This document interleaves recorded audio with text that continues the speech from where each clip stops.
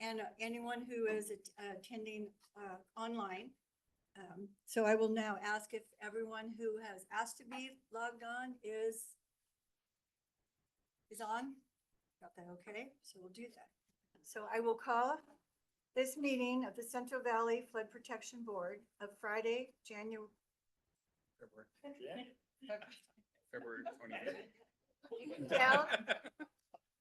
Just hoping. Yeah, you can tell I kind of used the old one. This meeting of February 28th, 2025, that was your right, to order. I wanted to, and I'm Jane Dolan and I'm president of the board. I'm the one who's going to call on 4 of you to talk, plus 2 or 3 others. Sitting on this dais with us is our board clerk, who also does other things, Mr. Jonah Knapp, our executive officer, Chris Leaf. We have our board attorney, Mr. G. Dua, and our chief engineer, Michael Wright, and our deputy executive officer, Andrea Buckley. I've failed to do that before, and you're all wondering if our board is bigger. And it's not. Can't hear me. I'm not going to do that again. I already called it to order. The first action is to establish a quorum of the board. So I'm going to ask our clerk, Mr. Knapp, to call the roll.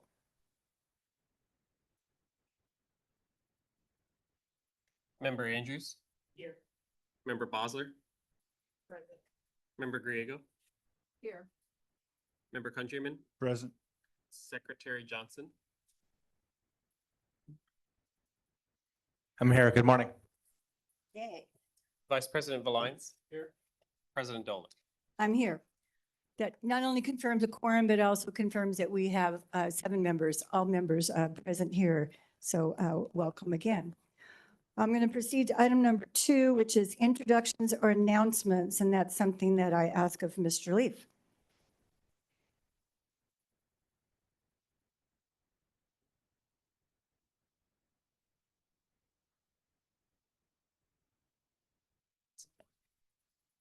Good morning. I have 2 announcements this morning. First, we welcome Hugo Sanchez, who recently joined the board staff as an engineer in the Sacramento levee section. Stay up so we can find you here. Good morning, sir. Welcome. It's right there, standing up. Hugo comes to us from the San Joaquin County Public Works, where he served as a resident engineer for the past 1.5 years, managing pavement projects in coordination with the San Joaquin County Engineering Division. Prior to his role with the county, Hugo worked as a project engineer with Granite Construction to Silva Gates Construction, where he managed grading and large earthwork projects. Hugo earned his bachelor's degree in civil engineering from the Sacramento State University and is currently pursuing his engineering training license. Welcome to the board, Hugo. Can you speak louder?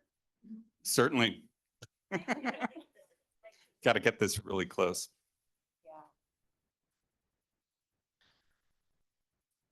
Okay.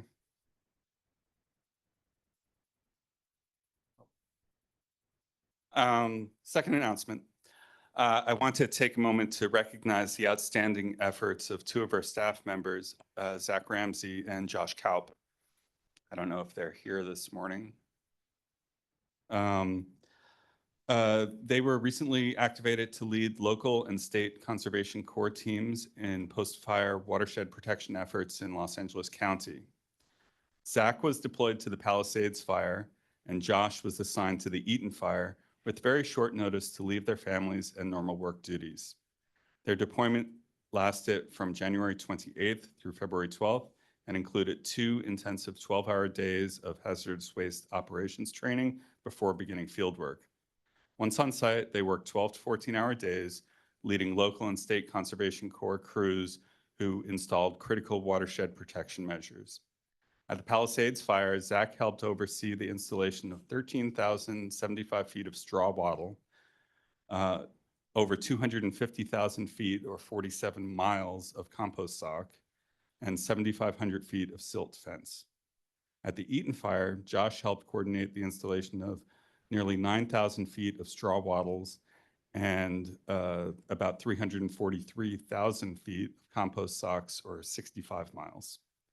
Together, their efforts help protect watersheds surrounding 13,745 parcels from post-fire contaminant runoff. This was a monumental undertaking, and their work was a big part of its success. Both Zach and Josh reported that the experience was positive, with strong collaboration between agencies, including DWR, the board, and Caltrans. The seamless integration of teams allowed for effective and efficient work on the ground. Their dedication and hard work exemplify the commitment and professionalism we strive for. I extend gratitude to Zach and Josh for their exceptional efforts. Thank you for your service and for making a meaningful impact on California's wildlife recovery efforts.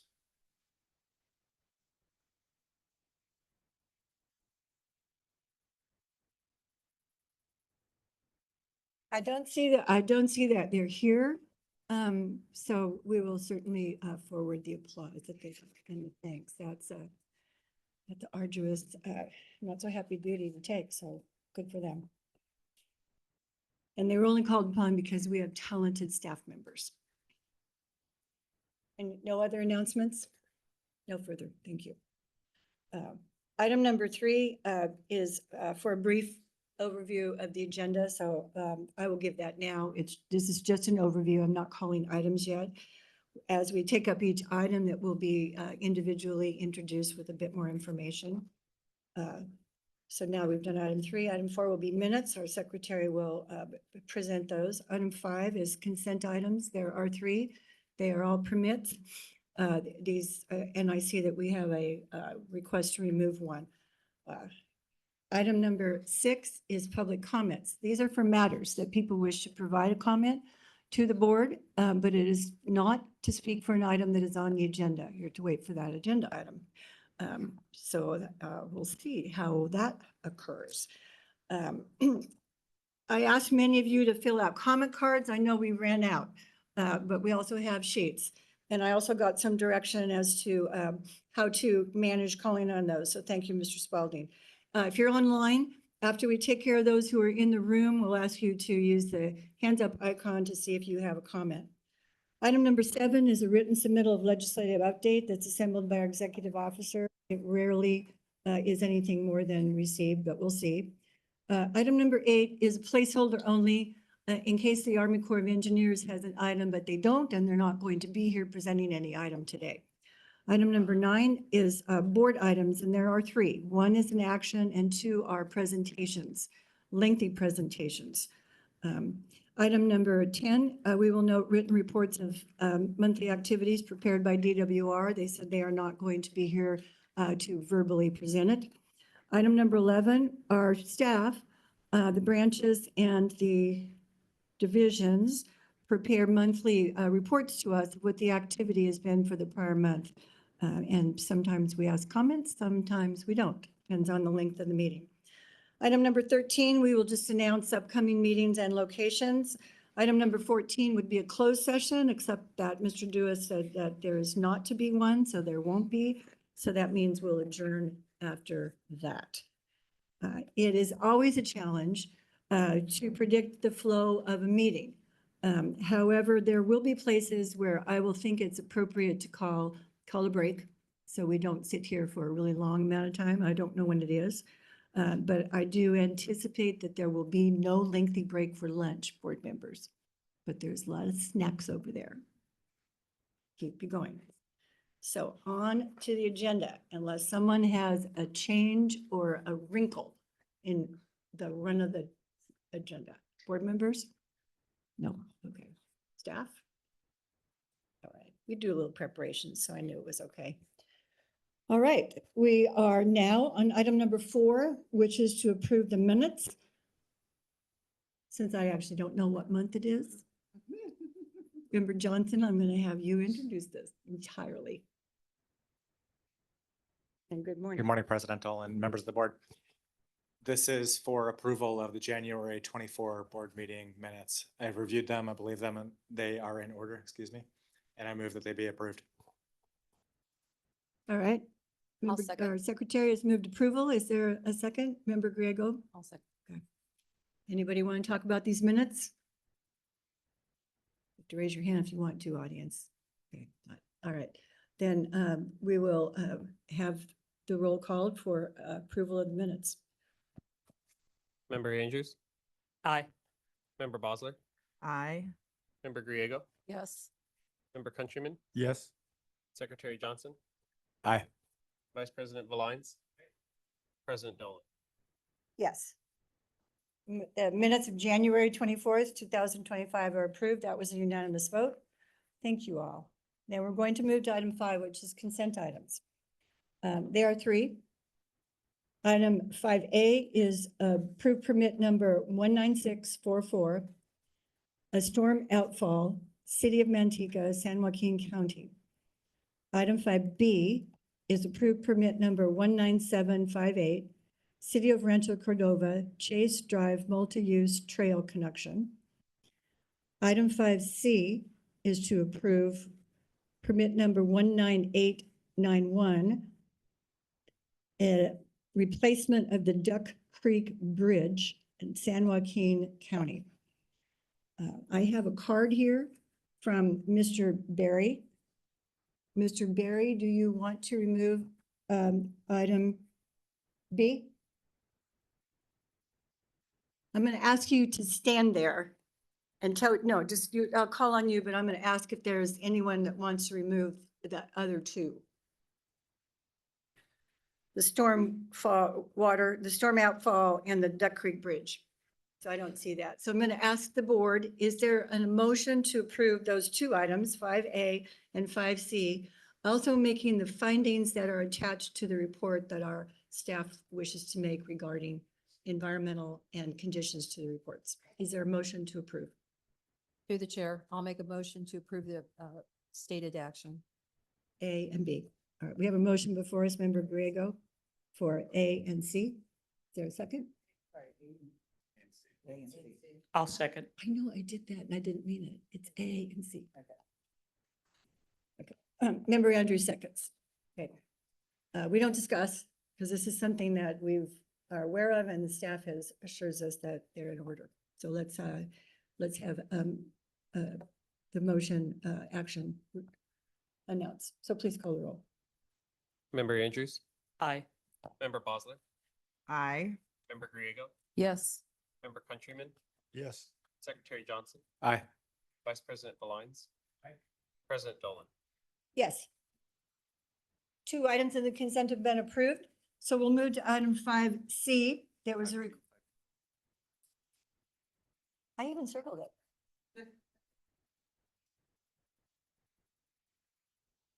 I think the room is making me nervous. Just take a breath. You're in charge. No, yeah, I'm trying.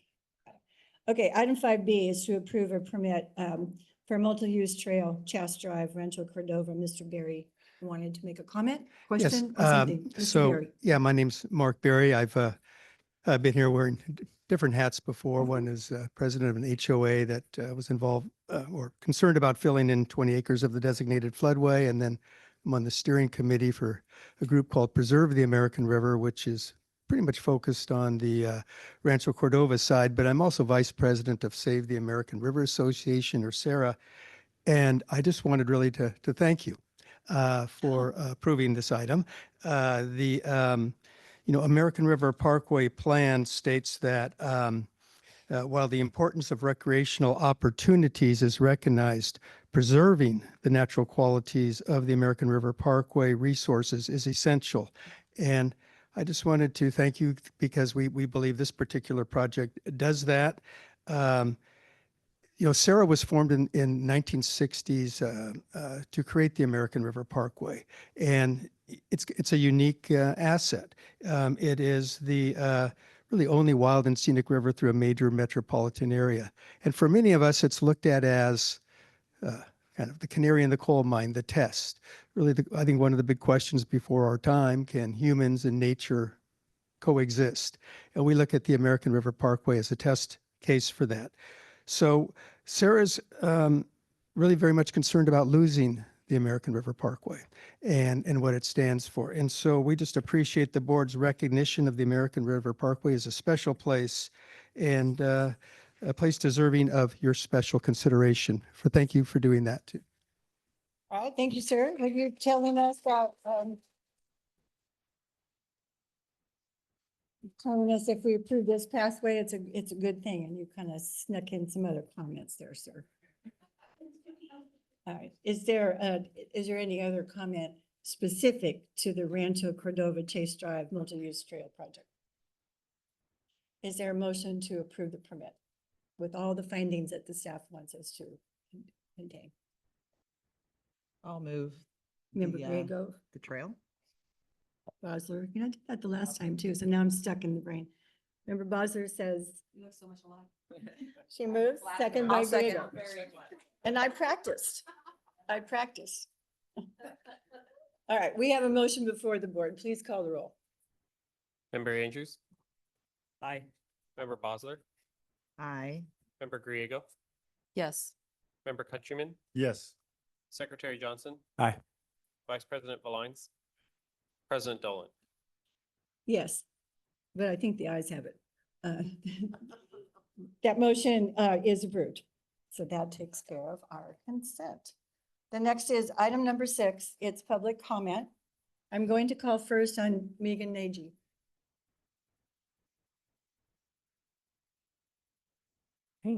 Good morning, Good morning. President Dolan, members of the board. My name is Megan Nagy. I am the Vice President of the California Central Valley Flood Control Association. As you know, Andrea looks surprised. As you know, our Executive Director, Melinda Terry, retired at the end of 2024, and I am excited to introduce you to Mr. Adam Borchard. He is our new Executive Director as of 9 a.m. this morning. So this is his first day on the job. You are meeting him before many of our members. So Adam comes to us from the California Fresh Fruit Association.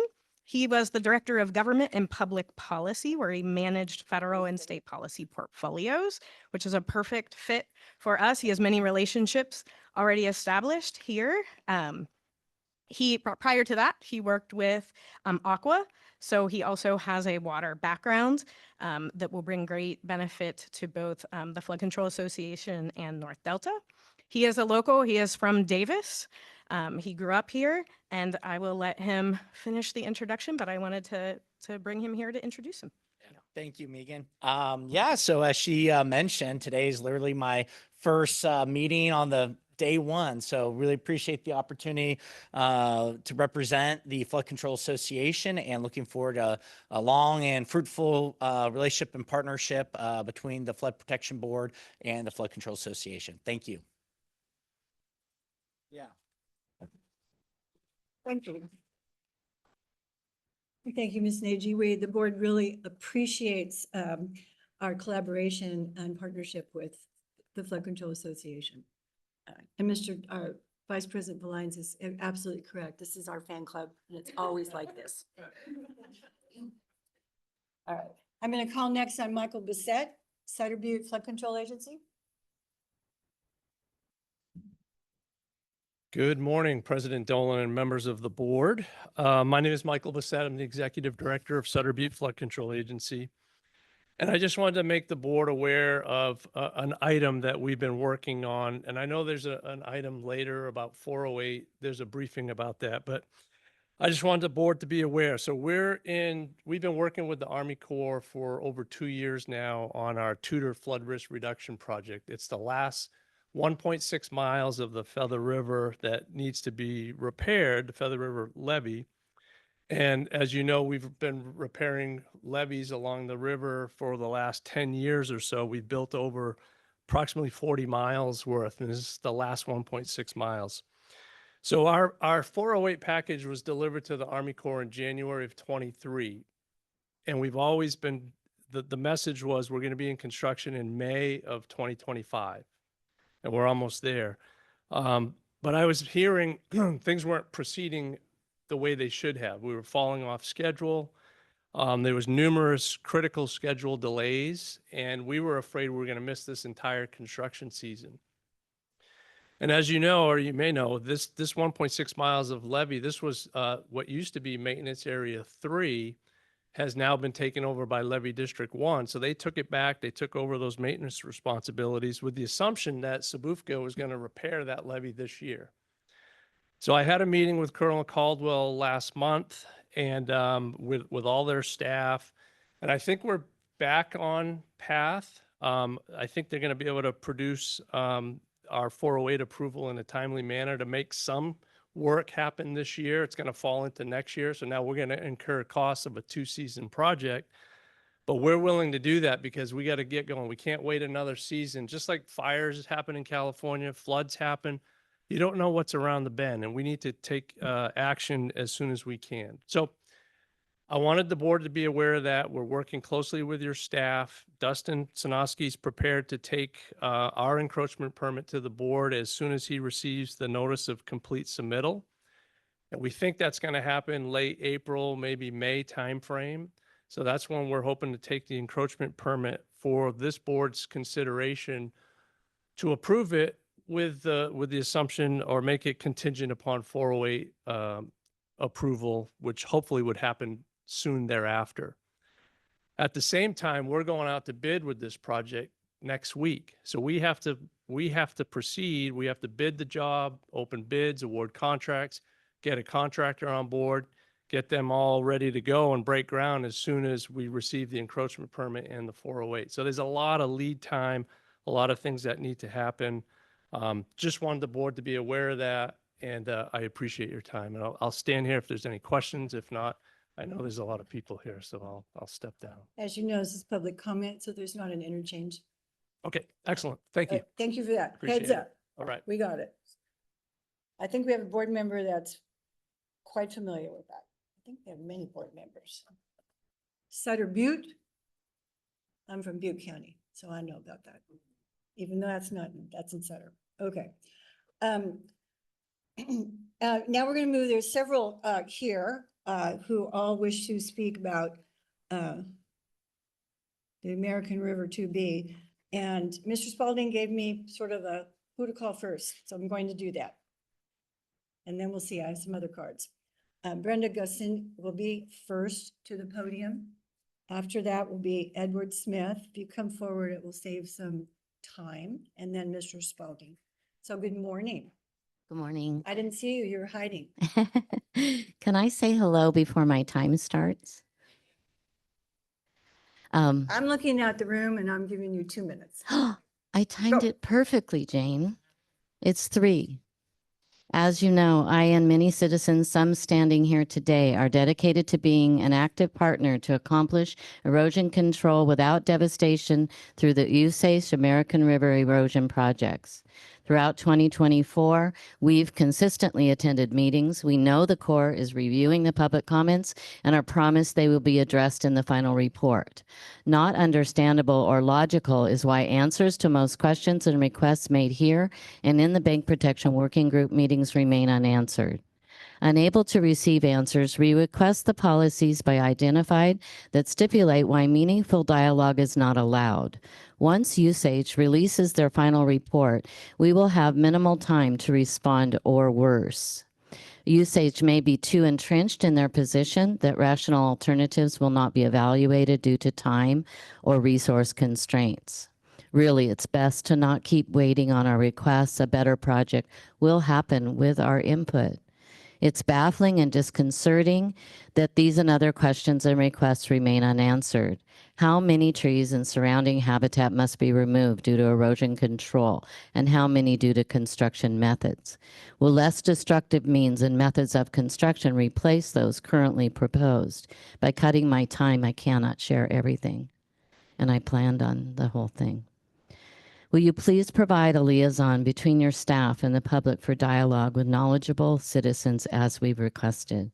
Professional, collegial partnerships allow dialogue and do not hide behind assurance and statements lacking explanation and discouraging dialogue.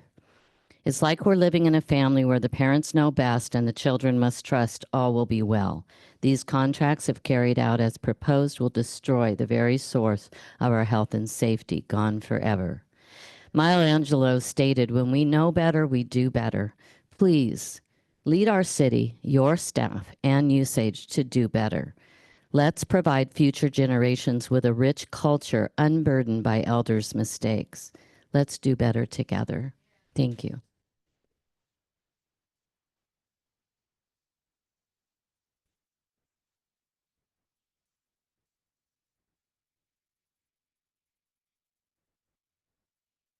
You know, you're Mr. Smith. I just wanted for the record to note that there were numerous people who stood up in agreement with what Ms. Guston had to say. Thank you, Morning, President Dolan. Edward Smith. And board members, thanks for the opportunity to provide some context and comments on our concerns with the American River projects 3B and others that the Army Corps has put forward.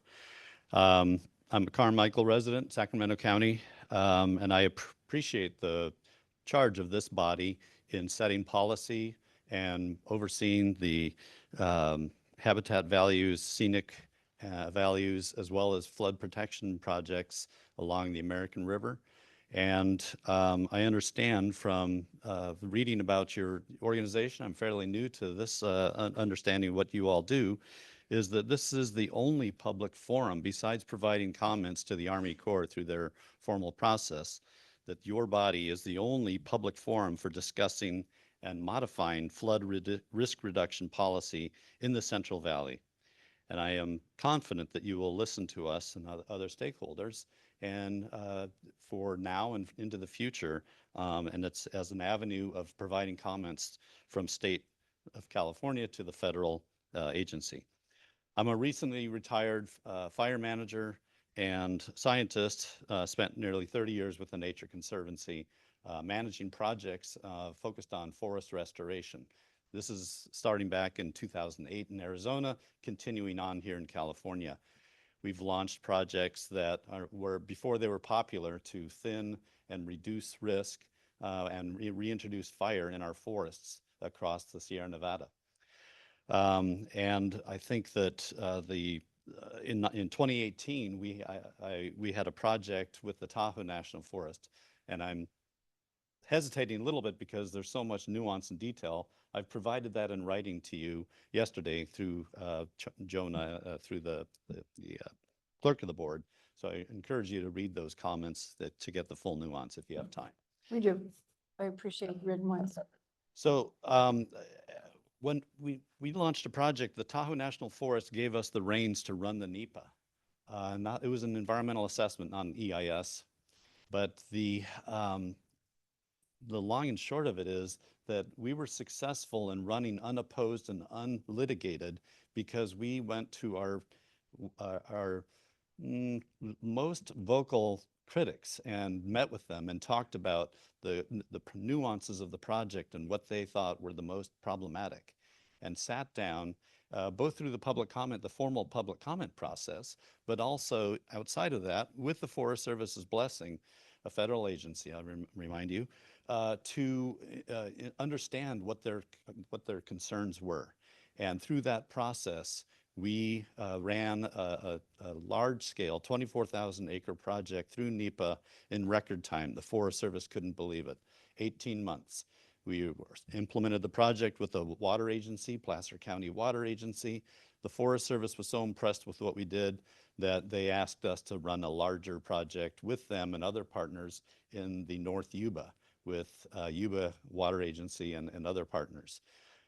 Same kind of activities where we engaged our critics early on and dealt with the hot button issues early as possible. So my lesson learned from that, share with you, is that sometimes you need to go slow to go fast and to get the work done. I've commented on the Army Corps project, but I'm really worried that there's a lot of vulnerability here in what you're proposing to do because of trying to go too quickly. I know you've delayed the Army Corps has delayed implementation, but there's still a lot to be learned here. And I don't think that the vulnerability is that the full range of activities that could be used to reduce risk have not been explored adequately. And we're not hearing a response to that criticism. Mr. Smith, do you have that in writing that you could leave with us? Yes, I sent it yesterday. You sent that yesterday? Okay. Yes. You're, Okay, so in closing, I'll just say, I have that right here. I think that we can make sure that the project meets the multiple objectives of erosion prevention, scenic and recreational value protection, and also habitat for wildlife, which is so important in these times. So we owe this commitment to excellence to ourselves, our children, and our grandchildren. Let's make sure that the cure is not worse than the disease. Thank you.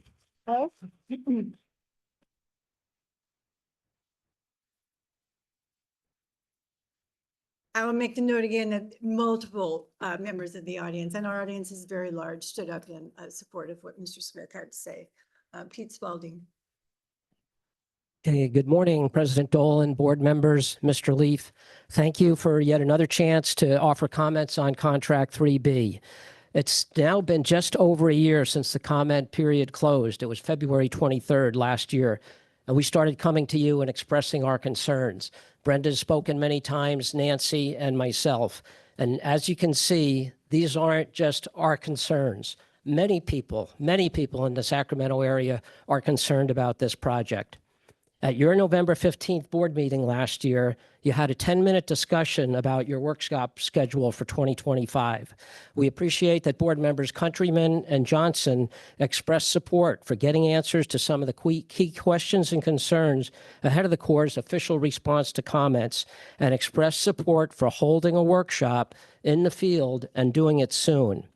We have all the comments that were submitted to the Corps through a Freedom of Information Act. The comments are from qualified engineers, scientists, and other experts offering critiques of the Corps' analysis and offering viable, feasible alternative designs and spot fix approaches that would be far less destructive. It's not necessary to treat these comments as significant but unavoidable impacts when there are feasible and viable alternatives to make these impacts avoidable. They've just not been adequately considered. It's essential to have a meaningful workshop about Contract 3B prior to the issuance of the final supplemental environmental impact report and a record of decision. You have a 5-hour workshop scheduled for April 11th. On behalf of American River Trees and everybody present today, I urge you to dedicate that workshop to Contract 3B. If you like, we'll help you plan it. As you can see, we're really good at getting people out. So you have the power, the ability to do something different than your standard of process for holding workshops and evaluating projects. Please take this bold step and hold the workshop first. American River Trees is committed to improving the project design by incorporating state-of-the-art modeling, community engagement, consulting with the Corps' own engineering with nature champions, and using nature-based solution alternatives. We're asking for spot fixes only where needed, keeping the existing robust erosion protection as provided by natural vegetation wherever possible. Will some trees and vegetations need to be removed to do this work? Of course. But use smaller equipment, minimize tree removal, and reduce damage to the existing trees and vegetation. Let's take the time to get a win-win-win outcome: erosion control, flood protection, and a wild and scenic American River for generations to come. That is what the jewel of Sacramento deserves. Thank you again for your time, and I want to thank everybody that came here today to show their support for the message that we've been delivering to you for the last year. Unfortunately, the Corps isn't here today to hear that. I hope they're listening on Zoom. Thank you very much.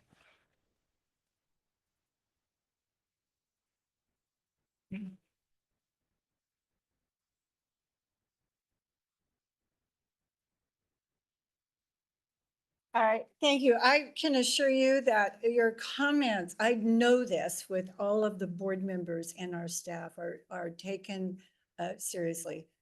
We are anxious to hear the final report of the comments as well. We just haven't yet. Mr. Dirk Ruth, I said it correctly when I introduced myself, and now I can't do it. Ruth Ross. Well, I didn't know I'd be following. This is my first time you see these videos online of people coming to these meetings and commenting. I never imagined I We would have be, short time, so go I'd right be one ahead. of them. But I don't have much to add to what has already been said. I'm a little surprised to what I heard today, but I just wanted to say that uh, I live near the river, so I'm about 800 yards north of it, and I've seen the work that's been done already down near Sacramento State and Campus Commons area. In fact, I used to work at Sacramento State back in 1986 when we had all of that heavy rainfall and the levees nearly gave way. So I remember standing on that levee and being really concerned about something getting past that because I knew it would be just a devastating outcome. So my only real concern is I just want to understand better the project that they're proposing. And I'm still at the early stages of kind of doing my own research to read up about it. But I did have, at that time, I can distinctly remember standing near Sac State and it sounded like a jet airplane going by. The water was so fast. But I also run at the river and it was flooded at the time, so I couldn't run. But up further near the Kadima entrance to it, the water was really quite placid there. And so I just wanted to see if you guys have, or if the Army Corps plans to have some kind of a rendering that'll show, like from an elevated view, what the work will look like after it's done. I'm thinking of contract, I think it's contract 3B that would affect my area. Because I can see, I visited the areas and where the work has been done previously. And my sense is, I'm not an engineer, but my sense is that that level of work wouldn't be necessary because I know that at Sac State, the river turns, it narrows, and that water was rushing. But up at the area that is near my house at that time, it was pretty sedate. You could walk into the water without fear of any rushing water near the levees or anything like that. So that just made me wonder what is planned. And I didn't know what role this board plays in the process of approving it. So I'm trying to understand or learn that I can probably learn that from some people who are here today. So I just wanted to see if we can get a sense of, do you as a board and will the public be able to see a picture of what that's going to look like when it's done? We can see images of what happens at the Guy West Bridge and towards the J Street Bridge, kind of what that landscape looks like. I don't know if that's the same scope of work or the nature of the work broadly that they're planning, but it just seems perhaps to me as a non-engineer, based on what I saw back in '86, that might be overdone if that is the plan. In other words, if they're just kind of going to take that process and extend it further upstream in areas where the river is straight and wider. So that was just my concern. I wanted to get a sense, and maybe those images exist. Maybe we can find them somewhere. I don't know if they do. Like I say, I'm early in researching this, but what I saw down there, I don't have an issue with the protection that was provided near Sac State because I know it was a dangerous area of the river, but I'm just a little bit concerned about applying that upstream if that is the plan. Thank you very much.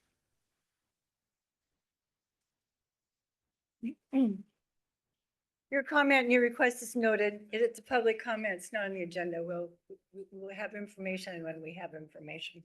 I have two more. Jake Bippart. Do I have that correct? Item 9. Okay. I see number 6. That's a 9. Okay. Thank you, sir. Dan Pukowski.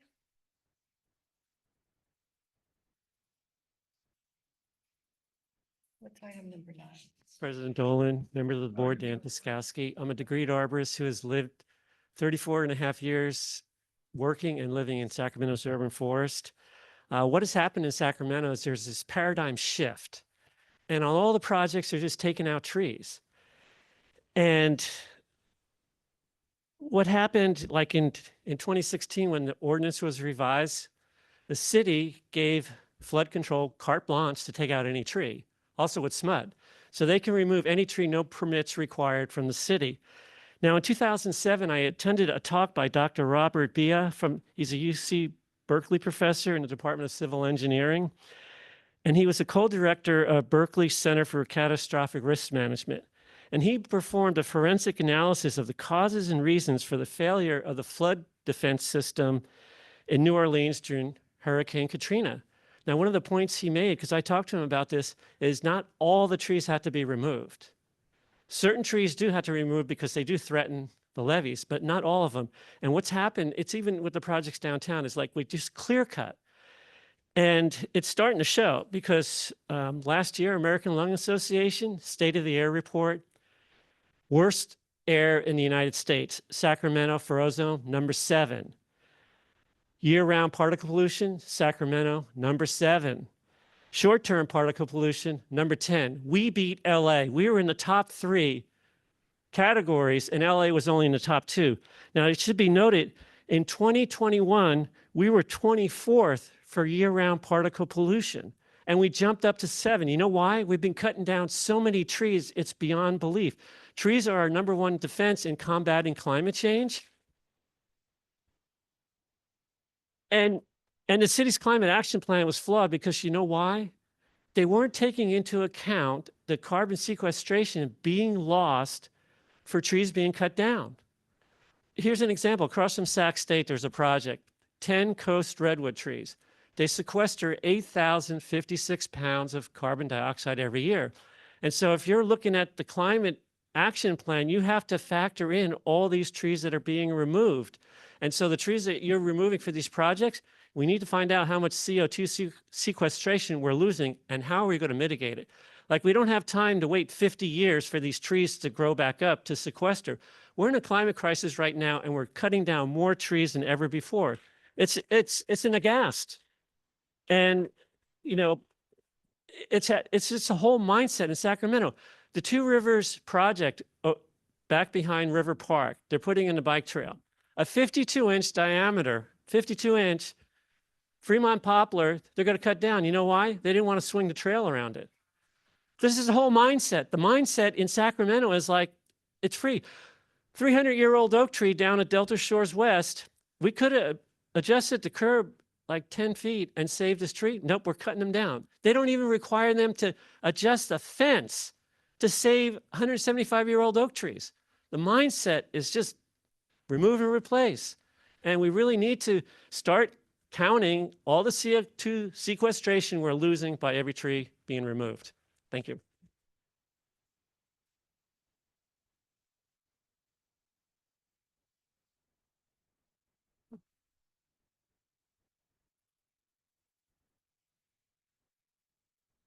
I have no more speaker cards here. I'll take, if there's someone who wants to say something, I'll just take 2 more and then we're going to take a brief break. Do we have any hands up online?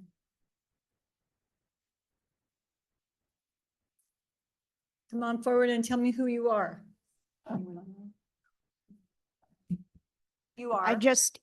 I'm Kathy Campbell. I just emailed this comment in, so forgive me if I read from my email.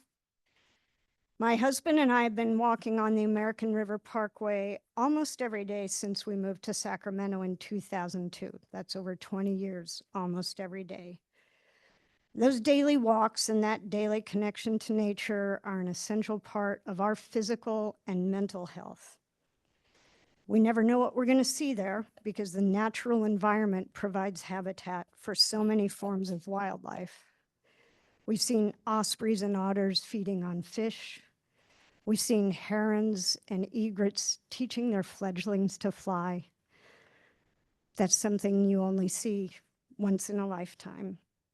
We've seen sea lions following schools of fish all the way up the river, dipping down, coming up, eat a fish, back down. And then there's just the ordinary, everyday magic of the things you see there. The turtles and the mergansers and the wood ducks. So many beautiful colors. But there's one part of the river that we never go to anymore, and that's the part across from Sacramento State. And that's where the Army Corps of Engineers has raised down all the trees, and there's nothing there. All that's left is a denuded brown expanse of dirt that's little more than a glorified parking lot, where there used to be natural habitat and wildlife. It's a dead space that's ruined for both wildlife and humans, and there's no point going there anymore. If that's the Army Corps of Engineers' plan for the parkway, we don't want it. The parkway was designed as a natural space for humans, trees, plants, and wildlife. And if you strip those away, you strip away the soul of the parkway. and the whole purpose of its existence, not just for us, but for the generations after us. Planned wisely, mature trees are part of nature's flood protection. Rather than raising them to the ground, the Army Corps needs to incorporate the trees and habitats that's already there to provide flood protection while also protecting the habitat for wildlife and the daily joy that that parkway provides for us humans who live here. Thank you.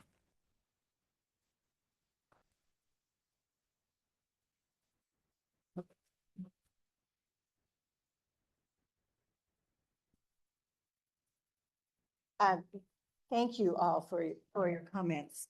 Is one more? Are you coming up? Okay.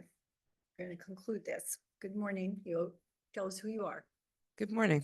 I'm Dr. Lisa Merritt, and I bought my home, my first home, when I finished residency in 1989 along the river.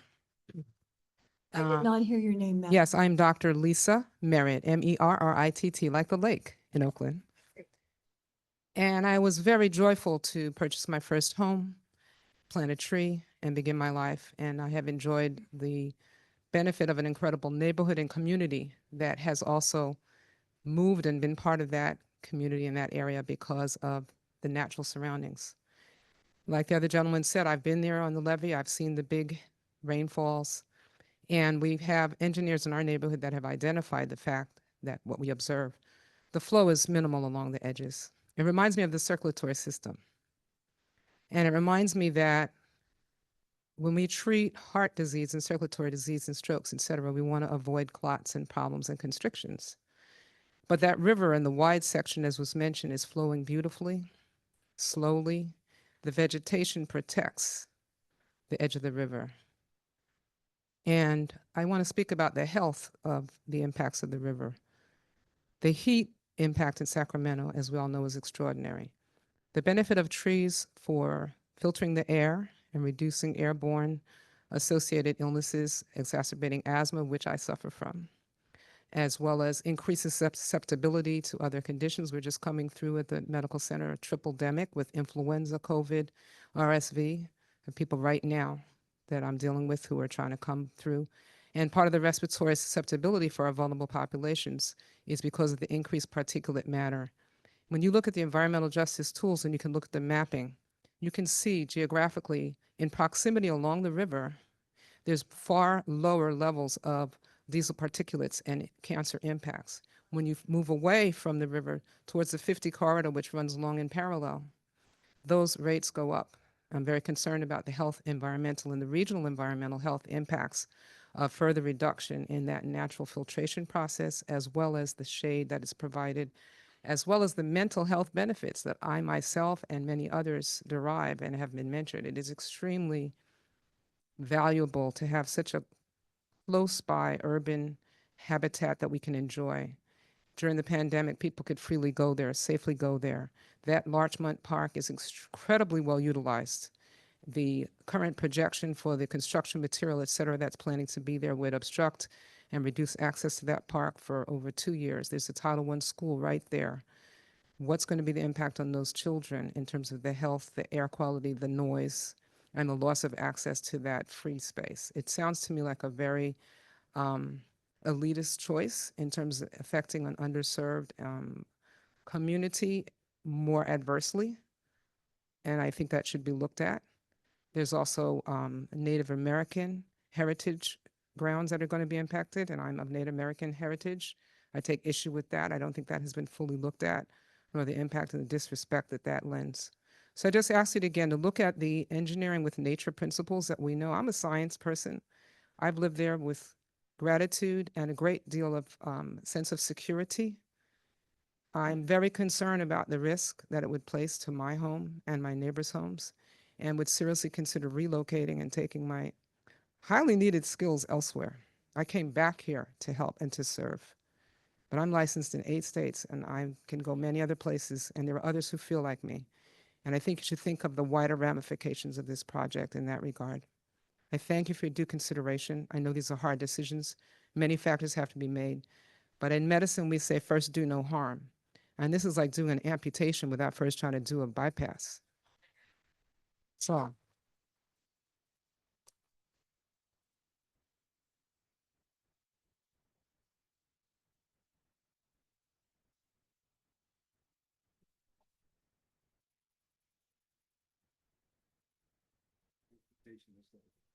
You know, this board shares with you its concern that it's taken so long for the comments of the initial draft environmental documents to be responded and circulated. We have not seen those. We're not hiding information from you. We just not have seen those. The final design is still being worked upon. This board anticipates holding a meeting in advance of any decisions. We do not have a schedule for that. To have one before we have some information before us is something that we choose not to do. But we will have a meeting that will be in advance of any decisional actions. It's hard to know when that's going to be. We keep hearing things like spring, summer, and those are not intense enough for us to determine something, but we will provide advance notice, not one day. And we frankly look forward to some interchange on this. We are saving and keeping all of the responses that you have sent directly to us. So we have those as well. Will it be a workshop or an informational meeting? It's still to be determined, ma'am. But we've heard your request clearly. So Board Member Johnson raised his hand. I did. Public comment? And those of you who have been watching online or coming know that this public comment is not really set up to be back and forth. But as far as I know, there's no law that says that I can't talk, so I'm going to talk. I'll keep it within 2 minutes, though, President Dolan. So first of all, thank you for coming. This is what you should be doing, and I'm glad to see it, and we respect it. I share much of the frustration about the process and the challenges of communication here. And that's through no fault of the many good people working on it. I'm convinced we got into a process that I do not understand why it has been as difficult as it has been to answer your questions, which are also the questions that many of us are asking. And it's deeply frustrating to have the vehicle for comment be you can come to talk to us, and we have a hard time with our partners providing answers. And so we're working on that.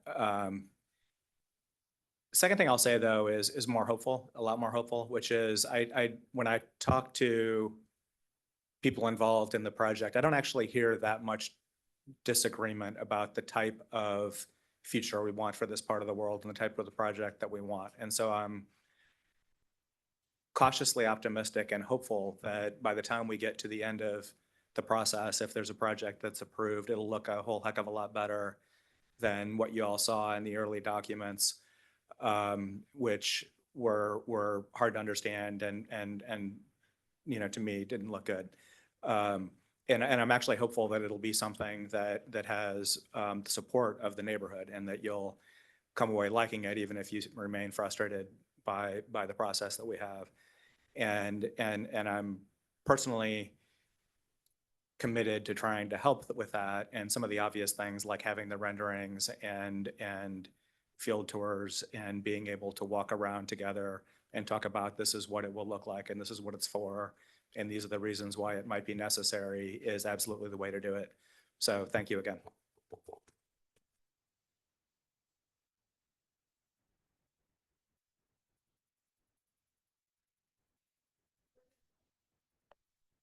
For those of you that didn't speak today but have been sending in written comments, I just want to compliment everybody on the thoughtfulness of their written comments. I've had a chance to review them. The staff put them in folders for us, and so we're able to review all of them. And I just was really impressed with the thoughtfulness of the submissions. I just wanted to acknowledge that.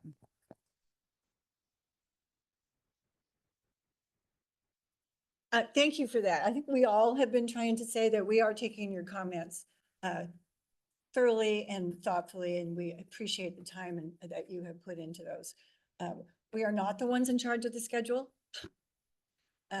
We are part of a partnership, federal government, United States Army Corps of Engineers, state government, we're the non-federal sponsor, but many of the things that are occurring are that being done by DWR, by a longstanding memorandum of understanding to do things on our behalf.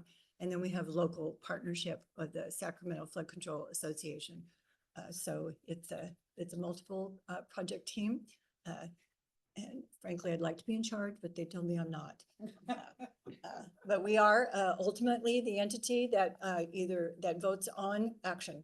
We vote on approval, change, or something. We just don't know when that is. Okay, we're going to take a break now, and I want to thank everyone who made the effort to come here today and speak. So we'll do just 5 minutes.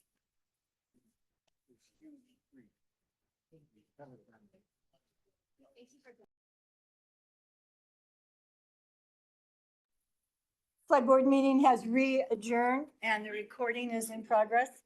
We didn't re-adjourn. I think I'm ahead of what I want it to be. We're back in session.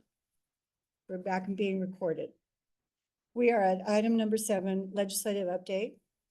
Our executive officer provides us with a legislative update of current activity. I spoke to him yesterday and he said he didn't want to talk, but does. So I'm not going to ask him to do so, but the board members want to highlight or ask a question on anything Mr. Lee presented? I don't see a nod. Does anyone want to comment on anything in the legislative report that's just full of, we don't know what's happening in Washington, D.C.? We just hope it's not bad. Okay. All right, well, that takes care of that. Item number 8. Do we have any hands up online on that? Okay, he actually pokes me if there is one. Mr. Leaf is saying I need to say that out loud, so I'm sorry that I didn't. Item number 8, it says United States Army Corps of Engineers, and then after that, I wrote, not today. It's a placeholder. It's the way we take care of our agenda. We have all the numbers, and someone's not being there, we just put their name. So there's nothing specific from the Army Corps of Engineers until we get to 408. Number 9 is board items. So the first board item, Selena Ortega, you're coming forward, right? The board is asked for consideration of approving permit number 19759, a railroad bridge replacement by Union Pacific Railroad in Butte County along the Midway. And I think it's probably near one that they did just a while ago. So our board staff, Selena Ortega, will provide the presentation, and it's still morning.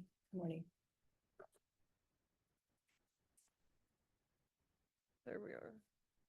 Good morning, President Dolan and members of the board. My name is Selena Ortega, permitting engineer with the board, and I will be presenting agenda item 9A, which is a Union Pacific Railroad bridge replacement project crossing Cherokee Creek in Butte County. UPRR is seeking the board's authorization to remove an existing single-track railroad bridge that crosses Cherokee Creek, just west of Thermalito After Bay, and replace it with an updated structure at the same location. The replacement bridge will be a single span, longer and wider than the bridge that currently exists. The new bridge includes a 5-inch track raise and erosion control riprap at the new abutments. Thank you. I'm sorry, I forgot about my slides.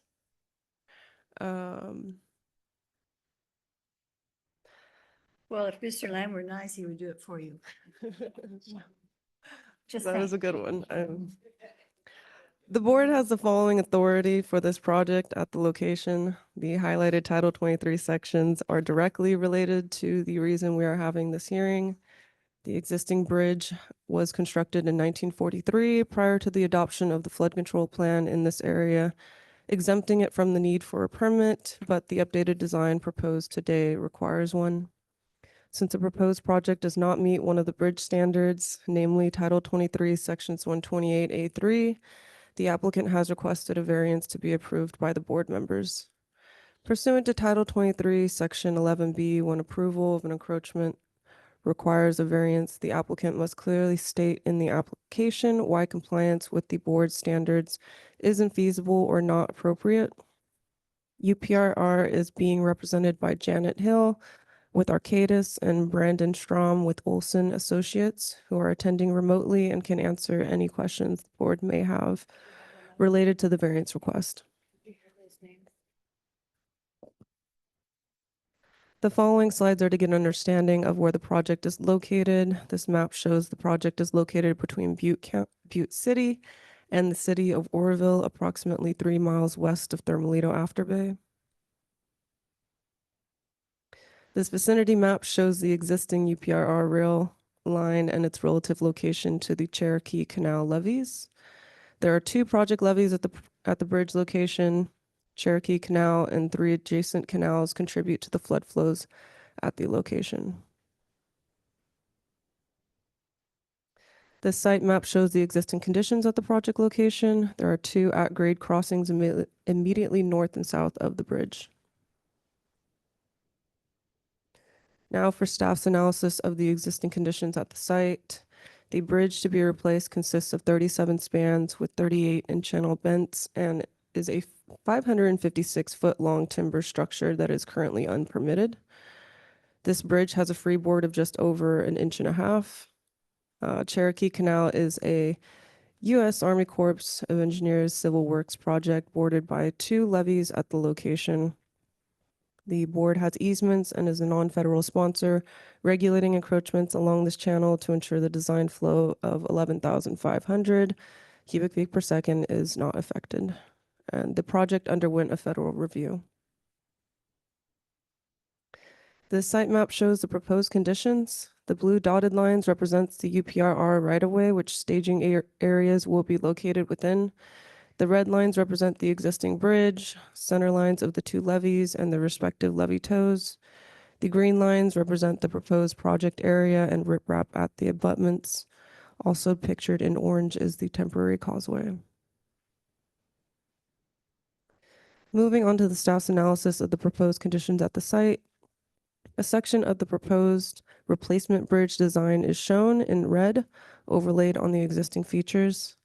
The proposed replacement structure is a longer 19-span, 570-foot-long concrete bridge with 20 bents in the floodway and 2 new abutments.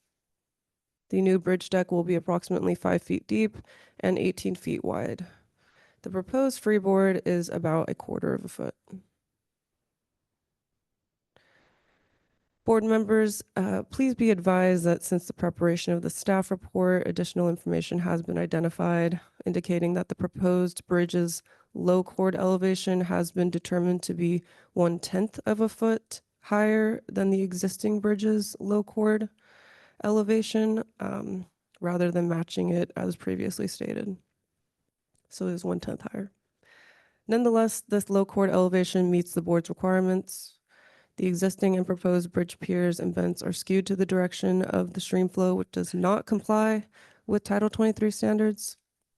Therefore, a variance request was submitted for this design, which will be discussed later. To analyze the hydraulic impacts on the adopted plan of flood control due to the non-conforming design, a HECRAS model was developed. The hydraulic model parameters and results were presented in a technical memorandum and are shown on this slide. The model utilized the 100-year design flow of 14,149 CFS, and the proposed low chord elevation is 1/10 foot higher than the existing conditions. The project results in a drop of 0.03 feet of in-water surface elevation, and the fewer in-water bents result in a lower water surface elevation, decreased debris accumulation potential, decreased erosion potential, and increased hydraulic conveyance capacity, with the flowable open area increased by 6.5%. Board staff's conclusions of the hydraulic analysis are as following. Post-project conditions result in lowering water surface elevation and a slight increase in hydraulic conveyance. Riprap for erosion control and abutment wing walls will add protection due to scour. And the United States Army Corps reviewed the project with a no adverse impact determination. The applicant submitted an emergency action plan to monitor and manage debris during high water events, which helps mitigate the risk of debris buildup. A geotechnical investigation was not required for the project because of the proposed pre-drilling in the levee section prior to driving them. The existing and proposed bridge vents perpendicular to the bridge alignment and not parallel to the direction, to the direction of the stream flow are not meeting board standards. Due to the skewed vents, the design did not qualify for a waiver to the standard. Board staff's analysis of the first of the variance request includes the following. The proposed project is replacing the existing bridge, neither of which vents align with the direction of stream flow. This does not meet Title 23, Section 128A3 standard, which states that bridge piers and vents within the floodway must be constructed parallel to the direction of the stream flow. The purpose of the standard is to reduce channel blockage. UPRR submitted the variance request shown, stating that the longer spans will increase hydraulic efficiency and decrease risk of debris collection. They also noted that aligning the vents with the channel would require a change in the superstructure from concrete spans to steel spans. Steel bridges require more maintenance and have increased risks of long-term substructure issues compared to concrete spans. The proposed project incorporates longer bridge spans and fewer piles, resulting in reduced channel blockage and debris buildup potential as compared to the existing condition. To help manage the risk of debris buildup due to the skewed vents, UPRR submitted a long-term emergency action plan to monitor and manage debris during high water events and will be included as a permit condition. The following is board staff's recommendation of the variance request. Staff acknowledges that if the vents of the project were installed in compliance with board regulations, there could be an additional increased flow conveyance capacity and further reduction in debris blockage. USACE review did not object to the project, and due to the project providing an overall net flood benefit compared to the existing condition, staff recommends approval of the variance and permit. More information regarding the U.S. Army Corps' review is as follows. The Corps conducted their federal review on the impacts of the bridge segment replacement to the Cherokee Canal and determined that the post-project conditions would not be injurious to the public interest and will not impair the usefulness of the project works. The review accumulated with a letter of permission that will be incorporated into the issued permit. Board environmental staff has determined that the project is exempt from CEQA. Based on staff's analysis of the proposed project, it is recommended that the board take the following actions.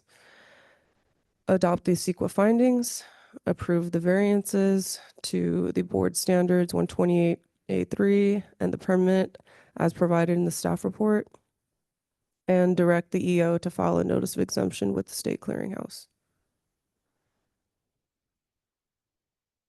And this concludes my presentation. I'm happy to answer any questions regarding board staff's findings. If no questions, UPRR is being represented by Janet Hill with Arcadis and Brandon Strom with Olson Associates, who are attending remotely and can answer any questions the board may have related to the proposed project. Thank you. Would you please say those names again? Janet Hill? Janet Hill and Brandon Strom. We have a lot of people who have logged on, so we can identify those in case we need to immediately grab them. Okay.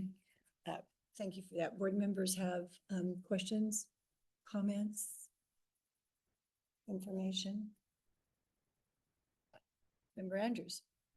Thank you. I can see it if you do it higher. Higher, okay. Okay. Thank you. I had questions about the sort of the experience with debris blockage at this bridge and what kind of history of actions that have been taken in response to that debris blockage. Mhm. I'd like to defer that question to the UPRR representatives, please, since they would have the history. Or would one of the railroad folks who are online know the history of the blockage? It's not. I can tell you other parts of where these old bridges are, all across Butte, Glen, Calusa, and Dahama. It's a mess. So have it. Brandon Strom's on here. Brendan Strong, thank you. Accumulation of debris historically has been what? I do know that as part of UP's bridge program, the bridge is annually inspected, just bridge maintenance. And as far as the debris removal, there's not really any good records of when they've done it, how often they've done that. Just besides the fact, if it is there, they do remove it. Yes. I've seen it. I can tell you it's there. And I then believe it's it. not, so you've been there. I believe it. Thank you. I was asking about that in part because I was very glad to see the emergency action plan actually get incorporated and had a chance to look at that, and just wanted to emphasize the importance of those actions during high flow events. I feel a little uneasy about concluding that this project is a net flood benefit unless it is improving something measurably. The kind of numbers that have been given for reduced water surface elevation and increased freeboard are quite negligible. And the bridge itself will have a range within which it has adverse consequences to flood elevations.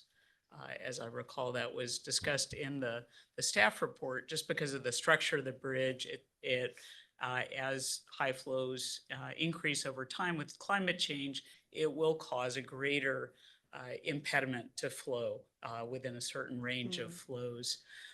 So I just wanted to raise that issue a bit and recognize the fact that those kinds of emergency actions where during or immediately after high flows, material is removed, how important that is. I hope this project can be a net improvement in flood risk reduction. And I'm very glad to see it move ahead because indeed those old railroad bridges with the many trestles are sieves. And do catch a lot of debris. So thank you for your attention to the emergency action plan and for the thorough analysis provided here. Thank you. Thank you for highlighting that. It's good to see the EAP. I had to look that up. Emergency Action Plan. That's a good add to the permit. Other board members? Anyone in the audience want to provide a comment, ask a question on this item? I see none. Any hands up? Okay. Then it would be appropriate for a motion to be made. You can either look at slide number 21 or page 7. There are actions that are requested are to approve the variance. Actually, to adopt the CEQA findings first, and they're lengthy there. I'm not going to read it out. And then to approve the permit substantially in the form and approving the variance as well. And directing the executive officer to take necessary actions to execute the permit. Is there a motion to that effect? I'll go ahead and make a motion for the recommended action. Member Grego makes the motion. Is there a second? A second. Second by Member Countryman. Thank you. Last call for questions. I see none. Please call the roll. Member Andrews, Aye. Member Bosler, Aye. Member Griego, Yes. Member Countryman, Yes. Secretary Johnson, Aye. Vice President Valines, President Dolan. Yes. Motion carries. Unanimous vote of the board. Thank you. Thank you.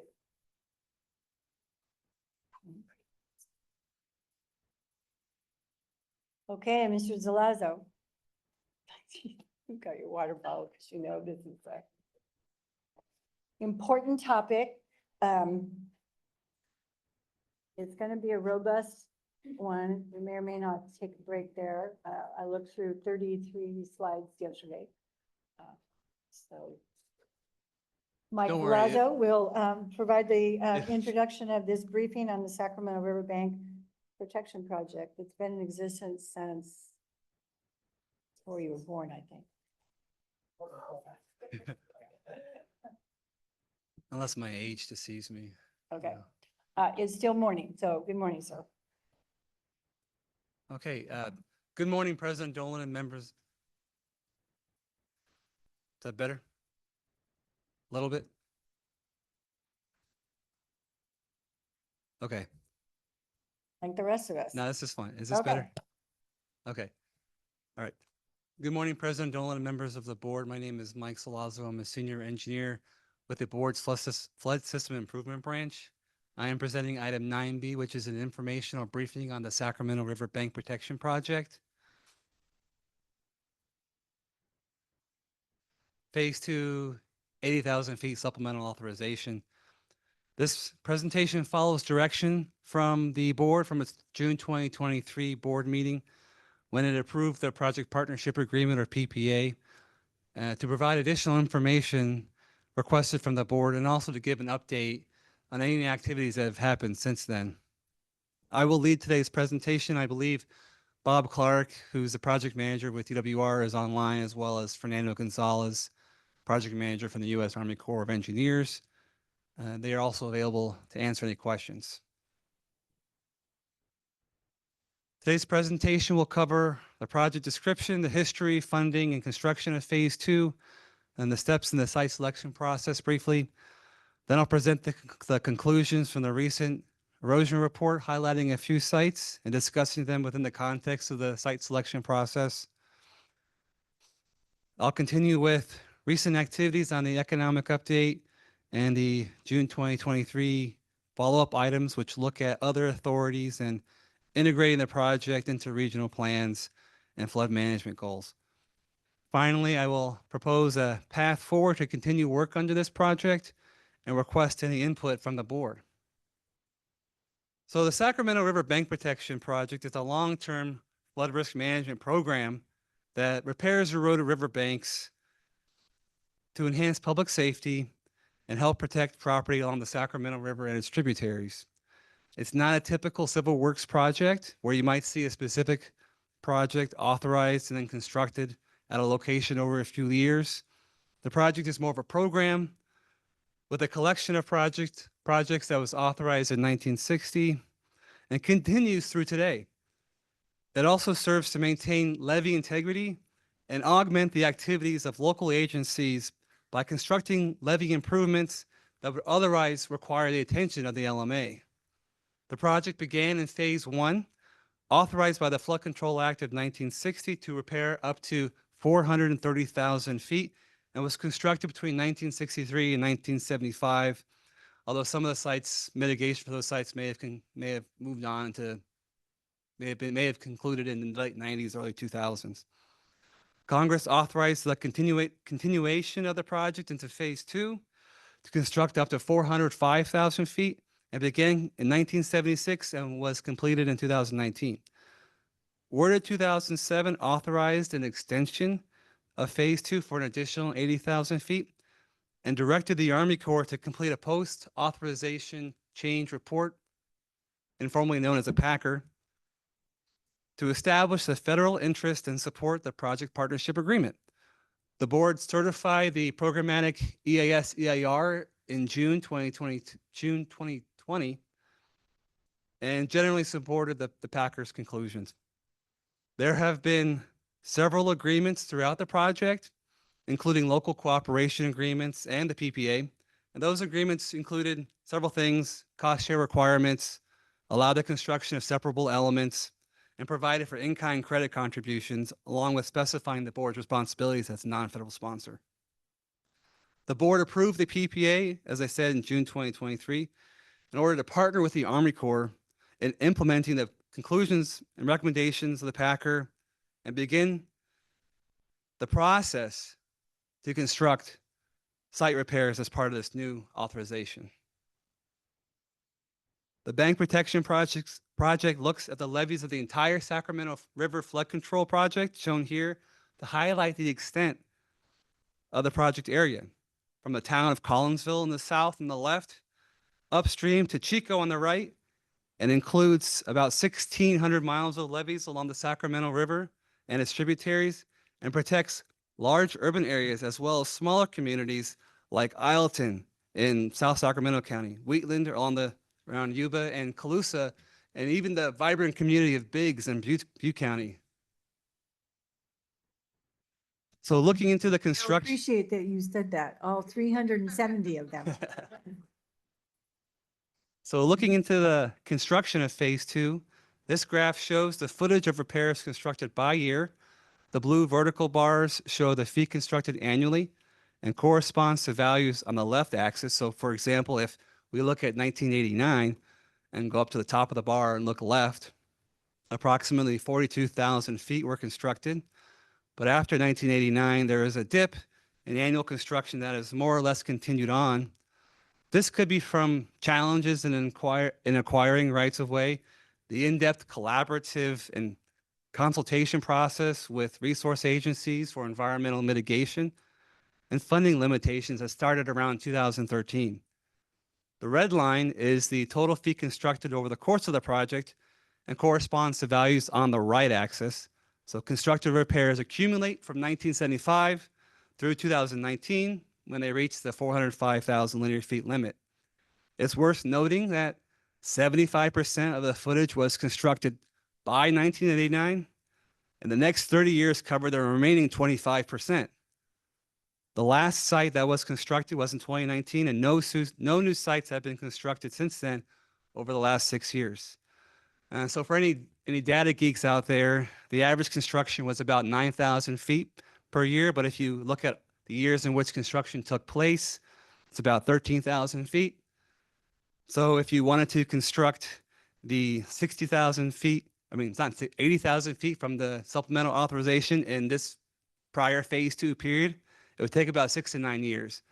The pace would slow under this new authorization to about 11 years. And so we'll look at the next slide for the sites. This is just a number of sites. It largely follows the feet repaired graph. You see a recent spike in 2006, likely due to an emergency declaration, which helped DWR repair a few sites under the program and be eligible for reimbursement as an in-kind credit contribution. Federal work plan funding for phase 2 is shown in this graph, with annual appropriations holding steady generally early on and then spiking dramatically in 2006 after Hurricane Katrina. The last funding was in 2019 for about $19 million, and average funding per year, it's about $6 million. The graph does not include any supplemental federal funding like the $600,000 the Army Corps received from the 2022 Infrastructure Investment and Jobs Act. Okay, so into the site selection process, the Packer adopted a new process to prioritize repairs, which generally follows that of the original phase 2 program, except that a new justification step is added. The site selection process begins with an erosion inventory by the Engineering Division of the Army Corps. Critical sites would be identified based on the likelihood of a levee breach and would follow an expedited path, and if located in an economically justified basin, more on that later, they can proceed to design. Other critical sites would follow the standard process, but would be elevated to Army Corps management and the state and local maintainers to determine if sites could be repaired under another project authority or program. An engineering report, like the one shown here from the most recent 2024 survey, would be prepared identifying the critical sites, and the Army Corps would rank the sites based on factors that contribute to failure. And then here's a table showing the ranking factors, which include linear feet of the erosion site, the width of the berm, bank slope, and any additional stability factors such as exposed roots, cracks, seepage, lumping, that could contribute to failure not directly affected by the erosive forces of the river. Higher scores indicate a higher potential for failure. So sites without a berm or with near vertical slopes, factors with a score of 10 would be ranked higher than sites with similar other factors. The process continues on with the new justification step. Sites would be screened using the latest economic analysis. Critical and non-critical sites located in economically justified basins would be selected for repair. There are 7 justified basins shown in green and consist of urbanized areas with large populations or valuable structures, or areas with large agricultural production that would suffer significant economic damages if only looking at the effects of damageable property, and not necessarily other factors such as the disproportionate impact of flooding on the welfare of those in rural communities most vulnerable to flooding, who may not be able to purchase flood insurance, for example. There are 17 basins that were not justified in the economic analysis, shown in red. The benefit to cost ratio was less than 1, so there would not be a federal interest in repairing sites in those basins. And the remaining 27 basins were not analyzed since they did not contain erosion sites at the time of the analysis for the Packer. Following the justification screening, the sites eligible for repair would be evaluated by the project team for engineering, environmental, and real estate opportunities and constraints that could impact implementation of the project. Multiple conceptual level designs and costs would be prepared for each site. Final site selection would be based on the engineering ranking, the justification screening, and any site-specific conditions. The top sites would then be locked in for construction, and design work would begin with collecting data and preparing designs and environmental documents. Construction contracts would be issued, followed by site construction, then a 5 to 10 year mitigation monitoring period would follow to confirm establishment of vegetation. The site would then be turned over to the state after an update of the O&M manual. The table shows the process for the first construction cycle. The site list is produced in the first year. The second year includes developing plans and environmental documents and a second erosion inventory. Construction would occur from years 3 through 5, so a 3-year cycle. And the process would repeat with construction occurring in years 6 to 8 and then 9 to 11. Not shown here are the economic reevaluation reports would occur every 5 years or so.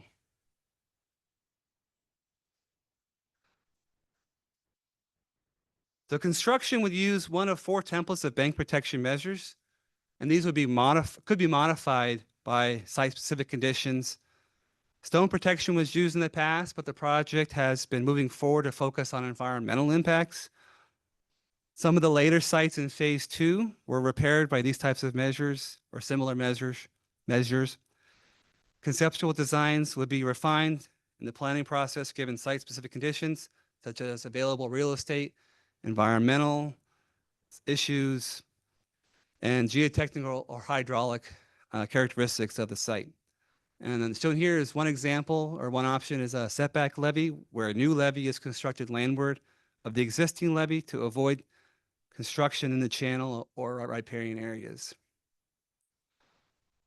Another option is bank fill stone protection with or without on-site vegetation on the waterside bank on the left. Native grasses would be allowed within the vegetation-free zone extending 15 feet from either toe. And any vegetation within the vegetation-free zone could remain if the Army Corps grants a variance. Another option is an adjacent levee, which constructs a new levee overlapping the landward portion of the existing levee. This would allow vegetation to remain on this water side of the levee. It would also allow for in-stream woody material and riparian vegetation to be placed outside the vegetation zone, or VFC. Finally, riparian and wetland bank options involve placing stone protection and constructing a waterside berm with revegetation. and in-stream woody material that would vary in elevation with the summer-fall mean water line. So changing focus now to the erosion report, the Army Corps conducted an inventory from December 2023 to July 2024 and found 191 erosion sites totaling 361,000 feet or so, which is down from the last report due to some of the sites being removed. The Army Corps concluded in its report that all identified sites need to be monitored for the progression of erosion. And this next one, I'm just going to quote from the report here. Given the large backlog of erosion sites that need to be repaired, the repair rate, and the significant damages from the previous flood seasons, the risk that one of these sites will have an imminent failure or breach in the coming years has increased. The Army Corps further concluded that repairs need to be completed to maintain the integrity of the system and continue to provide flood damage risk reduction to the people of the Sacramento Valley. The erosion report ranked the critical sites based on the site-specific factors mentioned earlier. 5 are located in justified basins shown in green and would not be repaired. 5 are located in justified basins shown in green, 16 are in basins not justified, and 5 are in basins not analyzed. So most of the sites are outside of justified basins, and those would not be repaired. The next slides will highlight those start sites in the table, which are along the Sacramento River, Cache Creek, Georgiana Slough, and the Cache Haas Slough. And here's a map of the critical sites with the northern section on the left and the south on the right. Sites in justified basins are shown in green. So you can see there's a couple along the Feather River on the left and the Cache Haas Slough on the left. Any of those sites located not justified in basins are in red, and then those that weren't analyzed are circled in blue. This kind of gives you an idea of the spatial extent of the site, how they're scattered around parts of the system. Okay, so first up, the highest priority site is Sacramento 11.2 near the Delta in the Brandon Andrus Island area, which is not in an economically justified basin. Erosion is mainly caused by wave and tidal action, and poor soils have led to slumping and scour under Highway 160 shown in the picture on the right, and that's just south of Rio Vista. Other pictures show eroded banks, exposed roots, near vertical slopes, and erosion under the highway. The site has been critical since 2012, so it's 13 years. Nearby site, and then nearby site 7.9 has similar conditions, so mainly influenced by wave and tidal action. Next up, Feather 5, which is the worst site that will be built, that will be repaired under the program. It's ranked 4 out of 26. That's located in the Rio Oso area. Erosion is mainly caused by fluvial action or the flow of the river. The site has steep slopes and poor soils, along with leaning trees and evidence of seepage. It became critical in 2007, so about 8 years ago. 2017, about 8 years ago. Sorry, I can't do the math. The photos show the current condition on the right and the 2018 condition on the left. And the site really hasn't changed much since the last inventory. Next up is Cache Creek 2.4 in the Yolo area, a justified basin, ranked 16 out of 26. This was identified as critical in 2002, and it was repaired, or a site nearby was repaired by DWR in 2006 with a setback levy, but the setback levy did not extend far enough downstream, and possibly due to some land acquisition issues, and a new erosion formed. So this could be an example of a site that could be removed from the list and repaired by DWR, since DWR already provided a repair at the site and could be eligible for credit under the program. And if at the end of the presentation, if DWR and Bob can expand on this, if correct anything I said. All right. So next is Georgiana Slough 9.3 in the Tyler Island area. Not economically justified. This site has been on the erosion list since the inventory began in 1997. So that's 28 years. The site has near vertical sections, failed rock slope protection, and tree pop-outs that led to a downed tree in the bottom picture. So these things do happen. Your trees come out and they'll leave a huge void in the levee, and it's going to cause a lot more problems. All right. The last site is the Cache Haas 1.8 in Peters Pocket, not analyzed in the Packer. There's a deep crack that runs almost the entire length of the levee on both banks. And there's a very high potential for levee failure if this is not addressed. The problem is this issue is not easily fixed by stone protection and probably would require some policy decision or reconstruction, perhaps even decommissioning the levee. So. I just want to shift the focus now to the efforts of staff and the project team on recent activities and address the board's direction from the PPA meeting in June 2023. One issue we've been concerned with is the economic analysis conducted in the Packer, and we've been engaged with the Army Corps in revisiting it, both in the data used and the approach taken in reaching its conclusions. So in a nutshell, the economic analysis determines benefit to cost ratios to justify a federal interest in the project, to help secure funding from Congress and to perform the work. To do so, the Packer relied on a flood damage reduction model that integrated hydrologic and geotechnical levee information with property values and then weighed them against project costs. And the table here shows the sources of data, the sources and date of information used in the Packer, and the data you may be able to see ranges from 2002 comprehensive study to 2010 GRRs for different projects. So changes in the amount and type of structures or the levee integrity throughout the Sacramento Valley have occurred, and it may be appropriate to update those sources of information for the analysis. And it may also be appropriate to change the approach taken in the Packer, which evaluated net benefits for individual basins in order to select only those basins that have benefit ratios greater than 1 in which to perform work. And that leaves out about 90% of the basins in the system. And so there is some logic in returning to the pre-Packer approach. The evaluated net benefits is a whole system where accumulated damages anywhere would be weighed against total project costs. And this makes sense since the erosion sites, 191 of them, are scattered throughout the system. And any of those could fail at any time, but especially critical sites. And it harkens to the original authorization of phase 2, even phase 1, to maintain the integrity of the entire system and protect all residents who are at risk of flooding. The Army Corps has generally been reluctant in taking this approach, both in terms of allocating funding and it being inconsistent with current risk-based analysis policy and the general policy regulations that have been developed and updated during phase 2 from 74 to 2019 before the Packer was developed. So if we can. Mr. Zalazo? Yeah.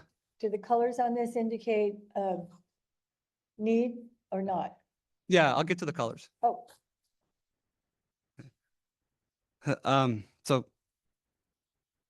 So if we can continue the conversation and revisit the analysis, perhaps we can change the approach to a more system-wide evaluation, but at the least maybe include, if we update the data, maybe we can include additional basins to be added.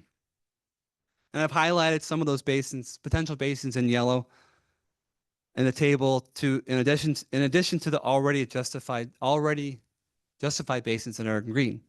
But there may not be a lot of room for change since some of these basins in yellow have very low BCRs that would require a 10-fold increase in order to get them justified as a federal interest. Yeah. So. benefit cost ratio. BCR, benefit cost ratio. Another way to say community with not a lot of money. It could be higher costs to repair the site as opposed to the structures and that could be damaged. So again, that's looking at the approach with economic damages based on structures and property values and agricultural production. But we have those vulnerable communities in there that are really at risk of flooding, and it's really hard for them to return back to a quality of life that they had before flooding happened. Okay, so updating the cost benefit ratio would be consistent with the Army Corps memo CWPM 12-001 that requires the most current information when requesting funds from Congress. We've been told that revisiting the economic analysis would require approval from the Army Corps headquarters, since this would be outside the normal reevaluation framework of the Packer.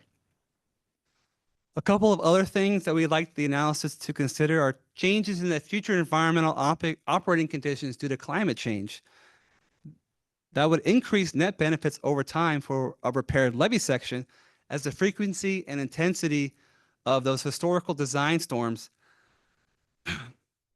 will increase, leaving communities less protected as they would be under the current approach,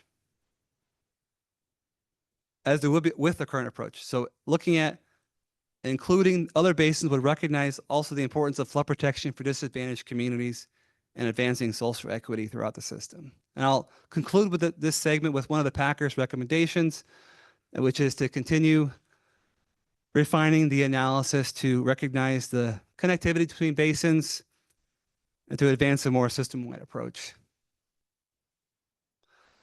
All right, so at the June 2023 board meeting, staff was directed to see what other authorities or programs could be used to accomplish the project's objectives. And staff looked at existing civil works projects that could incorporate erosion repairs, within the American Rivers Levee Project and in the West Sacramento stood out as examples. Including this would require new authorizations, new funding allocations, a new determination of federal interests. And within those projects, it could lead to significant delays and other impacts. The Army Corps or the board through the Section 7001 of the Water Resources Reform and Development Act of 2014, that process can request a change to the current Order 2007 authorization to add specific direction on the economic reevaluation or reduce the linear footage so that the project could pursue a new authority for phase 3 more quickly and incorporate a new approach if headquarters does not approve it within phase 2.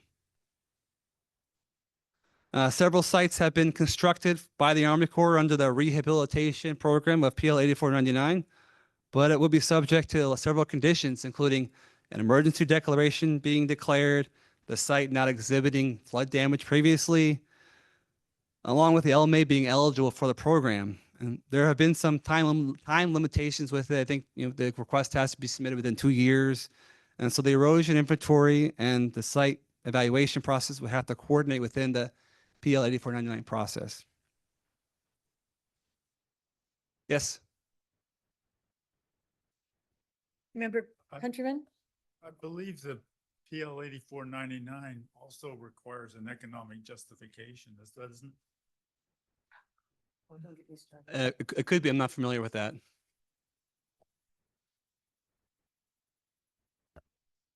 There's a nodding head in the audience. You're brave. I'm looking at the row of Army Corps of Engineers. So thank you for that question, Board Member Countryman. Okay. Yeah.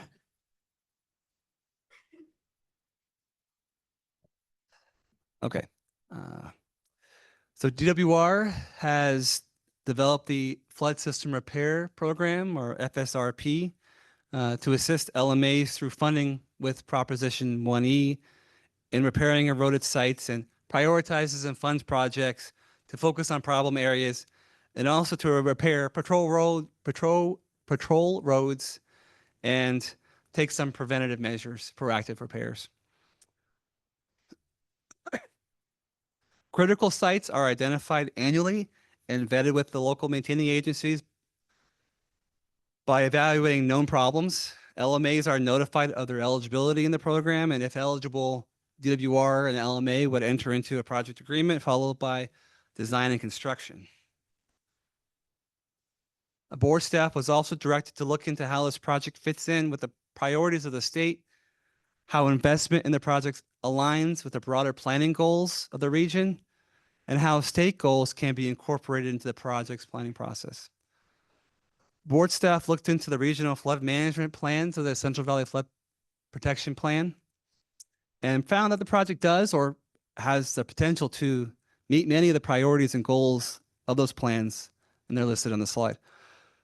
So in it, first up, it completes projects aimed at reducing urban flood risk reduction for the lower Sacramento River region by repairing sites in the Sacramento and West Sacramento justified areas. It also provides a mechanism for continued federal investment in the flood control system. You know, as we mentioned, there's about $6 million that have been invested from the federal government for this project annually through phase 2. And so we can try and increase that investment if we can view the project as a system instead of as individual basins. It also provides protection for small communities in Yolo, Solano, and Sacramento counties, which again could be expanded to other areas if the economic analysis is revisited. And that would also fit in with providing system-wide improvements. The project offers specific benefits to the Feather and Upper Sacramento River regions by addressing Sutter Bypass critical repairs, implementing fish habitat restoration along the Feather River, through the collaborative planning and design process, assist LMAs in implementing system-wide improvement frameworks. The project also aligns with the goal that couples environmental restoration with flood protection to help improve flood risk management and meet the ecosystem processes, species, and habitat goals of the board's conservation strategy. I just want to wrap up the presentation by providing the board with a proposed path forward to continue funding for project work in light of the fact that the last work plan funding was received in 2019 and the project received some supplemental funding through the Infrastructure Investment and Jobs Act of 2022. We wanted to also follow up on comments from the California Central Valley Flood Control Association from the November 2024 board meeting that requested some coordination with the board on engaging our congressional representatives to advocate on behalf of the project. So staff is proposing issuing a letter to the Army Corps South Pacific Division to point out that sites are in need of repair and to use any remaining funds allocated to phase 2 towards implementing the first round of repairs under the 80,000 linear feet framework. This could transfer funds that have been dedicated to closing out already completed sites towards some more higher priority actions and continue the process to repair critical sites. And if anything comes out of fiscal year 2025 budget process, to have the Army Corps allocate an amount towards implementing the 80,000 feet of repairs as well. In addition, staff would like to send letters out to our congressional representatives for fiscal year 2026 funding, or the request that work plan funding for revisiting the economic analysis and constructing repairs.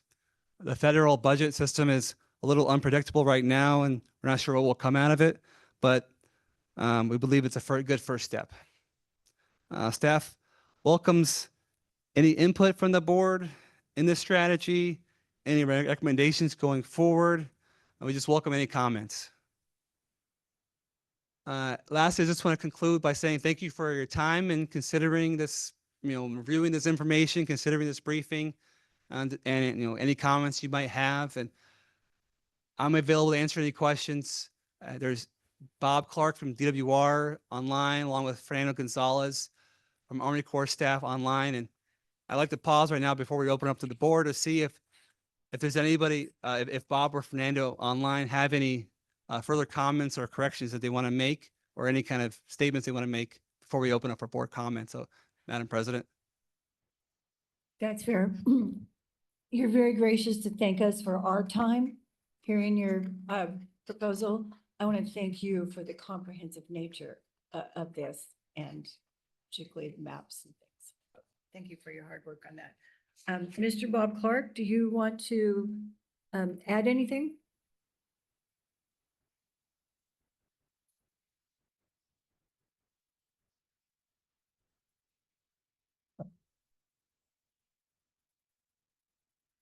No? Bob Clark is online. If he has anything to share, could he raise his hand?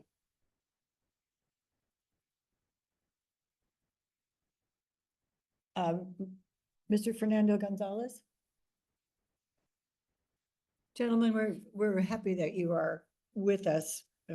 I'd be happier if you were actually with us, but at least you're virtually. We got some chats. Bob Clark says, I'm having technical issues. I have no comments. Thank you, Mike, and members of the board. All right, thank you for that.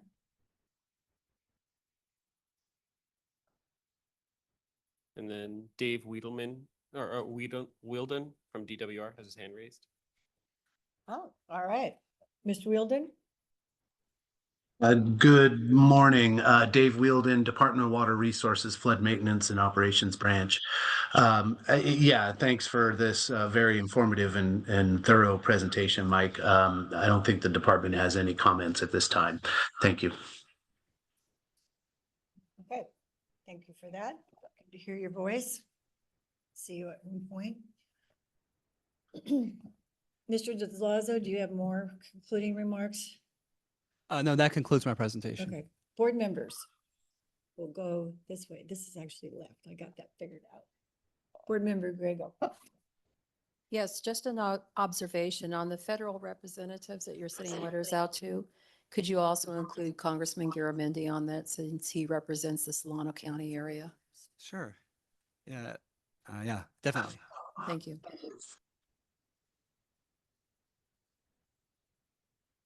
It's a good call. He'll match Congressmember LaMalfa very well. Mr. Countryman? Thank you. The problem with the bank protection is that on the Sacramento River system is that the system was designed with a main channel and bypass system. So the levees could be kept close together and could move sediment from the mining debris. It was like a win-win design at the time. And then unfortunately, after all the mining debris was moved through the system, it began eating into the banks. This was recognized in the 1930s, way before the 1960 authorization. And the state basically was not going to accept the project because of all the bank erosion that was going on and threatening the levees. And finally, the Corps reached the point where they said, we're not going to do this anymore.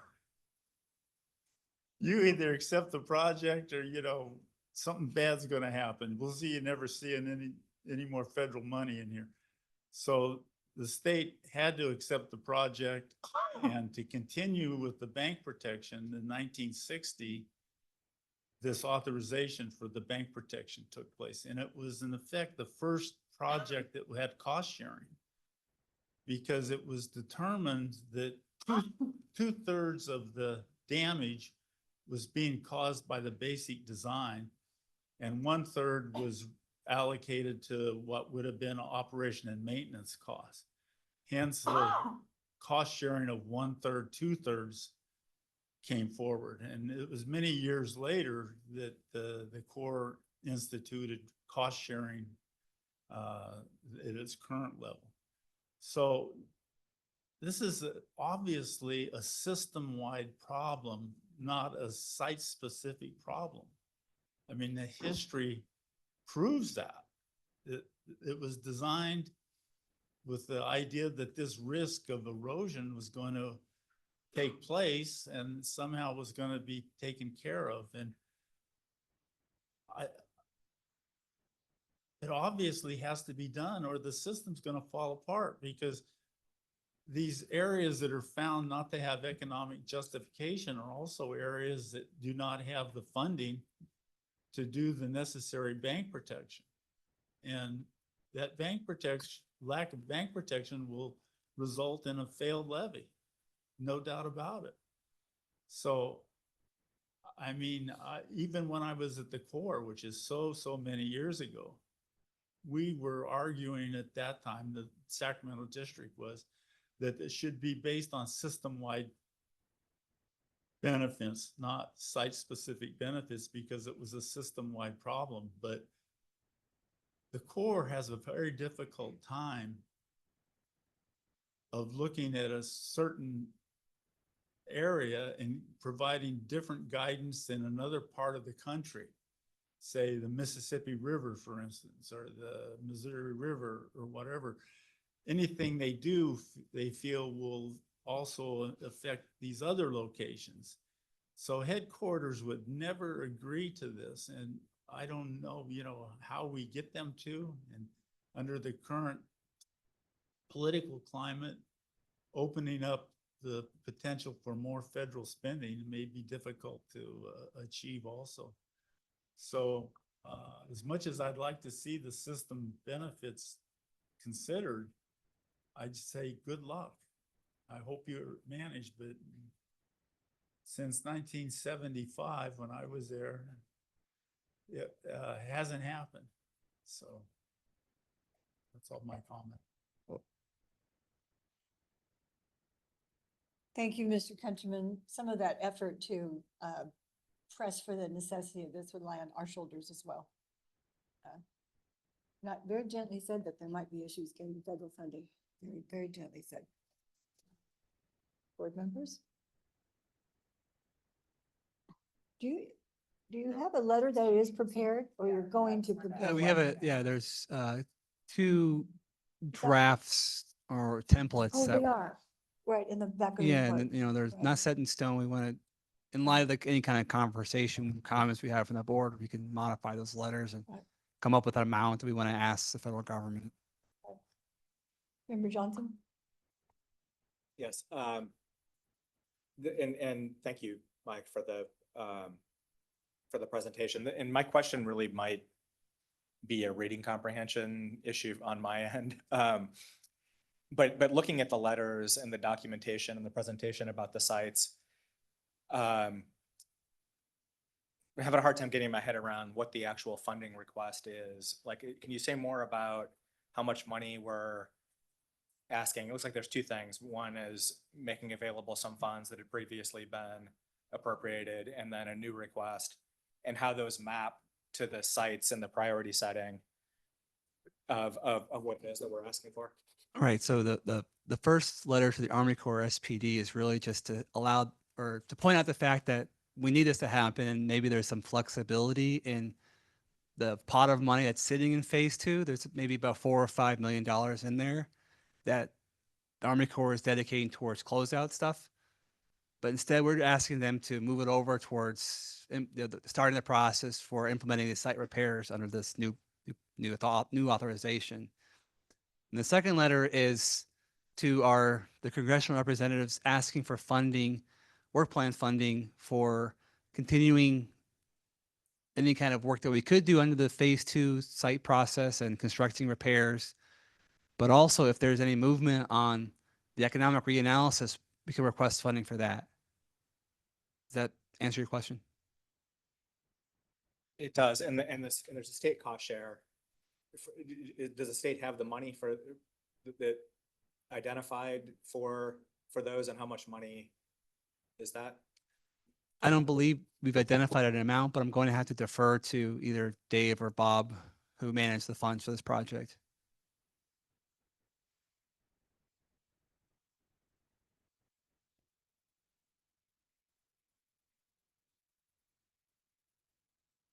And if they can't answer, we can definitely get that question to them.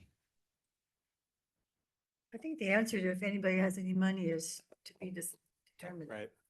What I'm getting at not though today, is, but- the first part of it, of flexibility in existing funds makes a ton of sense to me. The second part of requesting appropriation, aside from just whether it's realistic or not, to me goes to the discussion we had last time about this program, which is about how the spending on this program relates to other spending that the state has lined up and where the share comes from and the relative priorities. And so a letter requesting an earmark new, or, you know, whatever you call it, appropriation for this, it implies that it, to me at least, if it's, and especially if it's the first one coming with this Congress, that the state has ranked all of the things that we're thinking about, and this is the most important thing to us. And would not be prepared to say that today. I wouldn't send the letter based on what I've seen. And that may not be because it's a bad idea, it's just based on what I've seen and what I understand of it. And so that's the question that I have is how does this fit with the other priorities when we're going to Congress for these projects? And I saw, you know, the pictures, you know, the erosion underneath the highway, it's bad, right? I get it, but I'm looking for a way to think about what are, you know, in a world where we're probably looking at, you know, a fairly high percentage of, you know, civilian employees at defense having jobs terminated and budget cuts and contracts canceled. How do we think about the priorities as a state? Yeah, and board staff, we're not really aware that DWR has any kind of prioritization scheme among all the projects across all divisions. But I do know that the flood system repair program gets funding, and they consider that a really critical program in order to restoring and maintaining the integrity of the levees. So it's really just up to kind of like the DWR management, how they want to fit everything around, you know, with this huge project that needs to be done, needs to be funded, and see where it goes.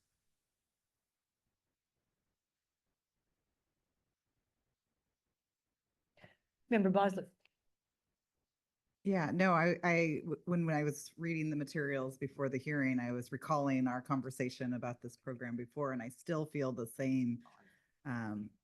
You know, it's a blessing and a curse that we have this very old project and program that's very comprehensive throughout the system. I think it's a blessing in that we have these assets that we can utilize. But the curse is then we're also like really invested in just maintaining what is.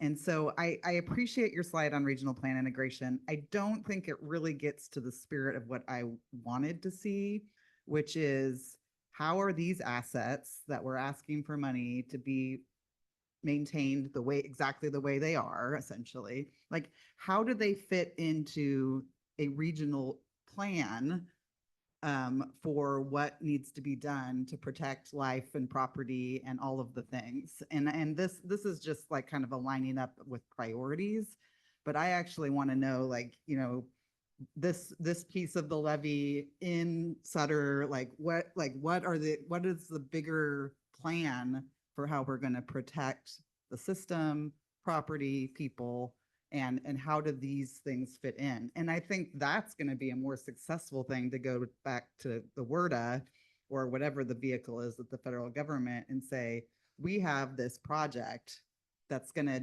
provide significant increases in safety for communities, you know, in this region of the state.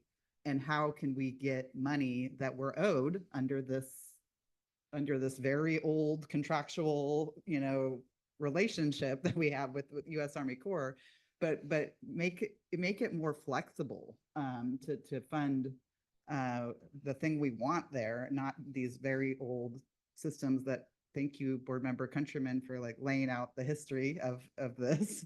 I don't know. I mean, I may be bringing something that's I don't have all of the history that Mr. Countryman has about the complexity of the Corps, but I do think we've had all of these decades and we still are not making progress in getting it funded. And so it feels like it's time to start thinking differently about how to get what we need done to protect the system implemented. So I'm looking for creative ways to think about that.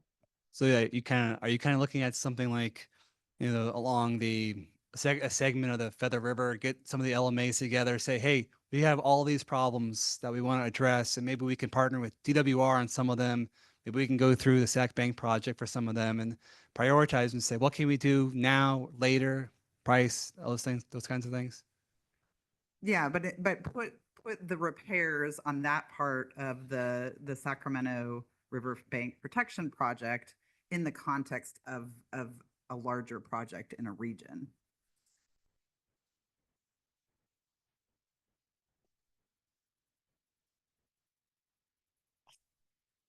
That's great.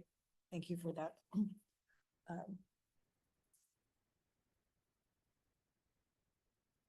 I have two comment cards here that I was going to call on these two, and then we'll go on for one more.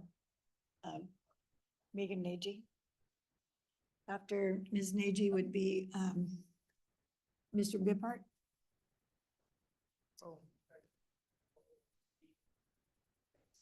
Oh, you're C. I heard D, but it's actually C. Okay. Ms. Nagy. Megan morning. Nagy, Vice President of the California Central Valley Flood Control Association. Thank you, Mr. Countryman, for giving a history of kind of why Sac Bank exists. I was going to bring that up, but you did a great job of describing kind of the history of why it is there. It is an atypical project. This is not a normal authorization in the Corps. And the board back in 2017, after the adoption of the Central Valley Flood Protection Plan, one of the main emphasis was taking care of what we have. President Edgar at the time was very adamant. We have to take care of what we have. And this is a perfect example of an authority that's frankly unique, that comes with federal dollars to take care of what we have.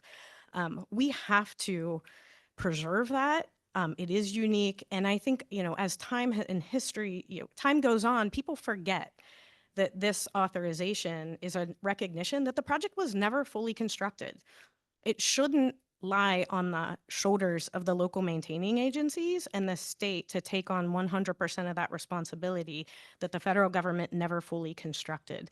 We as LMAs, when we stepped up for O&M, did not sign up for finishing construction of that federal project. We don't have the funding and the resources to do that. So we need your support in continuing and modernizing this program. The way that the Packer was done in estimating cost-benefit ratio for basins is not in the spirit of the system, right? We hear this as a system, it has to work as a system. It should be looked at, economically justified as a system, or frankly, look at this as an O&M responsibility.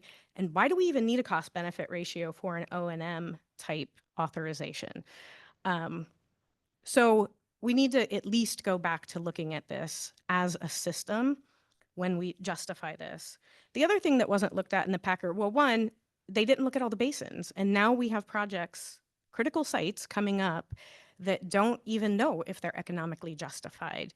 Right now, the Corps has indicated that they want to focus their limited funding on sites that are critical. And while I understand, we need to advocate for funding so we can, in the future, when more authorization is out there, we can promptly fix these. So we request that we do continue to advocate for funding to reevaluate that Packer so that we can continue funding these critical projects. We support Mr. Zalazzo's request for moving funds from the 2019 work to do actual construction that was identified. We also support the request for allocating funds in a 2025 work plan, should there be one, and also advocating for 2026 authorization in the next fiscal year. We need to continue funding for this program. We briefly talked about PL 8499. That is not a solution for this program. And frankly, when a flood event occurs, the Corps typically goes back and looks at the Sac Bank report to say those sites are not justified under PL 8499 because that was previous damage. So we're in a catch-22 here. They're identified in the Sac Bank program, so therefore they can't be completed under PL 8499. Well, that leaves all of the responsibility on the state and locals. That also puts a lot of liability on the state and locals. These sites are critical. I don't have the definition of how Sac Bank listed it critical, but that's a big red flag. We know, the state and locals know that these sites are critical and could fail, yet we're not doing enough. So at a minimum, we should be advocating for both state and federal funds to continue this program. So I ask that we all send the congressional letters, try to get as much federal funding as possible, as well as state funding should we get the federal funding to back it up. As the Flood Control Association advocates for funds, it's really hard advocating for funds that don't have federal money behind it. But frankly, it's relatively easy to get the state to allocate money whenever there is a federal appropriation. So if we advocate for that federal appropriation, it makes it easier for us to go advocate to the state to bring in funds. So with that, I thank Mr. Zalazo. I thought that was a great presentation. We're here to help. Please let us know how we can do that. Thank you.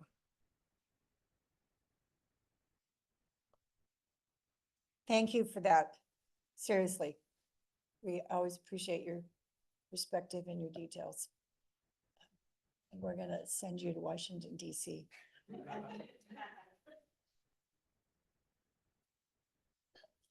Is there, no, that's the next one, Mr. Bippo. Anyone else in the audience? Are you in your hand? You're just judging. Member Bosler. No, I completely agree with the money part. Like that is a huge problem that we have on the system, not just to maintain it, but to improve it. I guess I'm just trying to figure out how, I mean, this stalemate seems to be have gone on for quite a long time now. Easy to ignore. Board member Countryman talked about. I just don't know, how do we get past that? And I'm just trying to think about creative ways to do that, to not give up on not give up on the federal government's obligation to send us money to maintain the system, maintain a system, but try and get past these issues that have really not helped us to move forward. I mean, I think this is like one of the most critical things that we are working on, not like this as an example of these things, is we have these old constructs that are very like mired and very old, historic ways in which things were done. And we have to go faster because we know that the changing climate is, and Mary Jane and I just heard some presentations yesterday morning at the NAFSMA little meeting that was here in Sacramento, and we have to figure out how to move faster, or else we should spend a lot more time just talking about emergency response and how to get people out of harm's way quickly. And so I don't know how to like change the course. And so that was my idea, was throwing out, can we like come forward and say, okay, but here's what we're trying to do, that's more. And I hear it's a system, we need to fund a system. I get that at some level, but we also just need it to be funded. So I'm trying to figure out how to move forward.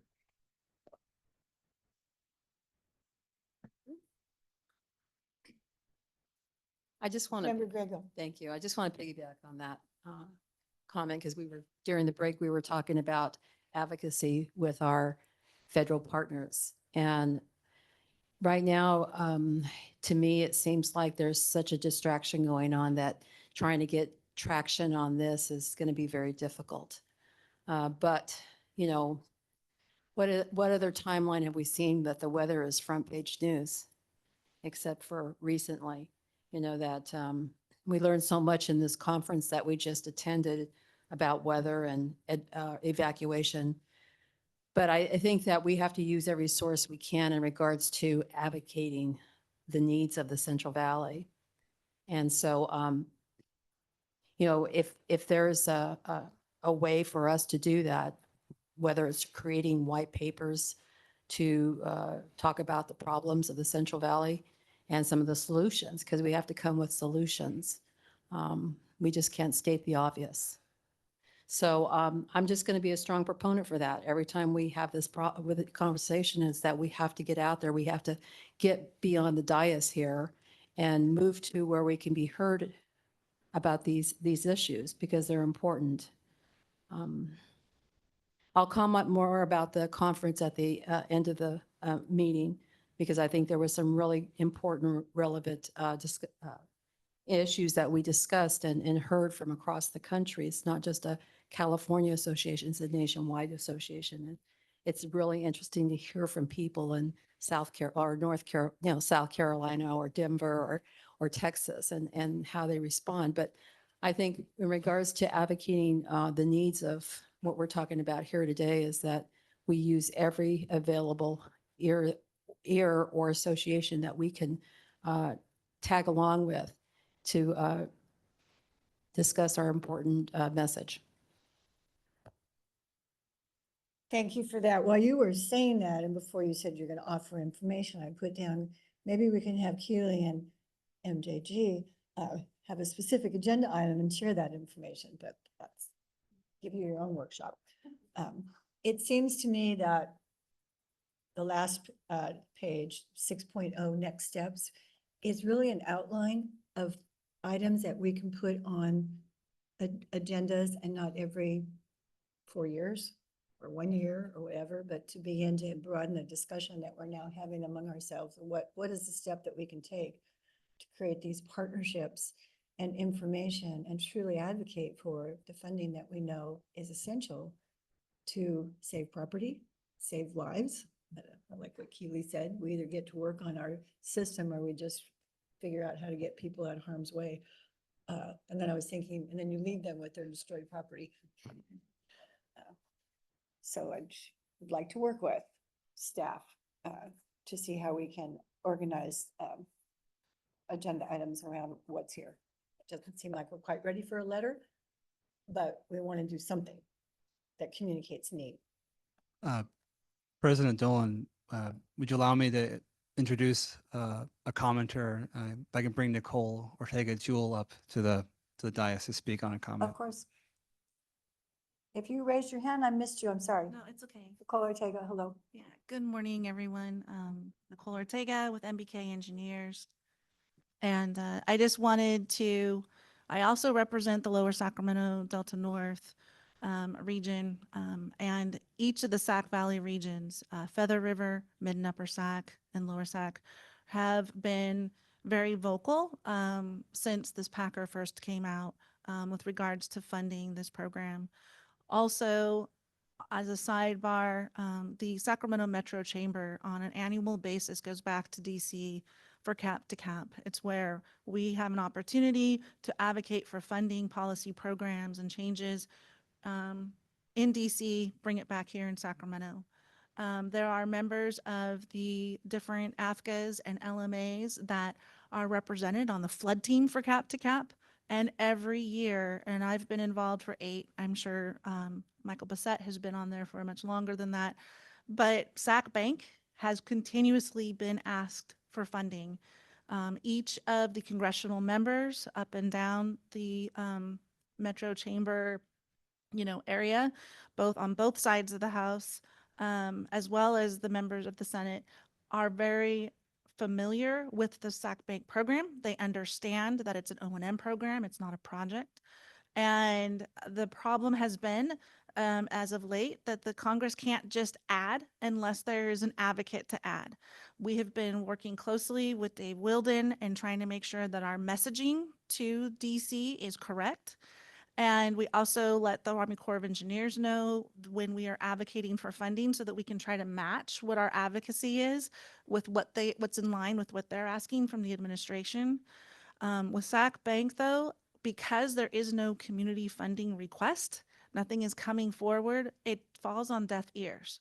So this is very important that if there's an opportunity for either 25 or for 26, for there to be an ad, either a work plan or some other type of ad, it would really be great if the Central Valley Flood Board, as the non-federal sponsor, could help to advocate that request so that Congress can really act on it. Thank you. Through the chair. Thank you for that. Member Grego. I didn't say it, but I was thinking about the cap to cap as a strong way to get that message across.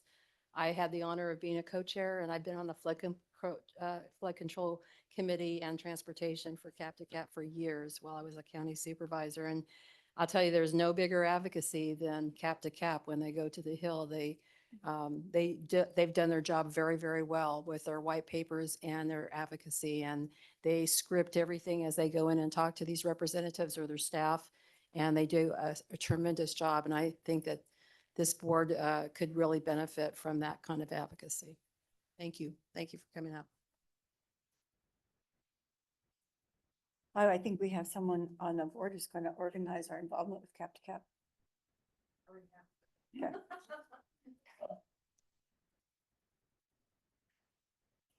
Of course. Member. No, I completely appreciate getting the toe in the bill, like with money. I guess my question is, do we think we can work with the Corps to fund the things that we need to get funded? Like, is there enough wiggle room in the authorization to be able to mold what we need to get done? I don't know. I mean, no one's saying we shouldn't, look a gift horse in the mouth or whatever that saying is. Like, we should definitely ask for money. We need money. But I think that, like, the way in which it pigeonholes us to spend it is the issue that, if we could have a more flexible Corps that could be a part of a broader vision for how we're getting, protecting communities, I think that would be a step in the right direction. I just don't know what the process is or if that's even possible.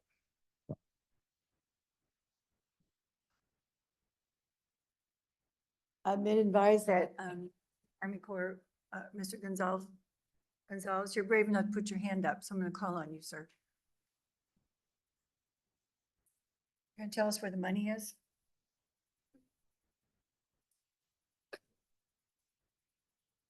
Can everyone hear me? Yes, sir.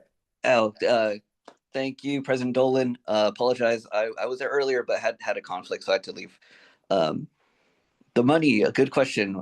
We have been asking for it for years, for every work plan cycle since the Packer was implemented and since the PPA was signed.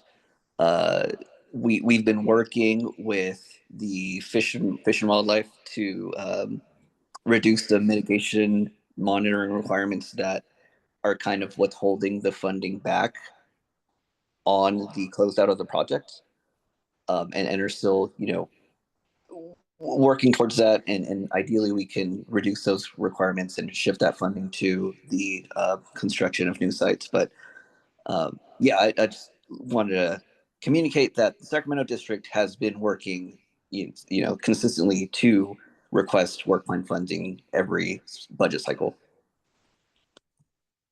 Thank you for that information, and we're happy to join in that as well. I mean, we have your back, and we like that you do that. Maybe we can physically add our voice. And a conversation with Fish and Wildlife would be appropriate at some point as well, especially about how long it takes to get an answer. Okay, any other hands up? No? Board members? Audience? Okay.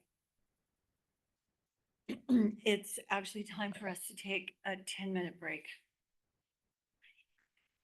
So that's what we're gonna do. 10 minutes for real, not a Dolan 10 minutes, 10 minutes. The board has reconvened, so has the recording of the meeting. And thank you all for just being quiet. That tells me that it was time for me to hit the gavel. I'm gonna blame the minutes, not on a Dolan 10, but a nap 10. You are in your chair. You're right. We are now at item 9C. This is a joint presentation. And you're going to start, Mr. Lamb? This is a joint presentation of Joe Countryman's favorite topic, the U.S. Army Corps of Engineers, Section 408. But I would say the Central Valley Flood Control Association and every single local maintained agency is on it as well. So we're going to start with Mr. Lamb of our operations branch to begin this information. Thank you, President Dolan and Good members of the afternoon. board. Good afternoon. My name is Steve Lamb. I'm the permitting section manager with the.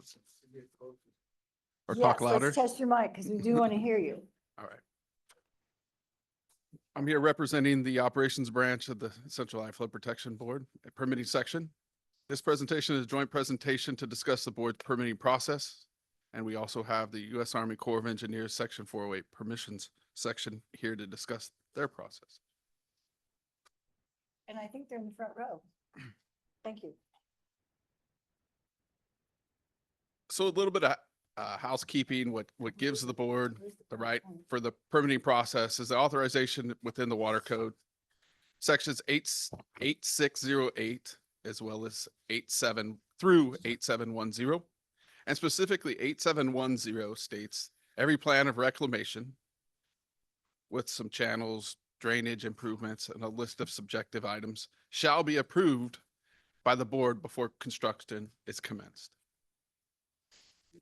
Additionally, we are governed by California Code of Regulations, Title 23, Waters Division 1. Within Section 6, every proposal or plan of work that involves cutting into the levee wholly or in part within any area for which there is an adopted plan of flood control must be approved by the board prior to commencement. So that generally sets the groundwork for what the permitting process is. The code does go further in depth into specific items. I provided excerpts and emphasized portions, not to belabor a lot of the subjective nature in there. So what is our jurisdiction? What areas of the geography do we oversee? What areas do we seek permitting resolution for? I really like this map because it shows the history. This is an old map from the 1940s. And the bold dashed line that really scribes the Central Valley to the north, that is essentially from the tip of the Sierras to the tip of the coastal mountain range, and therefore supplanting the Central Valley as our jurisdiction. We also hold a little tiny sliver down south in the Buena Vista Basin. So naturally, these are all flood prone areas, and that serves as the entire Central Valley, the tributaries, distributaries, Sacramento and San Joaquin rivers, Tulare, and the Buena Vista basins. Why is this shaded? As President Dolan has eloquently pointed out, the shaded area is representative of the areas of adopted plan of flood control. Oh. So there we have it. So the adopted plan of flood control, sometimes referred to as an APFC, means a flood control or reclamation strategy for a specific area that has been enacted by the legislation or adopted by the board and include the following: state plan of flood control, Sacramento San Joaquin drainage district easements, flood channels without levees, channels with levees, the levee right of way itself, any flowage areas that are part of the state plan flood control, designated floodways, regulated streams, and those portions of the Central Valley Flood Protection Plan that have been most recently adopted by the board. So we talk a little bit about the state plan of flood control. The state plan of flood control are those federally authorized projects that encompass a lot of the Sacramento River and the San Joaquin area, that consist of the levees, channels, and other tributaries that contribute to flood control within these areas. The state plan of flood control levees and channel systems have been authorized from US Congress, and those are the ones that we coordinate with the US Army Corps of Engineers for any permitting or alterations upon them. Additionally, the state has taken assurance agreements from the federal government to operate and maintain these facilities, by which the Corps reviews and ensures that those alterations will not impact or negatively affect the usefulness of those flood control projects. So that was the background, kind of setting the stage for now what it is that we do. So our permitting duties, we review, discuss, and triage public requests for activities within the board's regulatory authority. This ranges for calls, emails. Do I need a permit? I'm putting up a barn. I need to reinstall a pipe. How do I go about doing this? And we've been very successful over the course of the last year and a half with cooperation with the Army Corps of Engineers of conducting pre-application meetings with the public to educate them and inform them on the process. Both the permitting group as well as the environmental sciences group and the Army Corps of Engineers meet with these constituents to explain our process, to really try to outline those details by which we're going to need to review their projects for any encroachment within the system. Through this, we coordinate these alterations with the U.S. Army Corps of Engineers Section 408. We review encroachment applications for conformance to California Code of Regulations Title 23 standards. We coordinate maintenance requests for existing encroachments, and we present applications to this board for consideration and approval. So maybe a little bit hard to read for some. It was the best graphic I could come up with. This is a flow chart representative of the simplified permitting process. So at the top, the application process starts with an application being received. Upon receipt, the middle box, the board sends an acknowledgement letter acknowledging the permit has been received. Pursuant to receiving that application, it is then assigned to a staff member, and the staff reviews the application for completeness. Now, I always like to say that this is completeness. You turned in the homework. It's not necessarily is the homework right?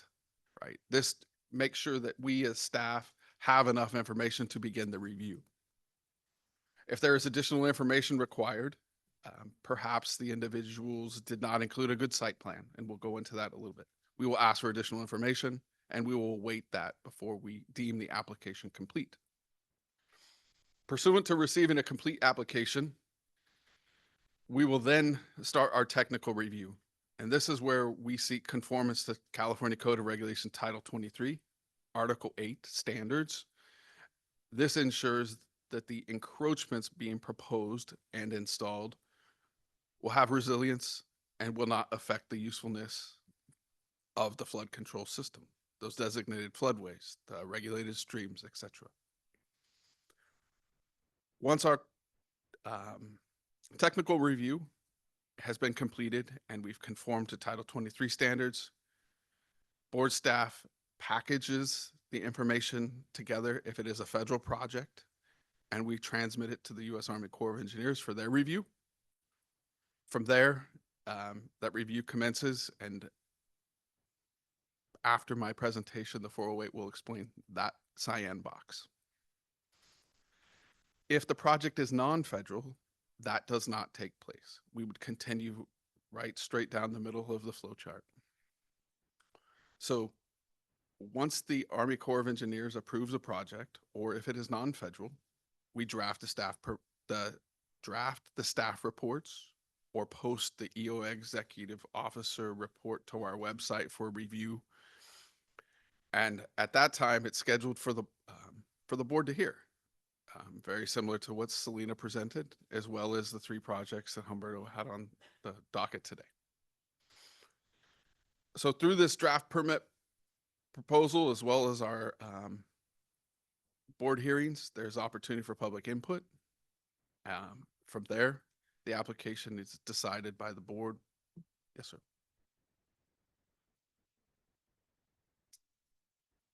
I have a question about your chart. Yes, sir. Member Line Countryman. that goes from board request core 408 approval, the blue box. Mhm.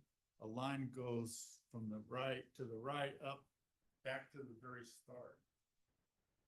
The core doesn't have to do that, does it? So what happens typically during the cyan box is if during the U.S. Army Corps of Engineers review, they request additional information, it would go back to the applicant. And I only have one applicant box. So it would go all the way back to the applicant, and then it's going to essentially short circuit the two middle boxes. The 10-day and the 30-day is not needed. But since we are the non-federal sponsor, the Corps is requesting that additional information from us as a board, by which then we need to get the information from the applicant. So once we request the information from the applicant provides the requested information that the Corps asked for, then the board provides it to the Corps. So we're a pass-through of sorts. You know, we do analyze the information and take heed of the information.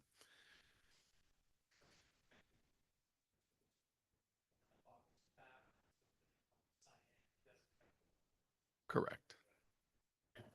That was Vice President Lyons. Well, we have a transcriber. He doesn't always know our voices. Also, in that blue box that the board request core 408 approval, it says 9 months to I knew a you were year. going to pick on that.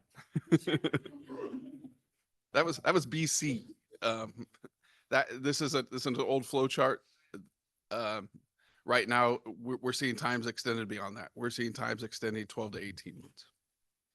I was trying to figure a way to line it up. Yeah. I just That's why you wanted put to the S on year. clarify what we're looking at here.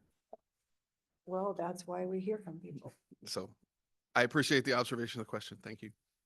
And so once the board hearing takes place, the permit is either approved or disapproved.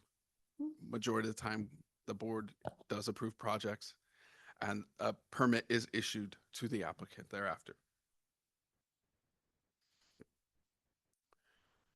So as I talked about, a completed application consists of 3615 and 3615A. These are standard forms that the board has adopted and utilizes as application documents. These are the permission slips or the application forms themselves. Applicants shall be the landowner or legally documented operator and maintainer of the encroachment. The local maintaining agencies or state agencies who maintain and conduct operation and maintenance through assurance agreements to the state are requested to weigh in if they are amenable to the project or have any issues with the project, which would prohibit them from operating and maintaining pursuant to their agreement with the state. Adjacent landowners are notified such that they are aware of a potential project within their area. The applicant must pay review fees as well as construction and inspection fees prior to permit issuance. We ask for one digital copy and one hard copy of all material, a description of the proposed work together with a statement of the dates and planned construction will be initiated and completed. We also request copies of any draft and final and environmental review documents. Yes, ma'am. Member Bosler? Why do we ask for a hard copy? Our currently Title 23 code requires a hard copy. So we can take the hard copy and immediately put it online. The electronic copy we automatically put into our database. Yes. It is a formality, and there are also perhaps disadvantaged individuals that do not have the digital means. So we will assist them in that manner.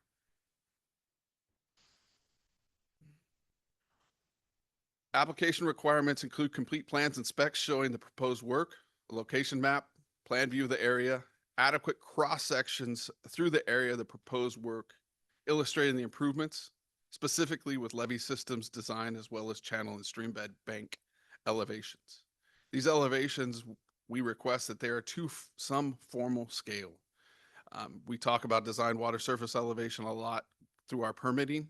So it's imperative that we're talking apples to apples and understand the impacts based on a singular vertical datum. The plans also shall illustrate project features. We want to understand everything that's going into a project. We want to be very comprehensive and show all cumulative impacts that may alter or obstruct flows within the region.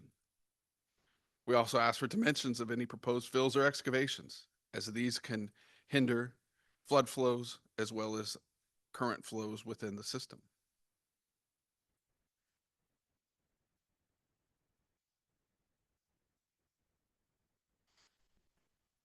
Additional information such as geotechnical explorations, soil testing, hydraulics, or sediment transport studies, along with biological surveys, environmental surveys, and other analysis may be required at any time prior to a board action on the application. This is where we spoke a little bit about the technical review. The report might say geotechnical report across the top of it, but it may lack some of the geotechnical analysis that speaks to levee seepage or through seepage or scour, or one of the caveats I always bring up at my pre-application meetings. Don't only analyze your project feature, your house, your bridge. Analyze how the geotechnical or this project is going to have a geological or hydraulic impact on our facilities, right? Speak to how they will impact the levees. Speak to how they will impact the channels, not just your project. If the project adds elements into the floodway, a blockage calculation or a hydraulic study may be required. If the project alters a levee, as I had stated, we will need to look at the integrity, the loading, the scour, the erosion, the global stability, right? We don't want encroachments being added to or placed near a levee that might induce heave or precipitate global stability issues, causing them to slip. So again, our focus is impacts to the floodway system or those flood protection facilities. So the application timelines, as we had talked about, they go through these 8 processes. I think there's 8 there, maybe 9. Encroachment application intake, where we have the 10-day, we refer to it as a 10-day, which is the receipt acknowledgement letter. A completeness review, which is either, typically we have incomplete items. There are things missing. So it would formalize with an incomplete letter and then finally with a completeness letter. And those 2 are statutory requirements. Current Title 23 requires that we send a 10-day or acknowledgement letter as well as a complete application letter. Then we commence with our technical compliance review. Again, once that's finished, we send the application to the Corps of Engineers for their review and continue to coordinate with the Corps of Engineers staff throughout the process. Once we receive the letter of permission from the Corps, draft permit and staff report is presented. Then we either schedule it as an executive officer delegated permit, which is posted to our website, or it becomes a board meeting approval or board meeting decision. I think I should probably have written board meeting item. I don't want to be pre-decisional. Once a project is approved, the permit is executed and delivered to the applicant. So speaking with, go for it. So under this technical review, before you ever go to the step of sending it to the Corps, you've reached the point where you believe it meets the board standards to go forward, I assume. That is correct. So the review by the Corps, we more or less expect will agree with us, right? I would hope so. Correct. I mean, is there a certain percentage where we believe it meets the necessary standards and the Corps disagrees and disapproves the project? I would defer that question to perhaps after the Corps speaks. Um, from my perspective, we are meeting California Code of Regulations Title 23. It appears that those standards are written in parallel, if not agreement, with the Army Corps of Engineers engineering manuals and guidance.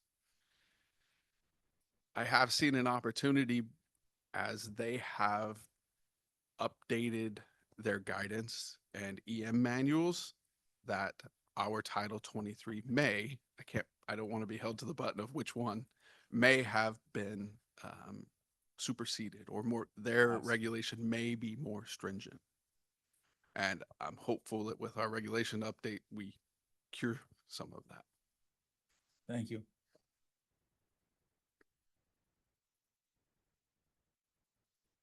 So speaking of timelines, this is definitely more of an average / median that I walked you through the few steps, and I decided to put together a little graphic to show again how the process looks.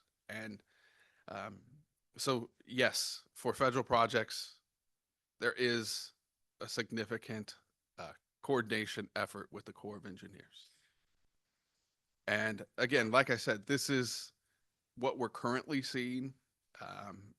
And as we've all spoken, there are challenges, and I hope that the Corps will speak to this. Lamb, this must have been a late entry to the PowerPoint. It was, I'm sorry. So, no, that's fine. It's very good. And if you think of that, put it there. But would you send that by email to board members? I will work with staff, yes. Thank you.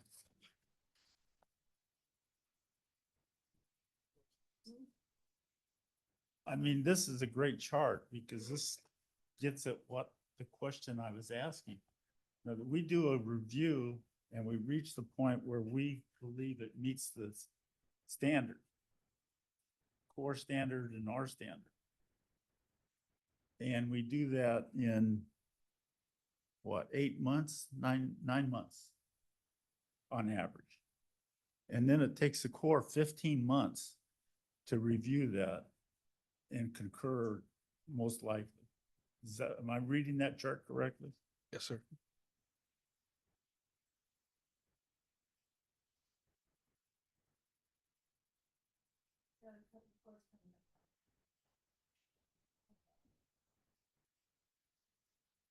So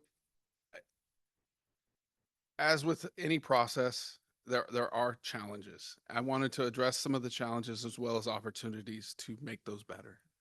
That is the ultimate goal, is to achieve successful reviews, public safety, and then try to thwart some of the frustration that we recognize from applicants wanting to earn an income, hobby, whatever it is they're doing with this encroachment. And so some of the challenges are incomplete items from applicants that may take weeks or months to receive, such as incomplete applications without a fee or endorsement, required materials for technical, environmental, secret reviews, which are not adequate. And so I would ask the public to acknowledge if it takes them 2 to 3 weeks to get something turned around, it's probably the same for us to review what they provided and to be patient with our applications and as we get through the process. But what can we do to prevent that? How can we articulate better to the public? And so I really think the pre-application meetings truly set that stage. The board, staff, as well as the Corps during those meetings, we're emphatically letting the public know of all the environmental studies that they are going to need or going to be required. We talk about hydraulic conveyance and capacity. We provide those flows and pertinent information that the applicant will need to conduct their design. Additionally, increased outreach with cities and counties to let their constituents know that there is the Central Valley Flood Protection Board and our jurisdiction, and that their approvals are needing to be contingent upon our approval, or that they have still a road ahead. Oftentimes we have resolved, but Previously, we have seen situations where counties are approving projects and the applicants then come to us and realize they need a permit. Well, after 2 years of an approved permit through cities and counties, they disappear. They have to reapply. And so they lost connectivity. They're frustrated.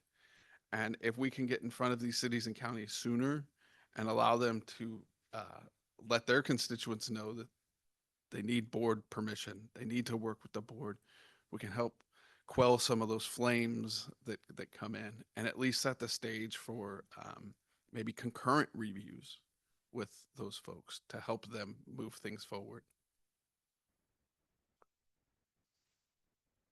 Additionally, operational challenges, right?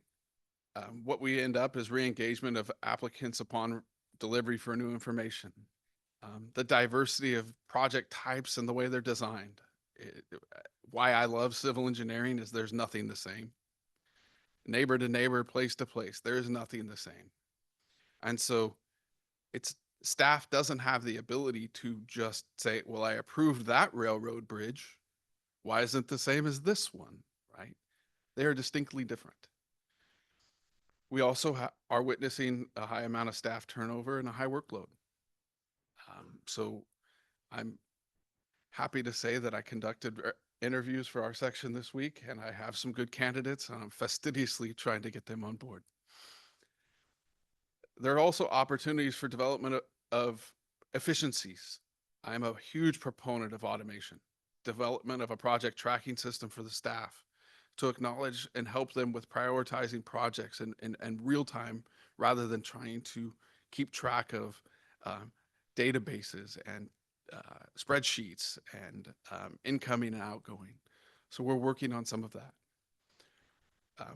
The staff as themselves have concerted a grassroots effort to every other week having a brown bag and staff training 1 hour discussion of problem projects and how better to resolve this. And I encountered this, and this is how we do it. So staff is engaged in continuing mentoring and training amongst them, and I look to do the same to help out. We're continuing to advocate through BCPs for an increased staff, for building our bench a little broader, looking for efficiencies through the permitting mechanism. And we continue to align with the Corps of Engineers to reduce the federal review time, as Mr. Countryman, as you put out. We meet with the Corps of Engineers every other week to discuss specific projects, to ensure that we're communicating manager to manager over these specific projects, whether they be concerns by congressional forces, local legislators. We are in contact, and I will say that we have no problem picking up the phone and talking to one another. So I encourage the continued support that we do have with the Sacramento district. So thank you. If you have any questions for me, if not, I will turn it over and make the introduction to the Corps of Engineers. I'm thinking we go to the core and then we open for questions. Very well. Uh, Well, I'm I've here. been getting I'd like to names, so present thank you. Don't go too far. Michael Fong with U.S. Army Corps of Engineers, Section 408.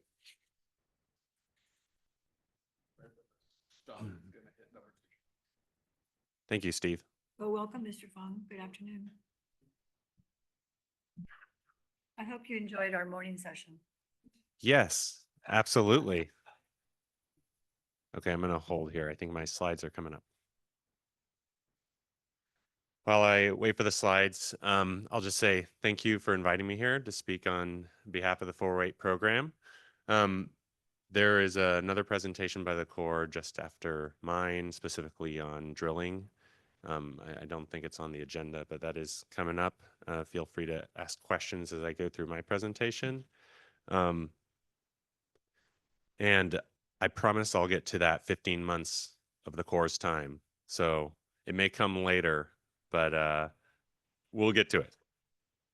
So yeah, I did enjoy the morning's presentations. In the interest of time, I cut this presentation down to 3 hours, okay? So buckle in. Just Jokes so it's aside. not 3 months. That's right. Okay. Here we go. Okay. So this presentation, I think, is a good opportunity for us just to be here and give you guys an overview of the 408 program. Really, my hopes here is to present a higher level overview of that program by touching on our authority and purpose, go through our process, as well as talk about some challenges and opportunities. And then at the end, or, I'll pause for some questions, but again, we have another speaker coming up. The slides here are very high level. I do just want to point out that I did include a resources slide at the end, which does have a lot more detailed opportunity if anybody had any questions. Okay, so I'll start with the Section 408 authority. This is just important for us to go over the language here. So we talk about Section 408. It's actually based in Section 14 of the Rivers and Harbors Act. So Section 408 is a nickname, but just it helps you get to where the law comes from. One of the important lines from that law is the law provides that the Secretary of the Army may, on recommendation of the Chief of Engineers, grant permission for the alteration of a public work so long as the alteration is not injurious to the public interest and will not impair the usefulness of the work. That's underlined because that's what our program does. That's what my job is, those two determinations. When an alteration comes to the Corps for review, we look at whether it is injurious to the public interest and if it will impair the usefulness of the project. I'll use those terms hopefully consistently. Alteration referring to sometimes the requester's project, and project referring to the civil works project, the levee and channel. So next I'll touch on the evolution of the Section 408 program. The key idea here is that the 408 authority is very old. It dates back to the Rivers and Harbors Act of 1899 that set out that that law prohibited taking possession of, use of, or injury to harbor or river improvements. That definition was later expanded to other federal projects. So just to underline this, you can't go out and do what you want to a levee. That goes back to 1899. Okay. The 408 program, as people experience it today, is relatively new. In WRDA 85, that's when the rivers and that's when Section 408 is modified to include the clause that I read before that allows an authorization to be permitted. Prior to that, there was no legal avenue to alter these levees in compliance with that particular law. After 85 to now, that program has gone through, the Section 408 program has kind of evolved, gone through many changes. The Corps currently implements its program under EC 1165-2-220, which was established in 2018. So that's kind of the modern program. Again, underlining the prohibition against modifying Corps projects goes way back. The process we have now is relatively new and I would say still evolving.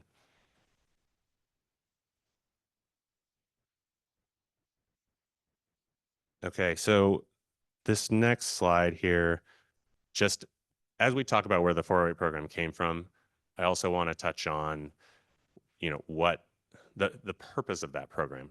So the purpose of preventing or not permitting impairment of the federal project, the usefulness, is that the federal government and locals, state of California, have put in a tremendous amount of investment into a civil works project after it's completed, right? So our obligation long term is to ensure that those benefits, both in dollars and property protected, are maintained in perpetuity. That's what our law does. I also, I have here a little bullet point. Nationwide, levies reduce more than reduce risk to more than $2 trillion in property value. That's incredible. That's something that's worth noting. After hearing all of the presentations today, I think you guys are well aware of the importance of these projects. Okay, moving on. I just, again, want to highlight, so when we talk about the Section 408 program, there's the cornerstones of what we do are based in our original authority, Section 14 of the Rivers and Harbors Act, our USACE implementation guidance, EC 1165-2-220, as well as local interest. Those are our non-federal sponsors. Okay, I'm going to shift gears here and start talking about our process. And I'll start by saying, again, we used EC 1165-2-220. That policy is important for many reasons. It gives us the structure to our program, but it also lays out what USACE defines as an alteration. So this definition is fairly broad. I think it's worth noting here. I'll read it again. Alteration refers to any action by any entity other than USACE that builds upon, alters, improves, moves, obstructs, occupies an existing USACE project. And I've underlined again our two key determinations. The alteration must not impair the usefulness of the USACE project and must not be injurious to the public interest. Okay, so when is a 408 permission required? We have many different kinds of USACE civil works projects, but I'm going to focus here on levees and channels. If the alteration is over, under, or through a USACE levee or channel and the real property interest that we have to protect those, that is when a 408 is required. The next slide here highlights some examples of what an alteration is. It's a very broad definition. I'm not going to read all of these, but it's here for reference. It's equally worth noting there are some scenarios in which a 408 is not required. That's presented on this slide here. Simply put, if the alteration has another authority, then it does not require authority under Section 408. Some examples of that are if it is an activity authorized under the O&M manual that the non-federal sponsor is utilizing to maintain that project. Or if it's an activity that's being undertaken by another USACE project or another federally authorized project. There's also a category of activities that require authorization through USACE's real estate program because it may occur on a USACE real property, in which case it would not require separate authorization under Section 408 under certain circumstances. All right, I would also like to touch on the roles and responsibilities of the main interest in the Section 408 process. I've got here non-federal sponsor, requesters, and USACE. And I've got a little diagram here. I tried to simplify this. It kind of speaks to Steve's diagram with that blue box going around. USACE, Sacramento District requires that 408s be processed through the non-federal sponsor. That's because the non-federal sponsor has an extremely high interest and first line interest in maintaining federal projects. They are the superintendents of those federal projects. They're responsible for ensuring that no unauthorized encroachments occur upon those federal projects. And so we require that requests go through the non-federal sponsor. Yes. On the previous slide, you mentioned that the things that are not required for 408 is O&M. Yet I believe when we have a defective pipe and we're trying to replace it in the levee, that we're assuming that we need a 408 for that. It would seem like that's clearly operation and maintenance. Am I wrong about that? That's very project specific. So oftentimes you can say a pipe we are going to replace a broken pipe, but then you look at the details of that and the project is actually We're going from a 10-inch, broken pipe to a 40-inch reinforced concrete pipe with a pump station and all these other things. That is not operation and maintenance. And there is also a distinct difference between operations and maintenance of the federal project and operations and maintenance of alterations that are out there.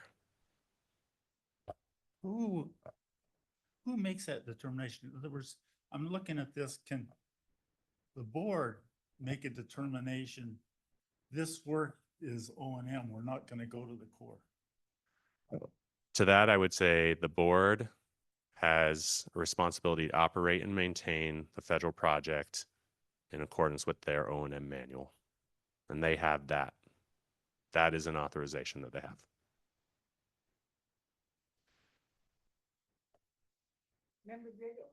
So when you do betterments, and you kind of gave an example of, changing the dimensions or the material to put a pipe in through the levees, are betterments injurious to the projects?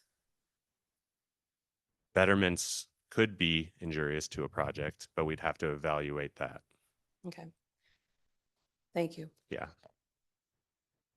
Yeah, everything, all alterations go through the similar process to support the same determinations. I'll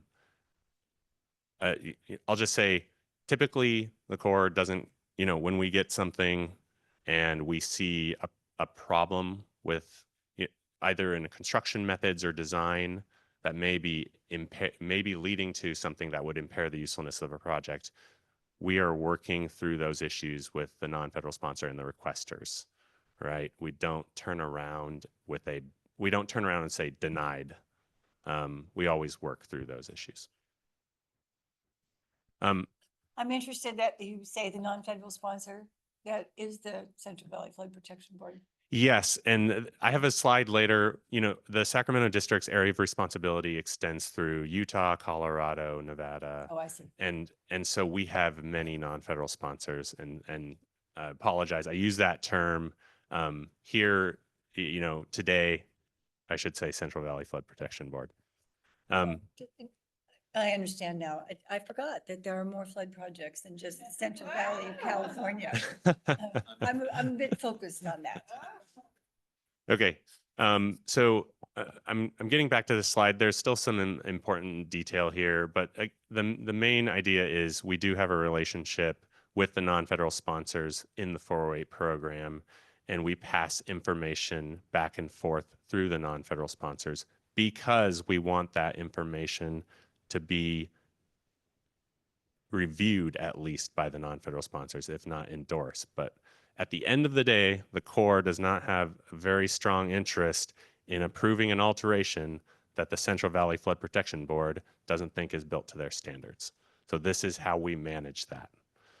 On the other side of the diagram, I stole this from a regulatory joint presentation, but it's kind of worth noting for some folks that our regulatory program is handled differently. That program, they communicate directly with the applicant in that case, which is the same as the requester. Okay, I'm embarrassed to put this up here after seeing Steve's diagram, but very high level representation of the 408 process. There's lots of, we've laid it out in different ways. This particular presentation is an attempt to show how a requester might experience the 408 program. So the first point here is that the requester coordinates with a non-federal sponsor. Whenever we hear about a potential alteration, either through the non-federal sponsors, through public channels, or through our own regulatory division, we direct those requesters to go to the non-federal sponsor. We generally, at some point, have the non-federal sponsor coordinate a pre-application meeting. The board will call us, we'll set up a meeting. The pre-application meeting is really critical. It's a real important opportunity for us to get the process on the right track. During that meeting, we have the requester and non-federal sponsor provide a presentation, at which point the Corps will identify any concerns and try to identify any information needs, technical analyses, environmental documentation, everything. We try to get them on the right track. After the pre-application meeting, the application is still with the board. You guys are still in that other process. The Corps is not doing anything with the project at that point. At some point, the board is going to submit an application to the Corps. That is when our timeline starts. USACE is going to receive that request, and within 30 days, we're going to provide an initial response. We call it an initial completeness response. I have a slide coming that will kind of lay out what the definition of complete is, which I think will be helpful, but it's not yet. So within 30 days, we're going to respond whether an application is complete or not.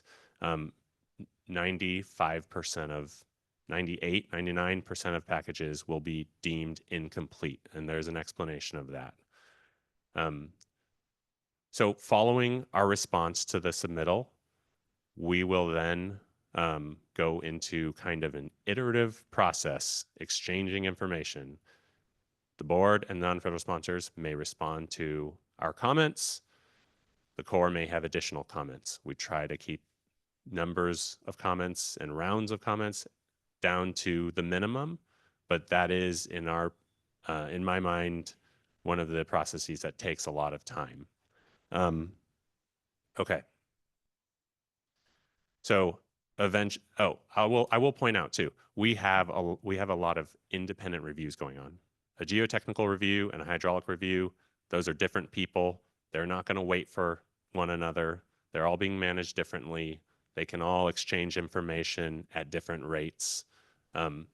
When all of those reviews get to a certain point, the Corps is going to be able to determine the submittal is complete. At which point we issue a written notification to the board, which gets passed to the requester that says, hey, we're ready to make our decision. We'll have that decision within 90 days. When we've reached this point, largely the Corps has everything it needs to make its decision. We're drafting our materials. We're finalizing any reviews as necessary. We're routing those materials for review, and we're moving to final decision. At the end of this, we are signing a letter of permission and transmitting that letter of permission to the non-federal sponsor, in this case, the board. These two steps here are not common, but I've included them just for awareness. For larger projects that are resulting in integral changes to the federal project, we do have involvement from the Section 408 program after the letter of permission. It often gets overlooked, but that includes construction oversight as well as a final O&M manual update. Okay, so this is a little text heavy, but this slide lays out a basic set of what we require for a complete submittal. And I'm doing air quotes here on submittal because there's two groups of information here. One is materials that can be provided by the requester and non-federal sponsor. Second is a group of information that is actually requires the Corps' involvement. So a requester can come to the Corps, have everything in the first box, and we may still send an incomplete submittal back because the Corps still has work to do.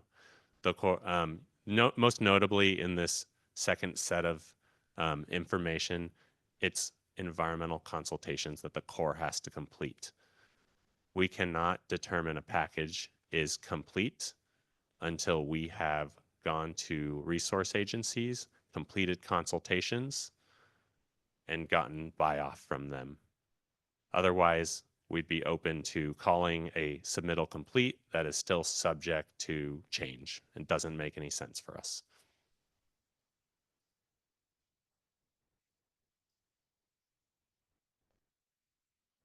I mean, there's a way to deal with that that doesn't take months and months. It's the same thing that we do with our permits. We say this is approved subject to completion of these. Yeah, so the Corps' determinations are, will an alteration impair the usefulness of a project, and will it be injurious to the public interest? It makes no sense for the Corps, and it's beyond our authority, to make a determination in advance of the information needed to support that determination. So we cannot make our final determination subject to completion of ESA, for example. Why not? ESA has to comply with ESA, NEPA, Section 106 of the National Historic Preservation Act. We have to complete those consultations there is only one decision in the 408 process. That is when the approving officer signs the letter of permission. I think this is where the frustration lies. Your duty is to find that this project's not injurious to the project, to the federal project, right? We have two determinations. One, that it does not impair the usefulness of the federal project, and two, that it's not injurious to the public interest. I don't, does it say that in the 408, and if we read the statute? Yes, that's directly from Rivers and Harbors Act. Because this is something new for sure, right? We never had that before. It was, is this injurious to the project? And there was a finding of, no, it's not injurious to the project. It can go forward. Now you're saying, okay, is the public interest? Oh, so to drill a 4-inch hole over here in the ground off the toe of the levee, we've got to consult with this guy, this guy, this guy, this guy. And all of a sudden to drill a 4-inch hole, it takes 2 years to get a permit. There's something wrong there. Well, we do have to, so I will say that the language that I'm referring to is written in law. There was a period of time before WRDA 86, before WRDA 85, and maybe a little bit after that, where we were operating in accordance with CFR 20810. That was based in, I think, I breezed over it. So there are other regulations out there, right? And the Corps did operate with our non-federal sponsor in accordance with those for a long time. That blur of time between WRDA 85 and today, the Corps and the Section 408 program has gone through an evolution. And under current guidance, those determinations are necessary. We absolutely cannot move forward. A federal action, I'll say this, a 408 decision is a federal action. Federal actions are what triggers compliance with these laws. So it's very broad, but it's very consistent.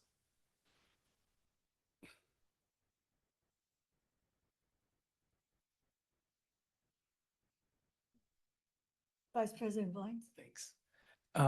So I'm going to ask, I think it's an obvious question, you kind of answered it, but when you said, so since 85 and that blurred time, is that legal? That's your legal team saying there's a new standard, and this is how we're using it? It's a much longer conversation. And Yeah, plenty I of time. definitely don't have the details to walk that out. But my understanding is that prior to 85, there was no legal way for the Corps to authorize improvements, alterations, whatever, within the bounds of Section 14 of the Rivers and Harbors Act. Right? We were operating under another set of guidelines.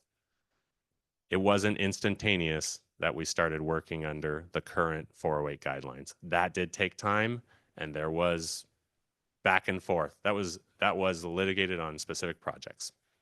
I'll say that. Got it. So in the early 2000s until I think, somewhere around there, there were a number of policy letters that came out, started delegating authority to different levels in the Corps. It was all very project specific. Eventually, a 408 policy came out, and that was superseded by an updated 408 policy in 2018. Okay. So the question I was gonna ask, what I think is the obvious one, but this is the bubble where everything gets delayed, right? Because you need to have all of it completed. So when you say you go out to all the other agencies and departments, you have a lot of people you have to go to. You're waiting on getting their sign off, and then you're done. Is that basically what we would look at and call the big delay? That's that process? You may call it a delay, but Yeah, I'm probably using the wrong word. I acknowledge that. Right. It's required information for Right. us, right? We're not moving on without completing that. Right. But that's the part that takes the most time. That, I have a slide later that talks about challenges. It is a component that takes a lot of time. In my experience, it depends on which project you look at, why a review may take a while. Sometimes, you saw that slide with 15 months of the Corps time. Mhm. Nowhere in there does it say the Corps is working with U.S. Fish and Wildlife Service or how much time that took, right? So, if you look at that slide, you should see that as the 408 process, not the Corps. Or if the Corps goes back with a request for updated plans and the requester takes a period of time to get that back, the Corps also owns that time in your slide. Yeah. No, But that's helpful. Yeah. Right. So I can say that we have a list of required reviews that we have to complete. It's different on every project, what takes the most amount of time. We allow all those reviews to proceed independently with the hopes that we can move forward with that review in the most efficient way. Okay, thank you.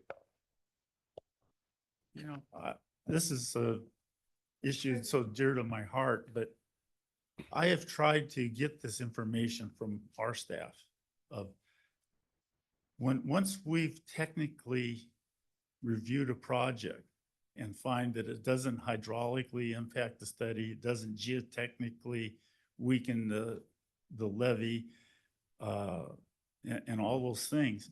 How many times has the Corps come back and said, we disagree with you?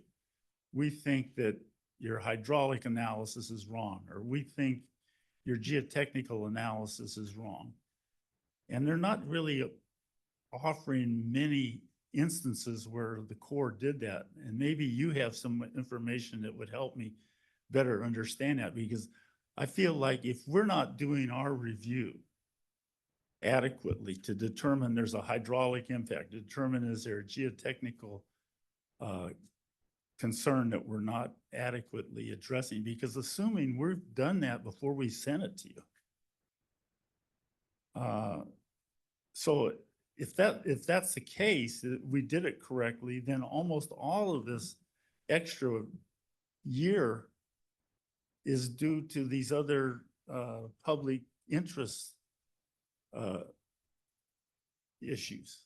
So that's why it's important to know. It's basically unacceptable to have 18 months to review these things. What can we do to shorten it? We need to know what's causing the delay. Yeah, to that, I would say the Corps always has some comments, and I'm not saying that flippantly. There are things that the Corps finds that it believes are needed to support our determinations. I'm talking strictly about the technical information, hydraulic and geotechnical. I want to say that I appreciate all the work the board does, really. Board staff, we see as partners in this process. That is unquestionable. realistically, a submittal from the board to the Corps is a file folder, it used to be hard copy, of plans and analyses.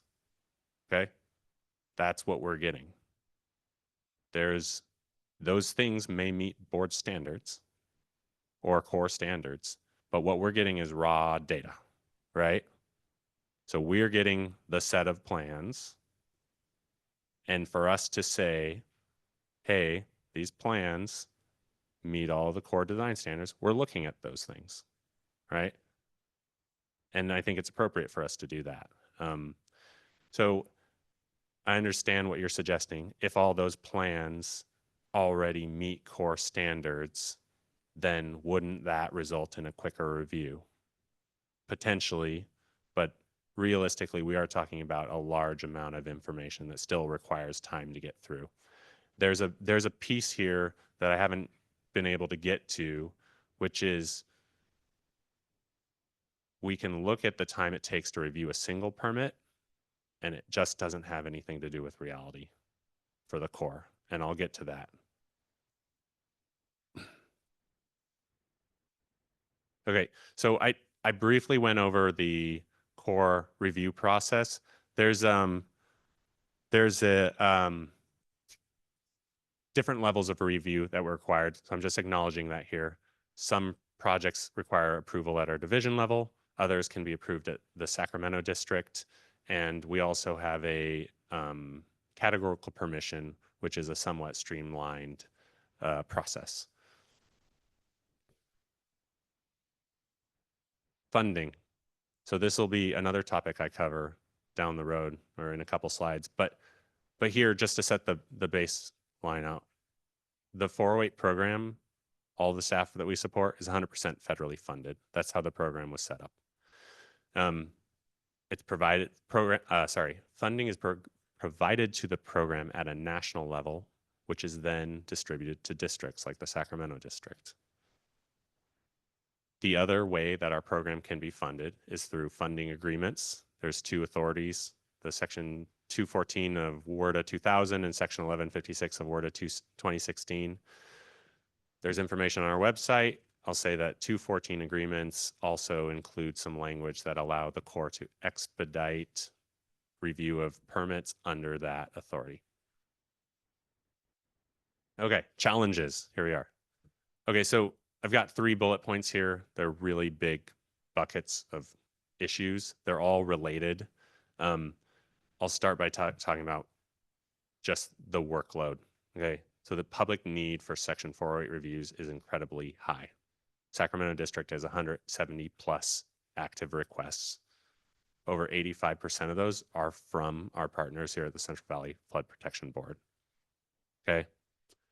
So Steve had a really nice diagram showing the protection that and jurisdiction that you guys have. It's a large responsibility. There's a lot of people living here in California and elsewhere, living in close proximity to these USAY Civil Works projects with need to alter them. The need exceeds our capacity. I'll say that. Program funding. So there's a lot to be said here.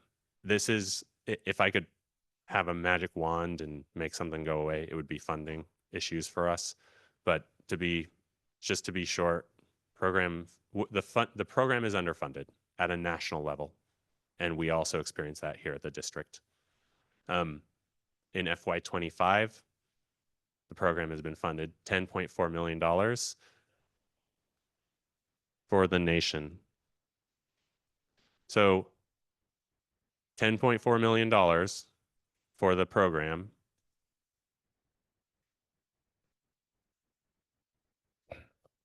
Do- 10.4 is for all 39 districts in the whole country? That's correct. I did not know that.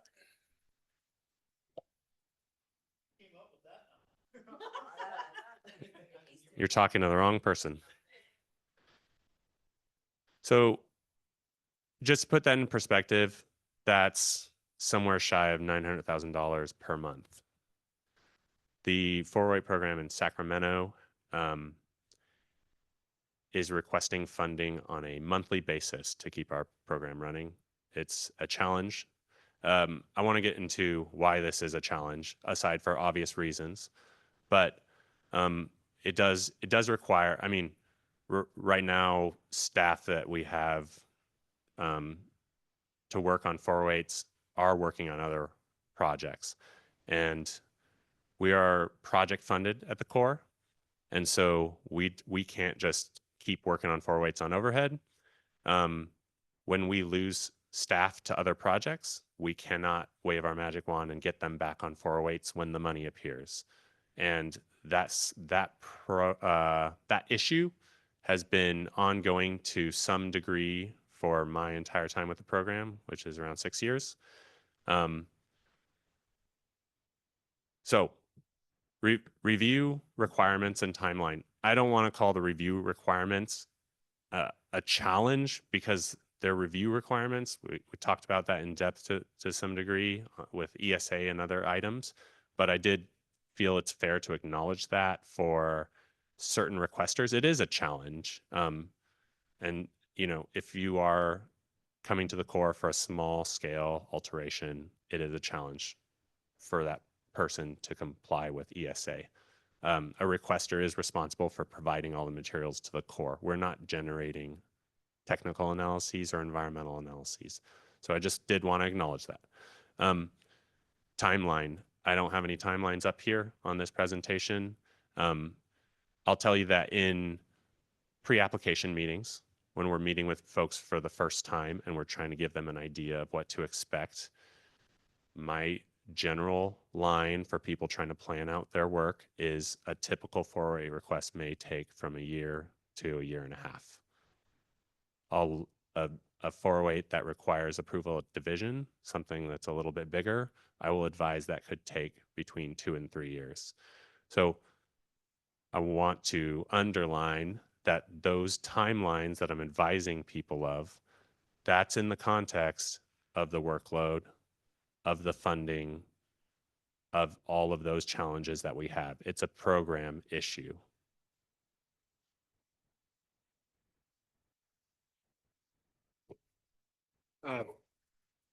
Just for, could you roll back one slide for a second? Just for my notes, the 10.4 million you clarified is for all 39 districts. 170 active requests, is that for Sacramento district or is that also? That's Sacramento district. And how many people do you have working on 408 program in Sacramento district? Between 10 and 15. How many open positions roughly? I mean, I'm not like trying to put you on the spot, but I'm just getting a sense of like what the. I don't have that information available right now. Okay. So I'll tell you, you know, you're getting into territory of how the Corps is structured, and it's not structured just to fulfill the 408 mission. Right. Right. So we have staff that I work in a 408 permission section. We have staff that do not work in that section. Right. And the number of resources we can bring on varies. I would love to attack that 170 projects workload with twice as many staff. Right. Right. Do you have a sense of the 10 to 15 people who might be working on it? How many of them might be probationary employees? I don't have any comment on that. Okay, I mean, I'm not trying to make a political comment here, but I mean, it's a factual thing. Yeah, for our constituents to know. Yeah. And so if there's a way, you know, to take the request back, I mean, it would be good to know. No, I'm sorry. I don't have any comment on that.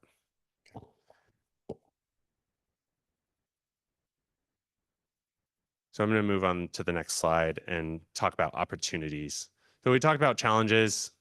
You know, I laid these opportunities out as potentially, you know, applicable to requesters, the non-federal sponsor, and the Corps. You know, okay.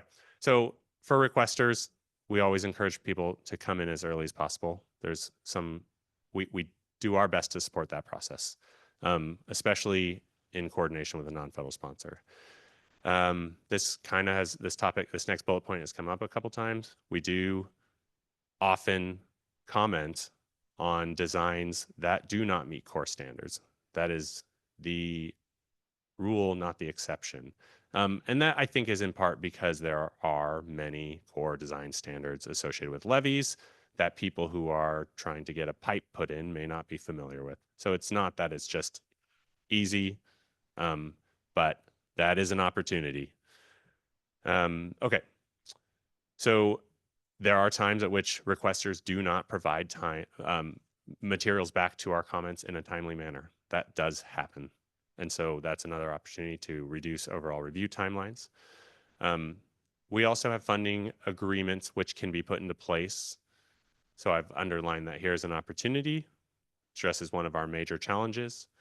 And then I've also underlined categorical permission as an opportunity, which is a review process that we've laid out that has certain design and construction guidelines already established. If your proposed alteration is designed in accordance with those, it can help the review of your process be expedited to some degree. There's also some efficiencies in our having completed programmatically our compliance with NEPA on that process. At the bottom of the slide here, opportunities for the non-federal sponsor. I have coordination and communication. We do a pretty good job with the board already, but that's always an opportunity. So we fully acknowledge that. Try to be creative. And then I also have underlined non-federal sponsors are also eligible to contribute funds to USACE under a funding agreement.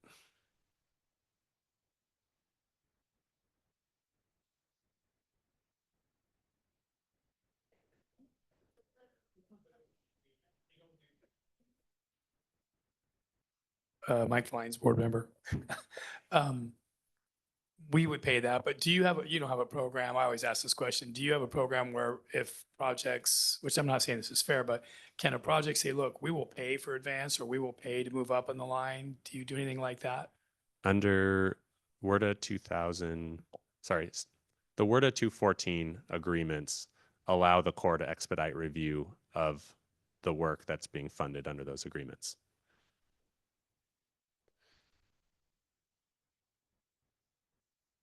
Sorry, I think my clicker has died. Okay. Does anybody else have the ability to advance the slides?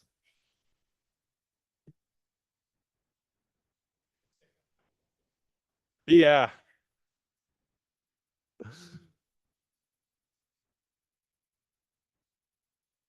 Okay, so while we're waiting for the slides, I'll just say that the next slide is going to be looking at opportunities for the Corps. So it underlines that we have a categorical permission and that we're also working on a regional categorical permission. The Sacramento district's categorical permission was established in 2019. The regional permission that's being put together is, I think, slated to be done this year, and it's similar, but we'll offer updated design guidelines. Similar in scope, though, in the terms of the types of projects, types of alterations that can be approved under it. The Corps is also working on programmatic agreements with SHPO to get to some of those longer review timelines within that we have to get through in environmental compliance. We've had that project underway for a long time. We're still trying to get across the finish line on that. We're also earlier in the process on trying to find some programmatic approvals with U.S. Fish and Wildlife Service. And then I'll underline that there's an opportunity for programmatic drilling plans, but I won't go into that because that's getting to my colleague's presentation. So here's the resources slide I promised you about. Before I turn over the mic, I just want to thank you guys again for inviting me to speak here. And I want to especially thank our staff level partners at the board who we work with every day. So thank you guys. I'm taking my people thanking us for being here when we asked you to be here. So, but us guys are grateful for the thanks. And we certainly appreciate the time and energy you put into this. We put you in an awkward position in some cases, but this is complicated. Got to be a way to make it better. And it just seems to me like some of this stuff is duplicative. The same review by the board, non-federal sponsor, which I think you'd like, and then it gets reviewed again. But I completely understand the slowness with SHPO and the U.S. Fish and Wildlife Service. I just want to, Mr. Countryman, just keep it live and just talk. Um, as you probably know, I've worked at the Corps for some time, and I was always amazed that when Raise your mic. when headquarters allocated funds, they seemed to be totally not connected to the effort that was required. It was like somebody in Washington said, okay, here's this pile of money, let's divide it up. And we would receive money and not, it wouldn't nearly cover the manpower requirements necessary to do the work. And it was very frustrating for me as a manager when things like that happen. So I'm sensing to some extent that we need to really let headquarters or whoever knows, whoever's dividing this money up, know that it's not working for us here in California and we need to have it reviewed. So thank you for your presentation. Through the chair. Member Grego, and I know we have audience members who want to talk that don't think that we ever go on this long, but Thank you. Thank you. always you. Thank you. I want to thank you for your presentation today and explaining the process. And I just want to just kind of emphasize about how this coordination and communication works with local government. You know, coming from that area of government for the number of years I was on the Board of Supervisors, it's really important to find how we bring them into the loop and try to shorten those timelines, because I live in the community. I'm hearing from those that have put, you know, permits and that have gotten through the process of the county, but then get stalled at this juncture with the Army Corps of Engineers. Finding a way to streamline a better method for local government is really a big deal for me. So I hope that that happens, and thank you for your presentation.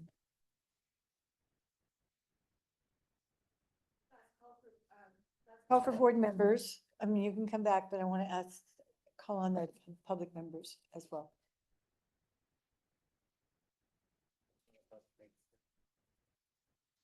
There's another presentation? What am I missing?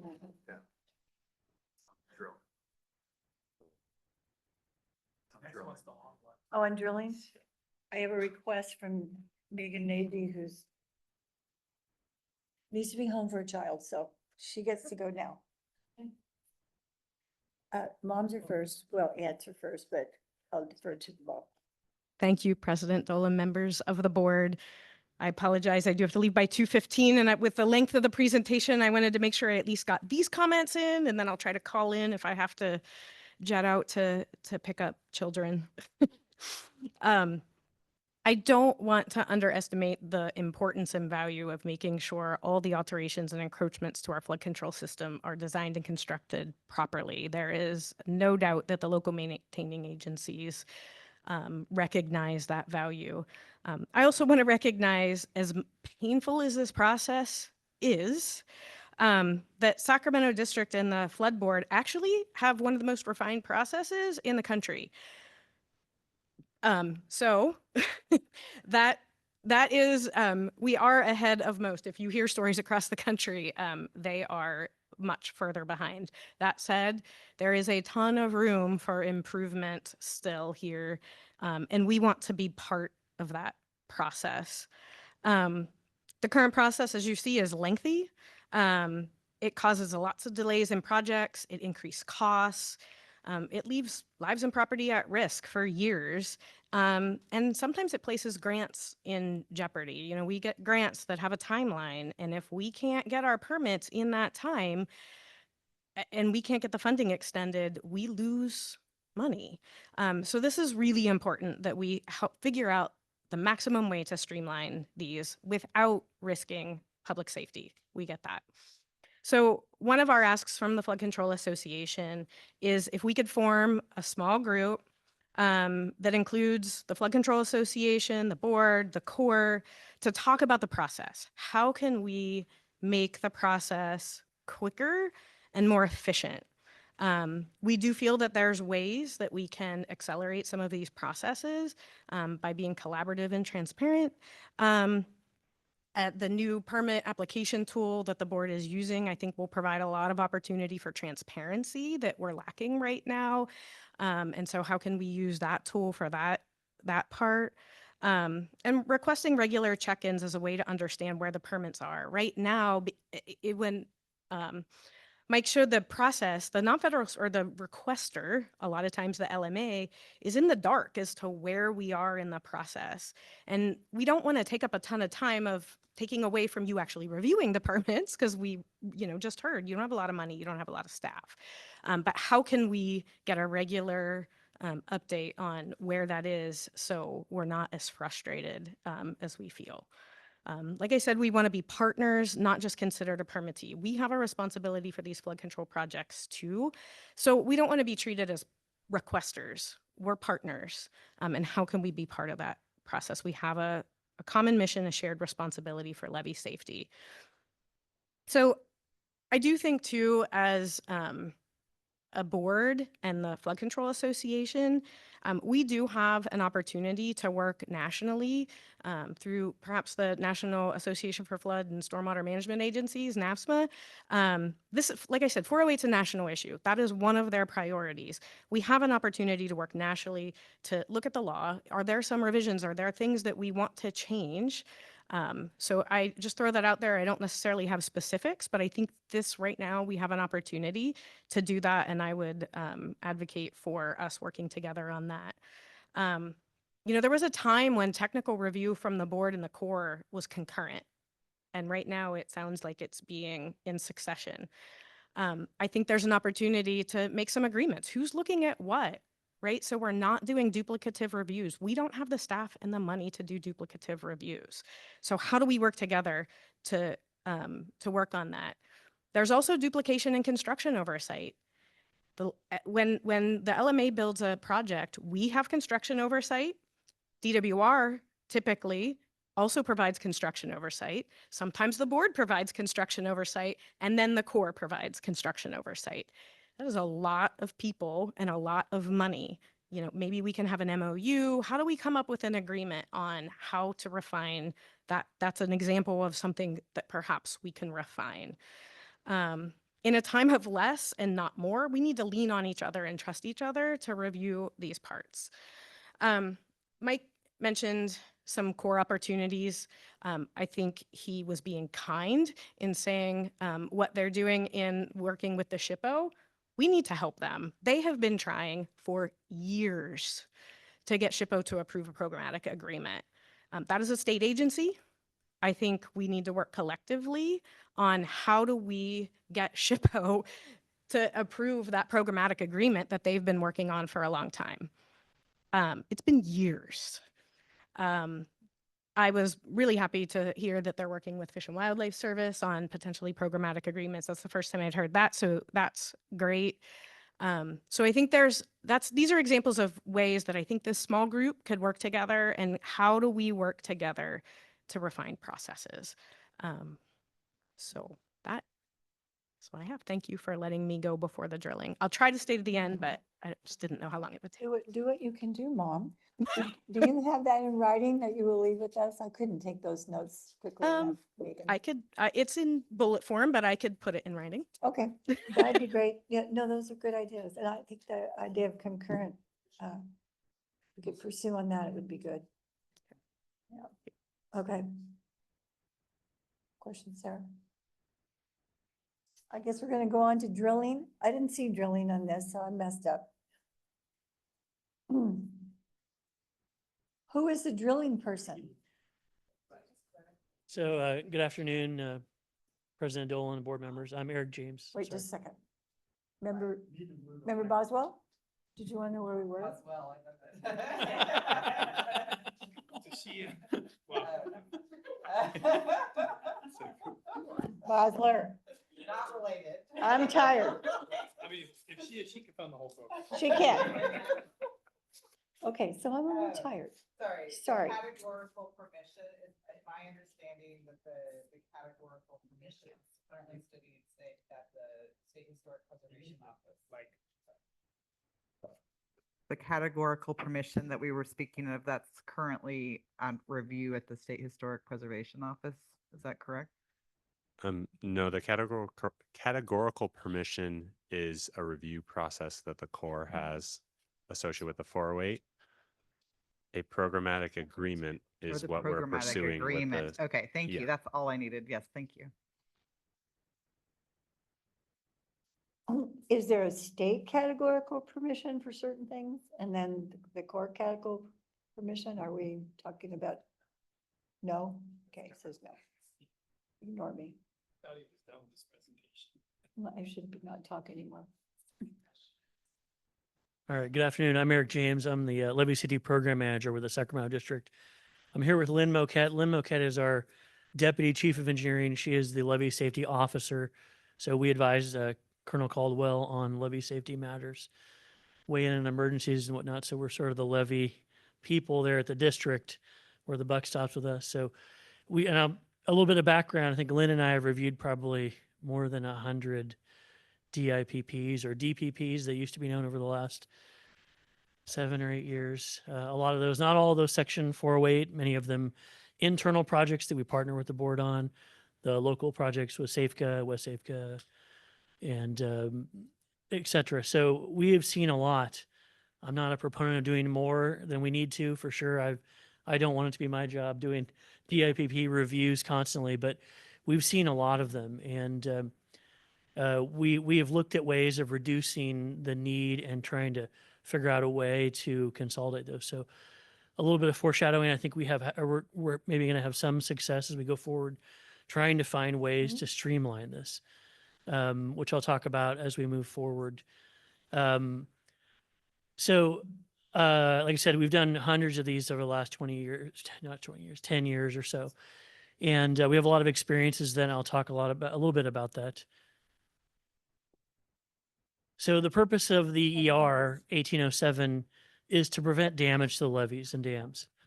And I'm going to acknowledge right here, and there is widespread knowledge in the Corps that this is even more important for dams. It is still important for levees. And it is also critical for horizontal directional drilling. Horizontal directional drilling is dangerous to the levees. The frequency of problems is very high. It is definitely not a de minimis problem. Almost every time they do horizontal directional drilling, they do damage.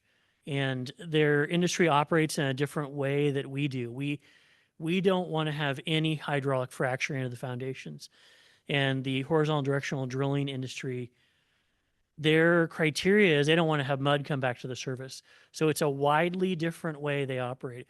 And so I would say the ER 1807 program or drilling program plans, it's even more critical for horizontal directional drilling than almost any other thing that we do. We've done a few of them. There's one permit going on right now and of its pre-application and not too far from here in Sacramento, and it's over by 50, and it's potentially damaging the levee. So it gets a lot of scrutiny, as it should.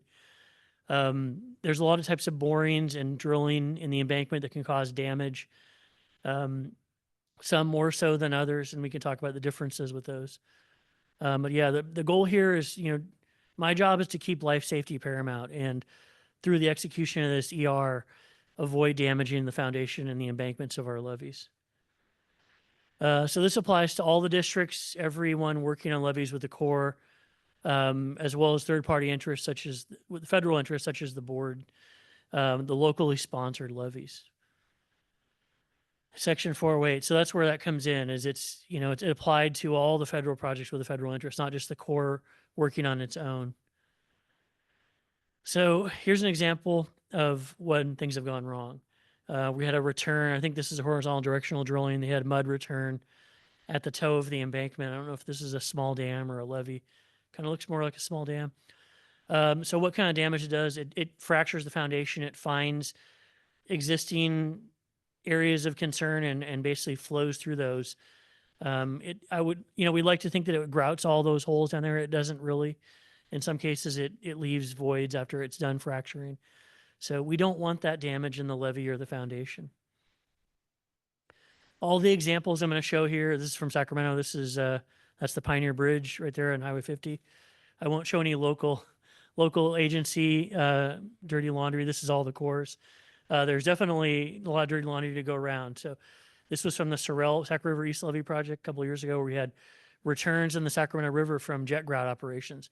They were not actually jet grouting, they were drilling. They were advancing the drill to do jet grouting operations, but this happened during that time, during drilling. There's another example over on, this is in the east side of Sacramento. I think it's near the left side of the American River. We had a blowout and ended up in people's backyards and filled some pools with drilling mud. So this stuff definitely happens. I'm sorry, I'm not getting responsive. So this was a slurry wall. And we'll talk a little bit about that in the future. Slurry walls themselves they do not need to have a drilling program plan. They need to be evaluated with respect to the ER to avoid problems like this happening. And this is fairly common. We have one of these every couple of years where we have often a cutoff wall, but there's been other drilling too that's caused this, where you can see the dark line of surfaces where a hydraulic fracture formed and the grout was flowing, flowing through this is American River left bank, just a few miles from us here. So the ER 1807, it's been around for a little while. First version was in 2006 about drilling in earth embankments. It was primarily focused on dams at the time. This is right before I came to the Corps. Soon after I came to the Corps, they came up with a new version. It's 2014. This is where a lot more of the restrictions came in at putting drilling program plans together.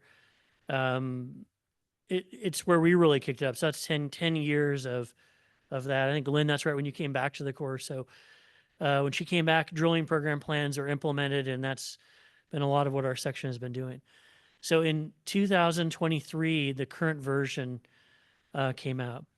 So I was asked to participate in the development of that document. So myself, as well as our former geotechnical branch chief, April Fontaine, who is now the proponent at headquarters for this document, we went to Washington, D.C. We met with other folks around the Corps, drilling industry people, and we made revisions to that 1807 from 2014, and that got implemented in 2023. Sacramento District had a big influence on the changes. It went through our operations group here as well for comments. And so we got a pretty big input onto what that document would look like. We cleaned up a lot of the inconsistencies. What I learned is you create some of your own. You think you fix everything when you write these policy documents, and you create other issues. But we tried to address the things that we knew were concerns with the document.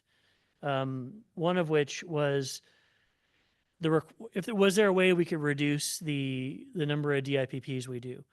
With the time when we met in 2019, we were fresh off DWR's urban levee evaluation program and the non-urban levee program. That program did thousands and thousands of borings. We could have never done that going through individual DIPPs for each one of these little projects. So our idea at the time in that meeting, exactly, I remember the day, it was like late March 2019. Hey, let's come up with an idea, something like a programmatic agreement where we could do some program like DWR's urban levee program and not have to come back again and again and again, do these numerous drilling program plans or DPPs. So I might call them DPPs or DIPPs. The current version name is DIPP. So knowing all that DWR work had been done, we didn't want to go through that again if we had big drilling programs. So we created a programmatic agreement, the concept of that. We didn't really flesh it out at the time, what it would be. We put it into that document. It made it through all the reviews. There was a lot of hate we got because a lot of folks don't like that. They didn't want to have, they want to be able to look at scrutiny for every site-specific condition. And so there were a lot of folks around the Corps that were not interested in this. However, the folks at headquarters believed that we had reasons to do that. Especially levee, we use the DWR example, right? The thousands and thousands of moorings. We could never do that with all these individual documents. So we needed some kind of program agreement. So that made its way through all the final reviews and is in the current document. I guess I talked about a little bit of this overall already. So much of this document, the bottom line is much of the document as it exists got SPK's input from the region. They had some extra industry experts there that were from local folks as well, HCD folks from Roseville. So it got a lot of our input here locally. Some things still require a DIPP drill, any type of drilling, cone penetrometer testing, test pits in the levee, piezometers, and especially, as I mentioned before, HDD drilling, which is probably the most, it's on the bottom of the list here, but it's probably the most dangerous thing that we do. Some things that we made clear on what doesn't need DIPPs, because that was ambiguous before. There are folks that want to have DIPPs for hand augering levee, fence posts, things like that, that were pretty ridiculous. And so we wanted to establish that that was not the case. So the guidance makes it clear that none of those type of minor construction activities require that. And we clarified that if it's outside the flood protection levee easement, it doesn't need a DIPP. So channel borings that are still, subject to a 408 potentially, I guess, but they are not requiring DIPPs. One of the big changes we made in addition to the programmatic agreement was putting it in a line saying that if you did the work as part of, if you're going to do the work as part of plans and specs, that you don't need a standalone DIPP. You just submit the project with your plans and specs like you normally would, and it would need to meet the 1807 requirements. That's the big but on here. It still needs to meet that, but you don't need to put a standalone document together. It could just be in the existing package that you already were submitting. And that applies to all the different types of construction features we have: cutoff wall, deep soil mixing, and clarify what we do and we don't need for that. So I'll talk a little bit about exemptions before I get into programmatic agreements. Emergencies can still be, we execute an emergency in West Sacramento for drilling for the West Sacramento Weibel Yolo bypass East Levee slip that happened earlier this year. That was the first emergency declaration we did. Lynn granted that, and we went forward and drilled without having a permit. We still followed the guidelines from the 1807, but we went forward without a permit, and we're able to drill rapidly, and 24/7 we were out there and got it done and got the emergency repair fixed a couple of months ago, I think. So again, work performance part of a major modification, kind of reiterating what I said earlier, that can all be in the plans and specs, which there are some issues with that, which I'll get into on the programmatic agreements, because the plans and specs, you need to do borings before you do plans and specs sometimes. In fact, often, right? So you might need to have something else. It may not help that much to have it in plans and specs, but that's where the programmatic agreement, one of the types of programmatic agreements, might be applicable. Yeah, I think most district level stuff may require a DIPP just because it's these little small projects that don't have a full set of plans and specs. I note that here at the bottom. One more clarification. We can conditionally approve DIPPs now. So we're having issues. The previous ER, people Caltrans didn't have a driller for their project, or, the HDD contractor wasn't known at the time PG&E was doing the design. And so now we have language in there that can be conditionally approved, and then we send to the board with that conditional approval. Then typically you guys send back the drillers once they get submitted by the, a year later, or whenever that is, once it's submitted by the applicant or the requester. So this was a big thing, and this will also help us with programmatic agreements because this is a necessary part of programmatic agreements.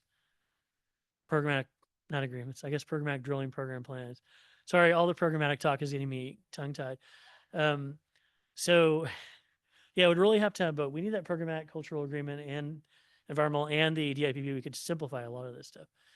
So again, I suggested this like 6 years ago. We didn't really know what it would look like. We just put it in there and figured we'll figure it out once we get that language in there. My thought at the time was we do something project specific, like the urban levee program, where they had, specific levee reaches they were going to do. Maybe we have one for each reclamation district has its own programmatic agreement. So a lot of ideas like that. I've what are some other ones here? Have an approved exploration. Yeah. So we at the district, I've been very open in allowing people to come back and say, hey, I need 2 more borings, but to amend this. No, just send us a document, what you're going to change. We'll just PDF it and save it with the file with the regular agreement, the full plan. We won't do more. And so we've tried to use the existing DPPs that we have as much as we can reasonably do that. I've been flexible when requesters have called, hey, I need to do 4 more borings. Well, is it the same type? Yeah. Same depth? Yeah. Okay, go ahead.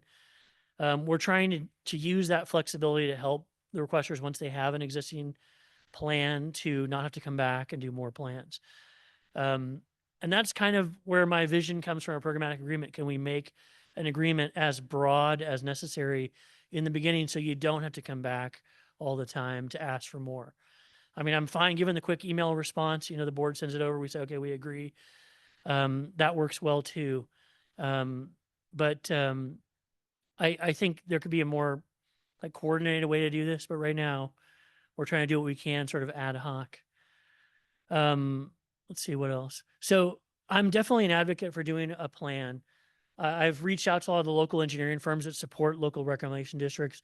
They're aware of this. I think people are curious. We've had some interest from Safeca, although Safeca kind of feels like the Corps, you're doing all the work, so you put together the plan right now. So, we could put one. We have not yet put together one in-house. A couple, like I mentioned before, a couple of the RDs from Yuba County, RD 2103 and 1817 in Wheatland they're interested in doing it. They talked to me. I gave them ideas. They came back with a draft plan. I thought it looked really good, my vision of what that would look like. And so they're getting ready to submit that to the board and try to establish a programmatic plan. It just has a lot of generalities in there. It has like numbers of borings they could do, procedures for how they'll come back and have more drilling personnel, get it approved later. That conditional approval that I mentioned is a big part of that. So I'm excited to have somebody that's interested in pursuing it.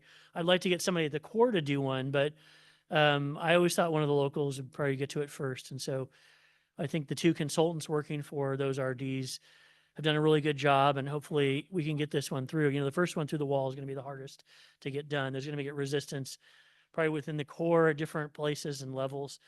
But I think that is not the solution in the end. I think it's a good sort of workaround for a lot of cases. There's another situation that's similar to one RD getting all of its programmatic agreement in place for the entire system. That's an example like where we're going to do say there's a division level construction project, cutoff wall project somewhere. They need borings for planning it. They need borings for design. They need borings for during construction, for instrumentation afterwards. Put together one plan and come to the Corps one time with the best guess at all the numbers and types of drilling you need. And we can approve those things later, the personnel changes, quantity variations.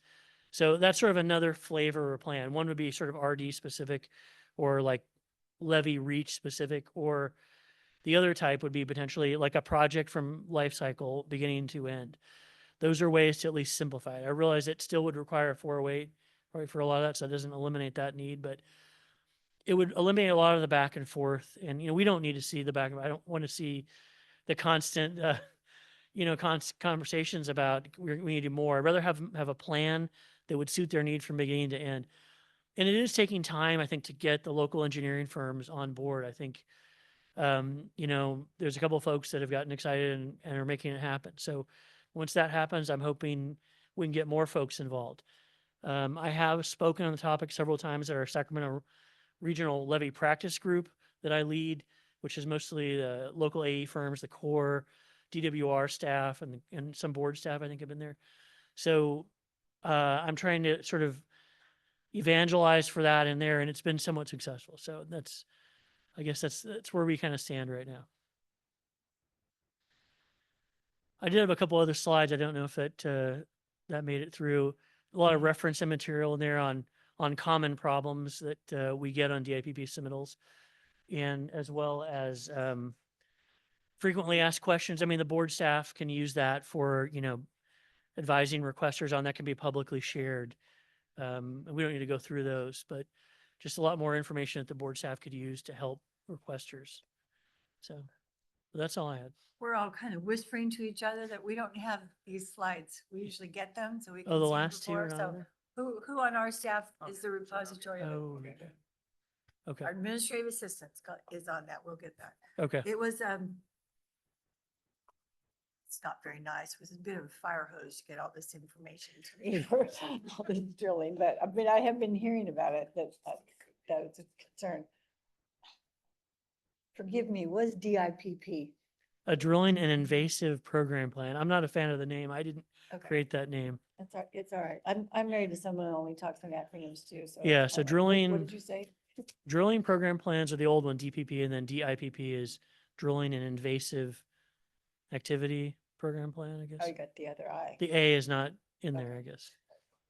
Yeah, well, Yeah, yeah. the A is silent. Yes. You get people's attentions when you show those photos of damages, but there are some instances where it's just not gonna happen. Yeah, there's definitely some risk with your smaller borings, your more simple stuff. It's not as much as, for instance, horizontal directional drilling is all the way in the other end. Other districts, especially ones in Texas, they don't even allow it under their levies. Galveston district in Fort Worth, they don't allow HGD, and probably because they gotten burned by the oil industry down there too much. No, So yeah. we allow it. I think we look at it very carefully. Some of the big ones have been in Walnut Creek, which are not under the boards. Well, it's one of the districts that goes directly to the core area. So we've had a couple down there with PG&E and others. And so they've been really challenging. They're very focused on what they want, and it doesn't really mesh with our safety requirements for levies. So, but we've had a lot of influence. I said we can have, when this document comes up for review in another 3 years, they're 5-year cycles on these policies. We're not quite 2 years in. So I'm open to other ideas. People have other ideas to streamline the process. We have the policy person here in Sacramento for that document. So she's here. She was going to be here today. I told her I think I didn't need her, but we could probably have her down here before I was done talking. But we have someone from Sacramento in headquarters, right? They're sitting there. We have them here. We can influence the policy. We want to improve it for the district. The district has opinions on how it works internally as well. And so, but we see how it affects the 408. So I'm open to ideas. I can meet again with the board staff and talk about ways to simplify it.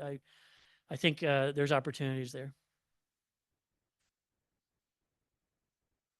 Had someone from the Central Valley Flood Protection Association that wanted to be involved as well. They're pretty bright people.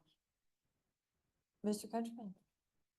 I'm sure I'd be shocked if you hadn't heard about our 4-inch diameter foundation exploration for one hole on the Feather River that's been in core review for over a year. I cannot understand how that's even possible for such a minor thing that's necessary to understand what the foundation is before you do the design. Yeah, fundamentally, as a geotechnical engineer, I agree with that. I think the geotechnical engineers need to be able to do their borings to investigate the sites. And, I don't have a solution for that issue. It's the cultural and environmental part that when we review a DAP from engineering perspective, it's probably takes a couple days to review it. If it's more complicated, maybe a week or two. But yeah, it's the cultural environmental clearances take a lot longer. The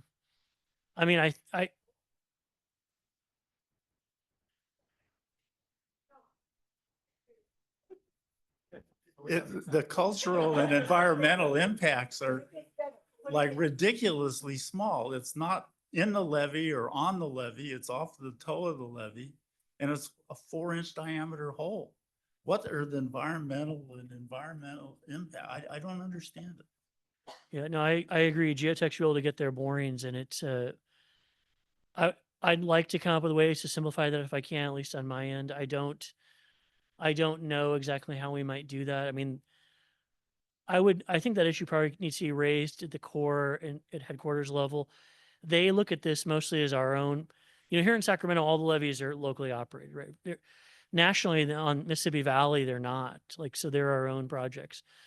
And so there are 2 practice areas that dominate levees in the core: Sacramento, California, and then Mississippi Valley, right? So there's those 2 poles and they have like a lot bigger voice sometimes. So I'll say this to defend the Sacramento. We do have a big voice in things, and we are able to influence policy from the district. For a long time, the local seepage control practice it was the Corps' national, the Corps nationally adopted that after the 97 floods and the work we did after that. So our seabed criteria here in Sacramento is the national one. So we've definitely had a lot of influence. We are a big fish among districts. And like I said, we have the proponent for this regulation is here with us here in Sacramento. So we have easy access. We have an ear to listen to us. Like I said, there are internal issues as well as external on the 408. So I am trying to simplify it from the internal side as well. I mean, as for small drilling like that, I don't have a great answer right now. I don't know if there's a way to address that, but it's something that might be worth talking about. How about a categorical exemption? I mean, as a civil engineer, I can tell you that a 4-inch diameter exploration hole should not require a year's worth of review. Yeah, I've been on the consultant side waiting for months to get drilling done, so I know what that can be like. I think it was already 2094. So I don't, certainly it's worth bringing up the next time the policy is around for review. I don't know when they're going to start working the policy again, but I definitely want to be involved. I like the Sacramento should have a big input on it again. Yeah. Sorry, I can't address the question better. I don't know, Mike, if you can speak to that. Yeah, thank you. So I hear that. Can you give your name once again? Yeah, sorry, this is Michael Fong, acting Section 408 Coordinator of the Sacramento District. We hear that a lot. Why does this project take this long? I want to remind you of that slide where we have 170 projects that and little funding to work on it. So the project, you heard a number of board permits go forward today, and you heard an individual say thank you for approving a trail on the American River. That package came through our office, right? So we are working. We just cannot work on everything at once. That's the issue, right? And we fully understand that for the proponent of the 4-inch borehole or for levee repair or for a boat dock or stairs, for each and every individual, it is the most important package. But we simply do not have the capacity to get to all of them. It's not a satisfactory answer, but that is why a borehole may take a year or more. When it is from a technical standpoint, it's a very simple issue. However, every 408 letter of permission is a federal action, every single one. Every single one requires us to comply with all applicable environmental laws and regulations, right? That's it, period. So it's a big scope of work for us to tackle. And whether it makes sense or not, that's the law. Thank you. Right, and you make the case for why we should get categorical exemptions for things like this, because it's not worth all the staff effort at the Corps that has to go through, because then you activate all these other coordination requirements. Yeah, absolutely. We would have to have programmatic instruments in place for compliance with each and every environmental law. That's programmatic assessment with SHPO, California SHPO. That's probably a programmatic letter of concurrence from the Fish and Wildlife Service. And we already have a boring like that would fall into a categorical permission for the Sacramento district, which is a streamlined version of the 408. We do need to work towards getting those other instruments in place. Again, that goes back to time and resources to get those things in place, but we're well aware of those issues. I'm gonna ask that we truncate this, because I'm really feeling like this is circular. I get what you're saying. They get what you're saying. So will we solve it right here? Are you going to declare a categorical exemption for all these things because Mr. Countryman wants it? I doubt it. And I just realized I have a public person who wanted to say something to this, and he might think I was ignoring him, but I'm not. Mr. Bippert. Bippert? Who came here all the way from Orinda, but We also provided you with a lot of entertainment. Thank you for your patience. I didn't mean to do that. I understand. Okay, just a note here that Member Johnson needs to leave, but we still have a quorum and active people. Good afternoon, sir. Thank you to the board, President Dolan. I started out with a sheet today to talk to you about as far as my process of having a permit with Central Valley. And then between hearing the speakers speak and what I've gathered, I'm not going to even use my sheet because it doesn't make sense. So. Yep. You need to say who you are. Sorry. What, Excuse me? start over, just say who your name Yeah, is. We yeah, get it, and okay, then we were excuse all me. like trying to. My name is Thank you. Jake Biphart. I have the title of being the president for a property known as Mom's Farm in Biggs, California. It's actually considered part of the Upper Butte Sink area.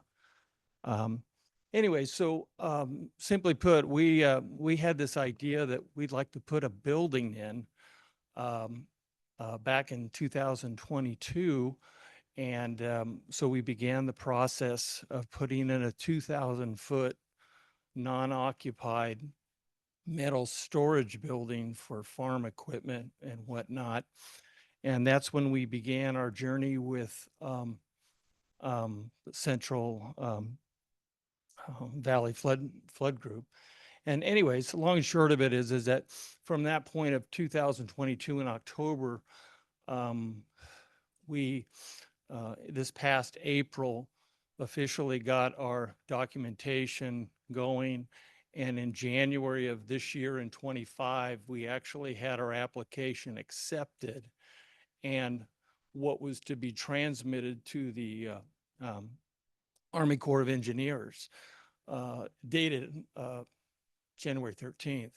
But I never have gotten a notice that it went to the Army Corps, nor have I heard from the Army Corps that they received our documentation. Anyways, I think what I'm trying to let you know is that from a standpoint, if I had sat down with Steve Lamb before we ever started this whole process, I would have thought things entirely different compared to what the process has been with our permit experience to get to today. So what I know as of January 13th is I now have to go through the Army Corps process, which according to the chart will be 12 to 15 months to get a clearance on a building that's 2,000 feet. We've done all of our proper civil engineering, elevations, all that's been done. And it's kind of a daunting process as I look at it now, because I look at the time we put into it to get to January 13th when it was going to Army Corps. And I miraculously thought that Central Valley talked to Army Corps and actually went to Army Corps, and it does come back to Central Valley, but there's really not a lot of communication there. If Army Corps wants to reject 98% of the 187 projects they have, I would say there's a pretty good chance that we're going to get our application rejected, and we're going to go back in the queue, come back with a detail, send it back up, and wait again till that happens in 6 months or whenever. I would think at our point right now with where our permit is, our temporary permit, that we'll be lucky to put in this building in 2026 or maybe 2027. That's just the status of the way this whole thing's going to go. From where I am, the only thing I can think of, I'm in the construction business in the Bay Area, and we do major projects of all sizes. And a lot of the businesses that start there start with small scale work when they build their business up over the years. And as they get bigger, the successful ones keep the small scale work. They call it small projects. And that's the only suggestion I can see between Central Valley and the Corps is trying to look at projects instead of making us go through a 3-year cycle to put in a 2,000-foot metal building that there's 5,000 of in the Central Valley, but we happen to be in the floodplain. Look at us relative to small scale. We've done the diligence of all the elevations and all the details that we could do.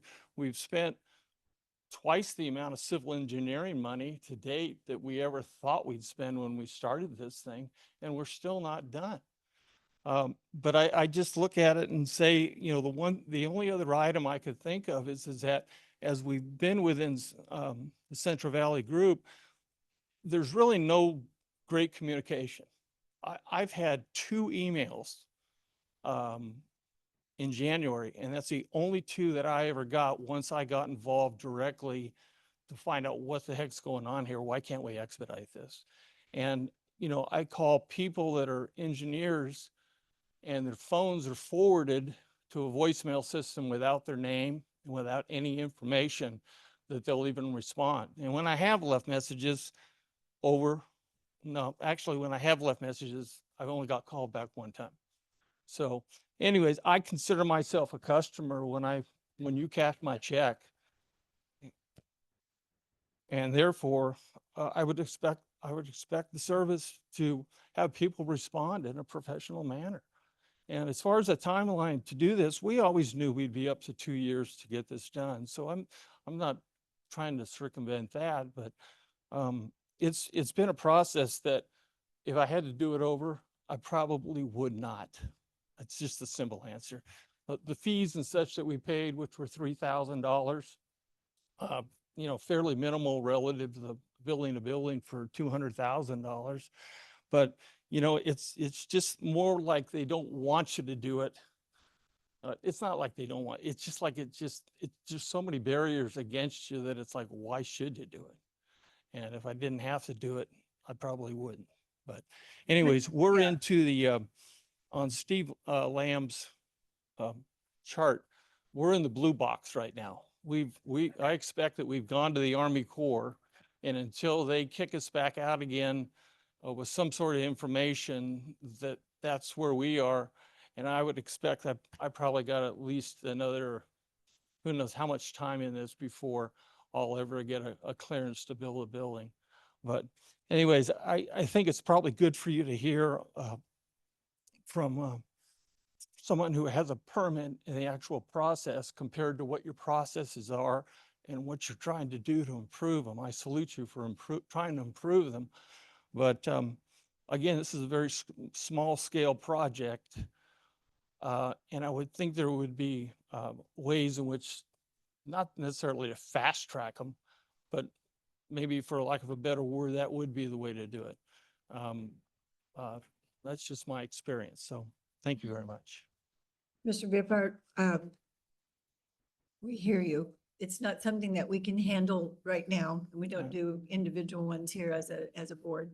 The reason that we have this on the agenda and have these discussions, and they're not going to be the only discussion we have, is because we are hearing from applicants about how slow it is. And what we can do to assure that rules and regulations are being followed, but it does not take the time frame that we're seeing here. So that's why we put it for our discussion. Right. Thanks for your patience. Appreciate it. Jane, You're near just Biggs. You're near Biggs? one other, I think there's some Wait a hope minute, for I'm you not here done, Joe. because you're not within a mile of a levee, I don't believe there. No, he's in the Butte Sink, right? What we call it the Upper Butte Sink. Upper Butte Sink, It's not, okay. it's on the north end of, So north I side of think the Highway core 20. comments could be de minimal, just they're saying, no problem. Well, Yeah. we'll see. We'll see. Hopefully it can move a little faster than that chart. Well, I mean, the crazy part of this is, as you all know, we've flooded 3 times this year. Just completed our 3rd flood in the past 2 weeks. We're on the Upper Butte Sink, not in the heart of the Butte Sink. And all 3 floods, based on where our building's going, our building could be built on grade and it would not have flooded in the 3 times that it's flooded this year, not to mention other years past. But again, we're trying to do this by the book and we're trying to go through the right procedures. It's just, it's an enduring process. Yeah. Thank you.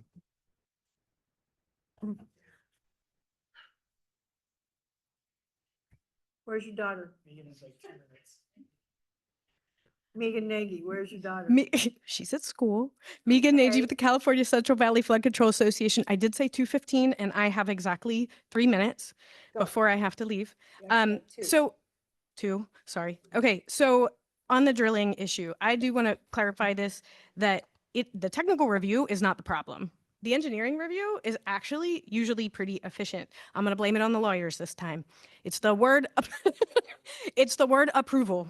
And because the word approval is in there, it has to go through the environmental process because the Corps is making a discretionary decision. So it's not necessarily the technical review that's causing the delays, it's all the other requirements. The 408 policy actually says that geotechnical explorations done by a non-federal sponsor for the purposes of projects are not subject to 408. However, they have to follow attachment blah, blah, blah, which is the drilling program EC, which has the word approve in it, which means they have to go through environmental requirements. Correct. So they're using the 408 process because that's the process they have to go through it. I'm putting words in their mouth, but that's basically my understanding. So I have talked to leadership at the Corps. They are now realizing this is an unintended consequence. This is not what they wanted. They wanted the engineering part to be good. They didn't want us to be waiting 2 years. There's not an easy fix. Like Eric said, the policy is what it is right now. Getting Corps to change their national policy is difficult. If they had their programmatic cultural in place and their programmatic fish and wildlife in place, that would go really fast.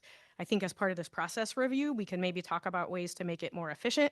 But I just wanted to make it clear, it's the word approval and the environmental part that is causing the delays, not necessarily the engineering. The programmatic idea is great, but when you're Megan Nagy, General Manager of Knights Landing Ridge Drainage District, with a budget this big, doing a programmatic plan with environmental documents that cover my whole district. So because if you have a programmatic plan, right, now that covers your whole district, don't you have to have an environmental plan that covers your whole district? I don't have the money to do that. Maybe Safeco does, but Sac River West Side Levee District and Knights Landing Ridge Drainage District certainly can't afford doing programmatic, cultural, and environmental documents to get a program plan in place. Okay, now I am not going to abandon my kids.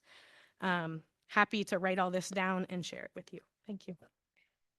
Yes, please do that. It's pretty clear to me this is not the only meeting where we'll have this discussion. Board members, you had your hand up a long time ago. I do know your name too. Yeah. Not Keely- Bosniak. Keely Bosniak. No, I just wanted to thank all of the presenters for their presentations, the 2 gentlemen from the Army Corps and Steve, of course, from our staff. I just found it really refreshing. And I feel like the good news is we know our process really well and we know where the weaknesses are. And and that in itself is a good thing. I will say not every government agency has a good articulation of their processes in order to even change them. So, this is so stark today. I have worked most of my career in the policy world, and I think people don't really understand what this little tweak in the law or this thing, what it actually translates into on the ground. And this we've got to figure out a better way. I mean, this is right at the crossroads of preventing us from making the improvements in our system that we need to, frankly, to be able to protect lives and property. And I have, real empathy for the gentleman that came here today. I mean, how incredibly frustrating to really have no certainty of when you could start what is a fairly minor project. I just think we've got to figure out how to do this. I am willing, and this is something that's right up my alley of things I'm fired up about right now. I would love to spend time to try and really figure out how to do this. I mean, it doesn't all get done, with one foul swoop, but we've got to make progress in improving this process. for our safety, but also just, for regular people doing very minor things that we should be able to do much better than we're doing today. We have lots of room for improvement. So but I really want to say I appreciate the U.S. Army Corps of Engineers expertise. They're really asking for let's figure this out, and I think that's just really great. I appreciate it. Thank you for your comments. I didn't hear anyone today say, we think things are fine. So thank you very much to the Army Corps for being here. And you'll have more conversations with Mr. Countryman, I hope. Thank you, Steve Lamb, for your good presentation. We put this on because it's been a problem. It's been a complaint. We've all heard it. We've heard it in our FMP. We've heard it at the coordinating committee, and now it's, I thought it was a fire hose. It was actually worse than I thought.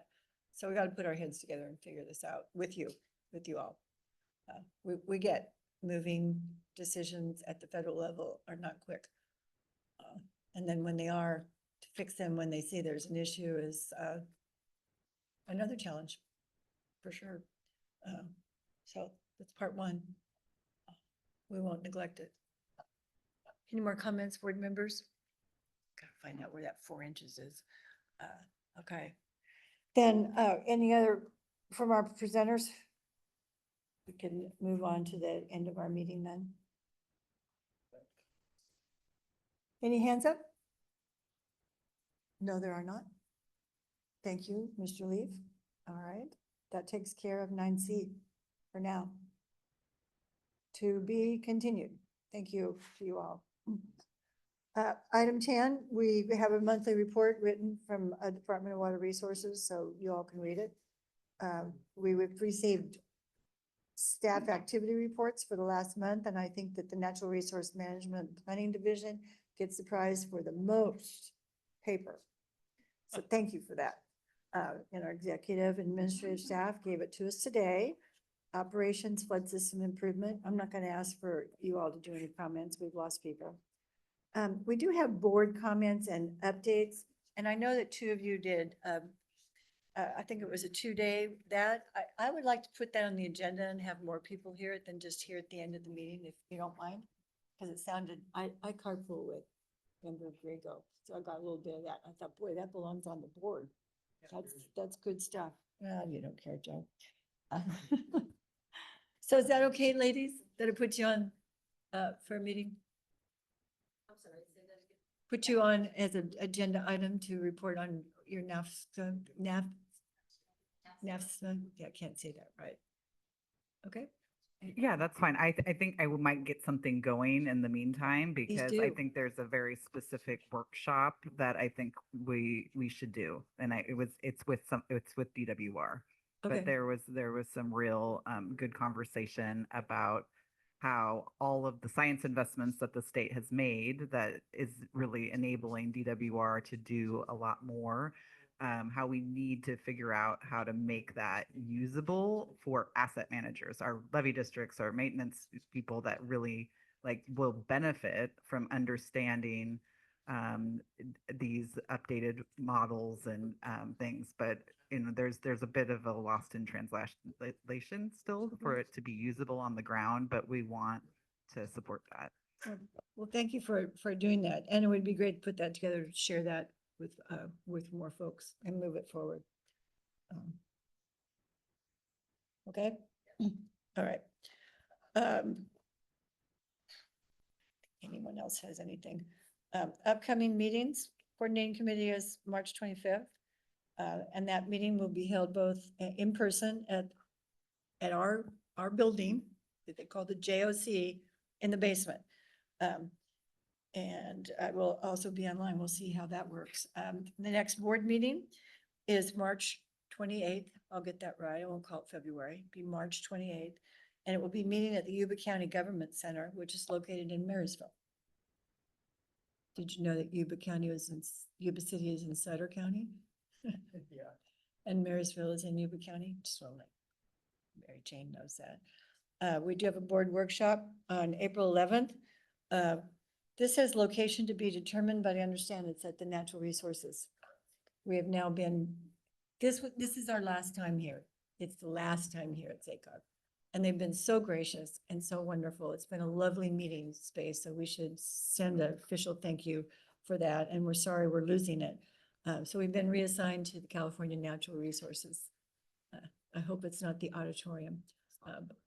But, okay, thank you. 'Cause that's not fun. Hopefully they learn how to use it. And hopefully they got it wired correctly. They knew how to use it, but it wasn't wired correctly. April 11th, for a board workshop, April 25th for a board meeting. And the advisory committee, has a schedule for Friday, March 14th, 1 PM at the El Camino building, the JOC, downstairs, the big room. Thank you for that. Okay, any final words for the good of the order? No protesters. All right, meeting adjourned.